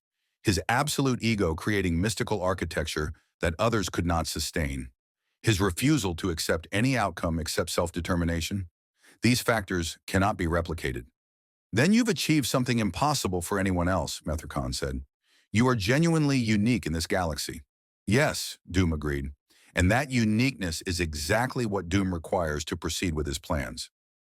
Plans that had crystallized during his transformation. He had spent 3 months establishing Power Base, gathering resources, learning this universe's rules. Now in his transformed state, he could truly begin the conquest that Victor Von Doom had always been destined to achieve. But first he had a visitor. Reality tore, and through the rift stepped something that made even Doom's expanded consciousness recoil briefly. It was a demon prince, one of Tzeentch's greatest servants, but also something more. Ancient beyond mortal comprehension, powerful enough to reshape continents with a thought. I am Kairos Fate Weaver, it announced, speaking with 2 heads simultaneously in perfect contradiction. Oracle of Tzeentch, I have witnessed every possible future and every impossible past, and I have come to deliver a message from the architect of fate himself. Speak, Doom commanded, unintimidated despite the demon prince's overwhelming presence. Both heads spoke in unison, their contradictory voices somehow forming a single coherent message. Tzeentch acknowledges what you have achieved. You have transcended mortal limitations through will alone. You have proven that the rules governing existence are more flexible than even gods assumed. This pleases the changer of ways greatly. Doom requires no god's approval. Nevertheless, you have it, Kairos continued, and with approval comes an offer. Serve Tzeentch willingly, and you will receive powers beyond your current capabilities. Knowledge beyond measure, the ability to shape reality itself according to your desires. You would become the greatest of demon princes, second only to the god himself. Doom laughed, a sound that carried across dimensions that made the demon prince's twin heads flinch. After everything Doom has accomplished, after transforming himself into something unprecedented specifically to avoid servitude, you offer him the chance to become a servant? Is Tzeentch truly that foolish? The offer is genuine, Kairos said. But yes, the god knows you will refuse. He knows everything you will do, every choice you will make, every consequence that will follow. He knows how your story ends, Victor Von Doom. Then tell Doom how it ends, Victor challenged. Both heads smiled, one expression of triumph, one of tragedy. That knowledge is not mine to share. Only to say that your transformation today was not a victory, it was a beginning. And what you begin today will reshape this galaxy in ways that even you cannot yet comprehend. Good, Doom said. Doom has never been satisfied with small achievements. Kairos Fate Weaver departed, and Doom was left standing in his transformed shrine temple, surrounded by witnesses who had seen impossibility become reality. He was no longer mortal, not demon, not anything this universe had a category for. He was Doom, redefined and absolute. And the 41st millennium, Imperium, Chaos, and Xenos alike, was about to learn what happened when someone genuinely exceptional refused to accept the limits that reality tried to impose. The conquest could truly begin. 3 weeks after his transformation, Victor Von Doom stood before a gathering that would have been impossible to assemble under normal circumstances. The meeting location was neutral space, a derelict space station on the edge of the gas system, far enough from Imperial authority that no one could claim jurisdiction, close enough that travel was feasible for all invited parties. Doom had spent considerable resources establishing mystical wards that prevented external observation, technological shielding that blocked Auspex scans, and diplomatic protocols that guaranteed safe passage for all attendees. The attendees themselves represented every major faction that had interacted with Doom over the past 4 months. Inquisitor Hellbrass represented the radical Inquisition elements, his augmented eyes constantly scanning for threats.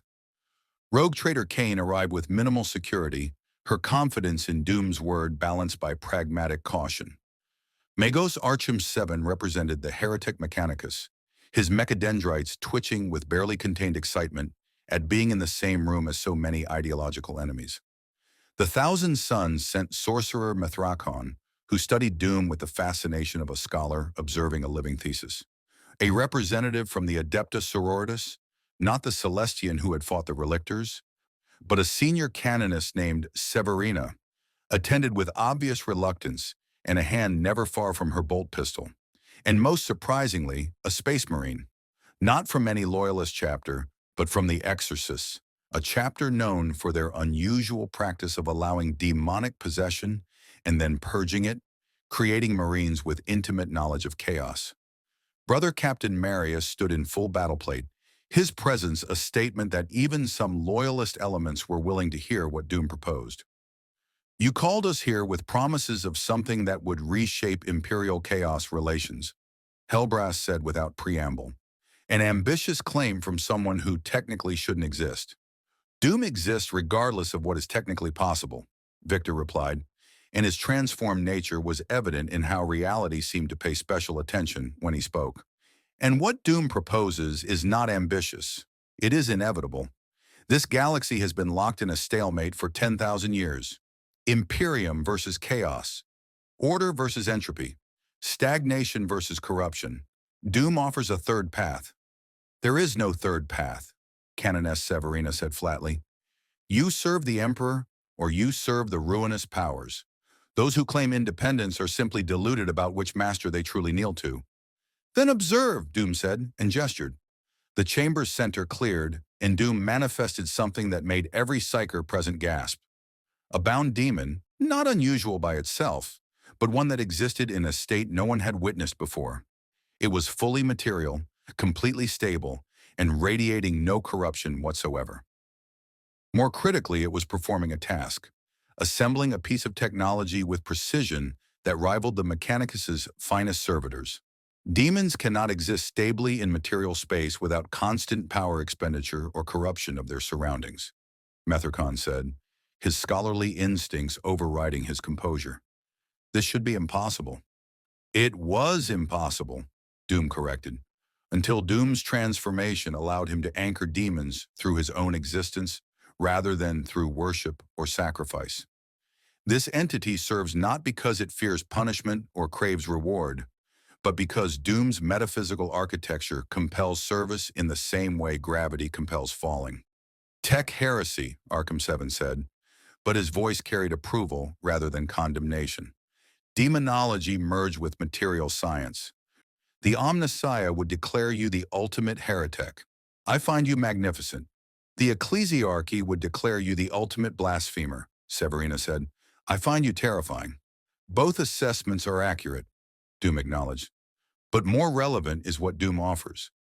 Reliable demon binding that does not require corruption.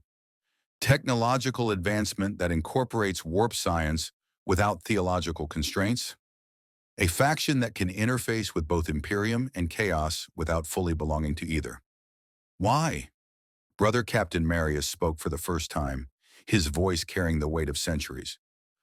What do you gain from positioning yourself between the galaxy's greatest powers? That is a position of maximum vulnerability, not strength.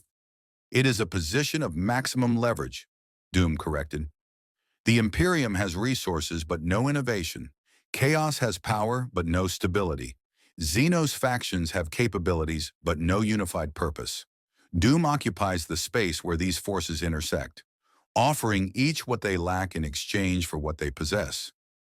You're proposing to become a broker, Kane realized, a neutral party that facilitates exchange between factions that would normally kill each other on sight.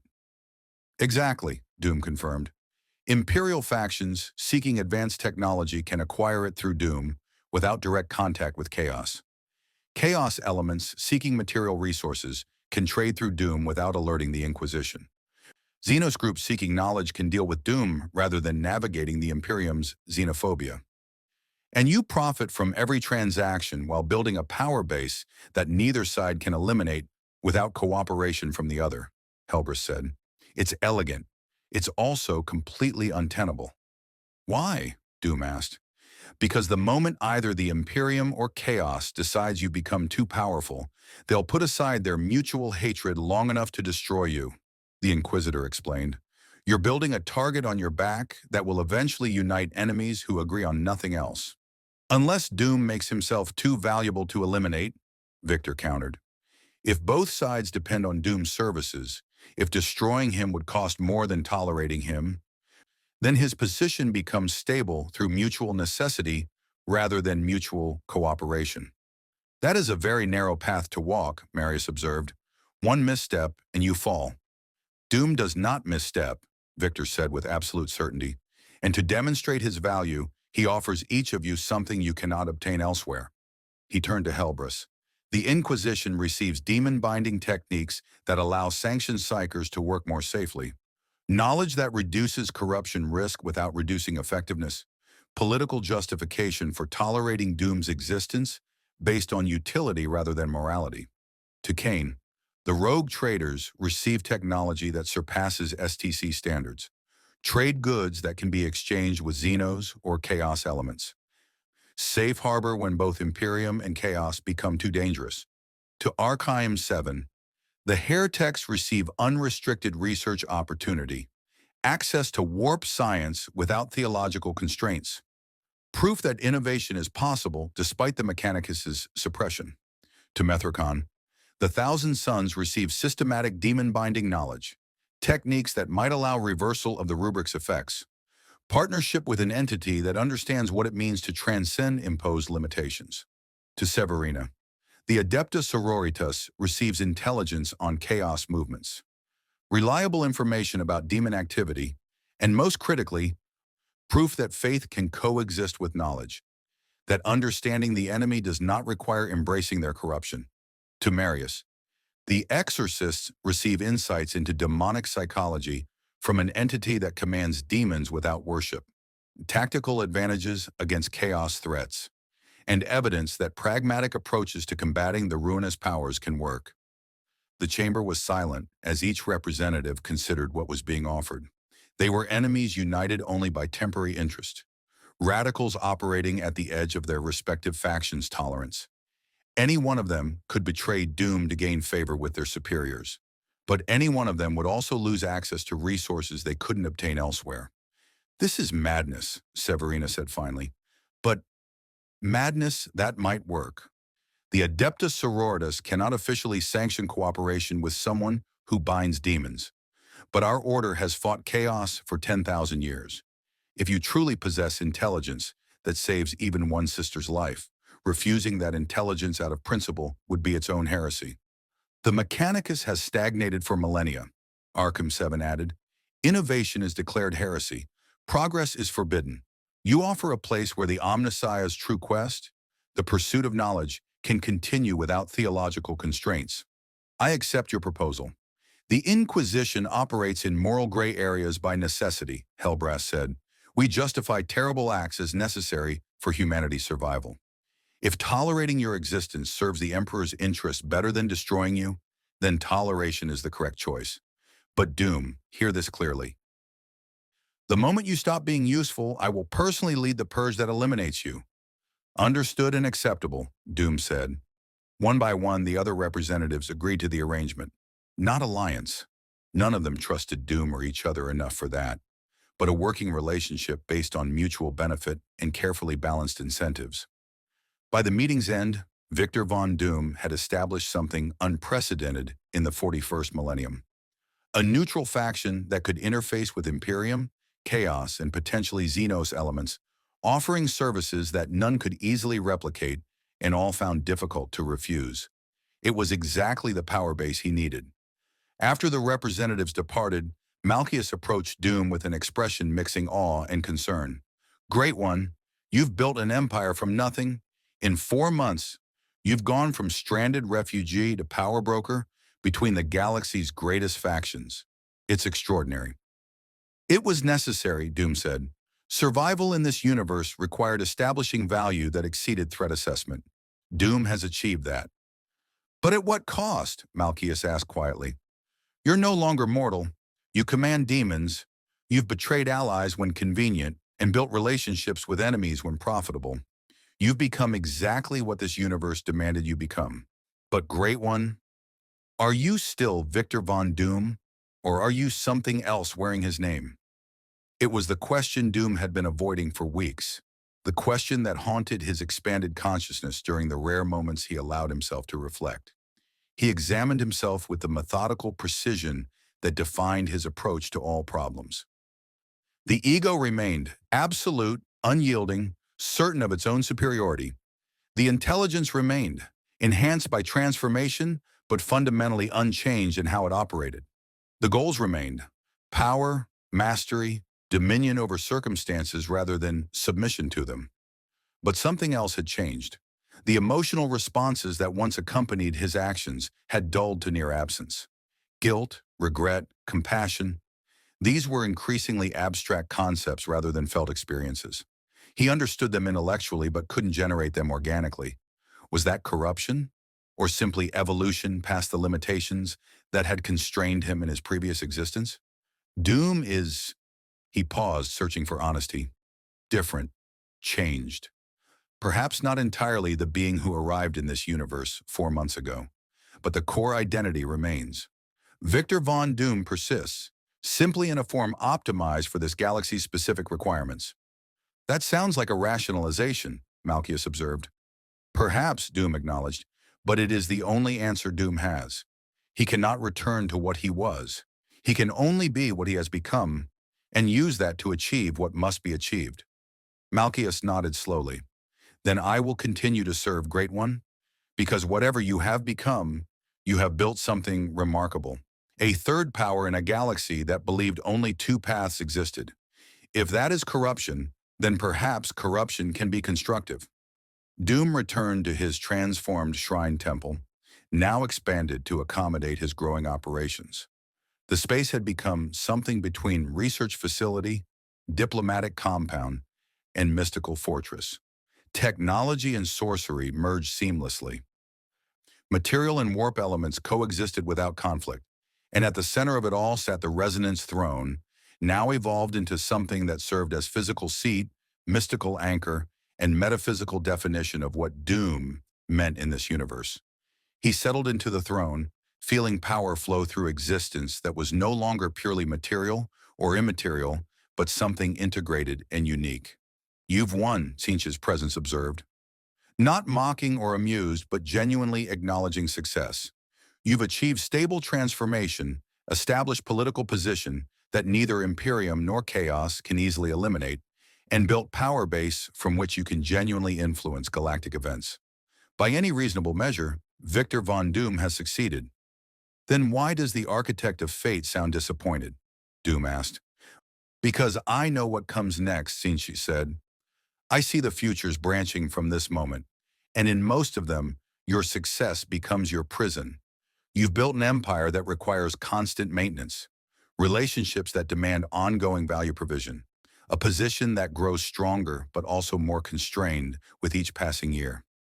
You'll spend centuries managing what you've created, never quite achieving the absolute dominion you sought. And in the other futures?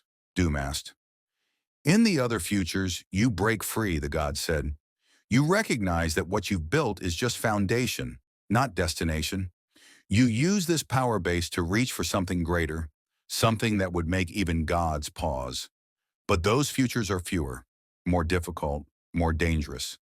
Doom has never chosen the safer path, Victor said. If absolute dominion requires risk, then risk is acceptable. We shall see, Tzeentch said, withdrawing. Doom sat alone in his throne, master of a power that shouldn't exist, broker between factions that should never cooperate, and something that defied every category his adopted universe possessed. He had survived the 41st millennium's attempts to categorize, corrupt, or destroy him, had transformed himself into something that could not only endure this galaxy but potentially reshape it, had proven that Victor Von Doom's ego was not hubris but simply accurate assessment of capability. But Tzeentch was right about one thing. This was not the endgame. This was just the beginning. Somewhere in the galaxy, the Imperium was debating how to handle the Doom Conclave. Chaos forces were calculating whether to ally with or eliminate this unprecedented element. Xenos factions were beginning to hear rumors of a neutral broker who might facilitate deals that normal channels couldn't support. And in the warp itself, the Chaos gods watched with interest as their experiment, this mortal who had refused to become their servant, prepared for whatever came next. Victor Von Doom had conquered the immediate challenge of survival. Now he could begin the work he was truly destined for. Not just surviving in the 41st millennium, but dominating it. The galaxy would learn to accommodate him on his terms, or it would learn what happened when an immortal ego met an immovable universe. Either way, Doom would prevail. He always had. He always would. In the grim darkness of the 41st millennium, where there was only war, something unprecedented had emerged. Victor Von Doom, no longer mortal, not quite demon, existing in a state that violated every metaphysical principle the galaxy understood, sat upon his resonance throne and contemplated what he had achieved. 4 months. In that impossibly brief span, he had gone from stranded refugee to power broker between forces that had warred for 10,000 years. He had mastered sorcery that the Imperium feared and chaos worshipped. He had bound demons without corruption, built alliances without submission, and transformed himself into something that defied categorization. But the cost had been profound. Whether measured in sacrificed allies, eroded humanity, or the slow metamorphosis of his essential nature, the price of survival in this universe had been pieces of what made him Victor Von Doom in the first place. The Relictors lay dead, betrayed when they proved unreliable. The emotional responses that once guided his decisions had dulled to intellectual abstractions, and the certainty about his own identity, once absolute, had become a question he could no longer answer with complete confidence. Yet he remained, evolved, transformed, perhaps corrupted in ways too subtle to measure, but undeniably present, still thinking, still planning, still refusing to kneel before any authority except his own will. The 41st millennium had tried to break him through force, corrupt him through warp exposure, and categorize him through its rigid definitions of what beings could be. It had failed on all counts. Now Doom commanded resources that rivaled sector governments, knowledge that would make both Mechanicus and Thousand Sons jealous, and most critically, a position that neither Imperium nor Chaos could eliminate without suffering costs neither was willing to pay. He had become what this galaxy needed, a third option in a universe that insisted only two paths existed. Whether that made him savior, villain, or something beyond such simplistic categories remained to be determined. But one thing was certain: the 41st millennium would never be quite the same. Victor Von Doom had arrived, adapted, and conquered the immediate challenges. What came next? True galactic dominion, apotheosis beyond even his current transformed state, or perhaps the final revelation that even immortal egos could be worn down by an infinite universe, remained unwritten. But wherever his path led, Victor Von Doom would walk it with the same absolute conviction that had defined his existence across multiple realities. Because in the end, whether he remained fully himself or had become something else entirely, one truth persisted: Doom did not serve, Doom did not submit, Doom commanded.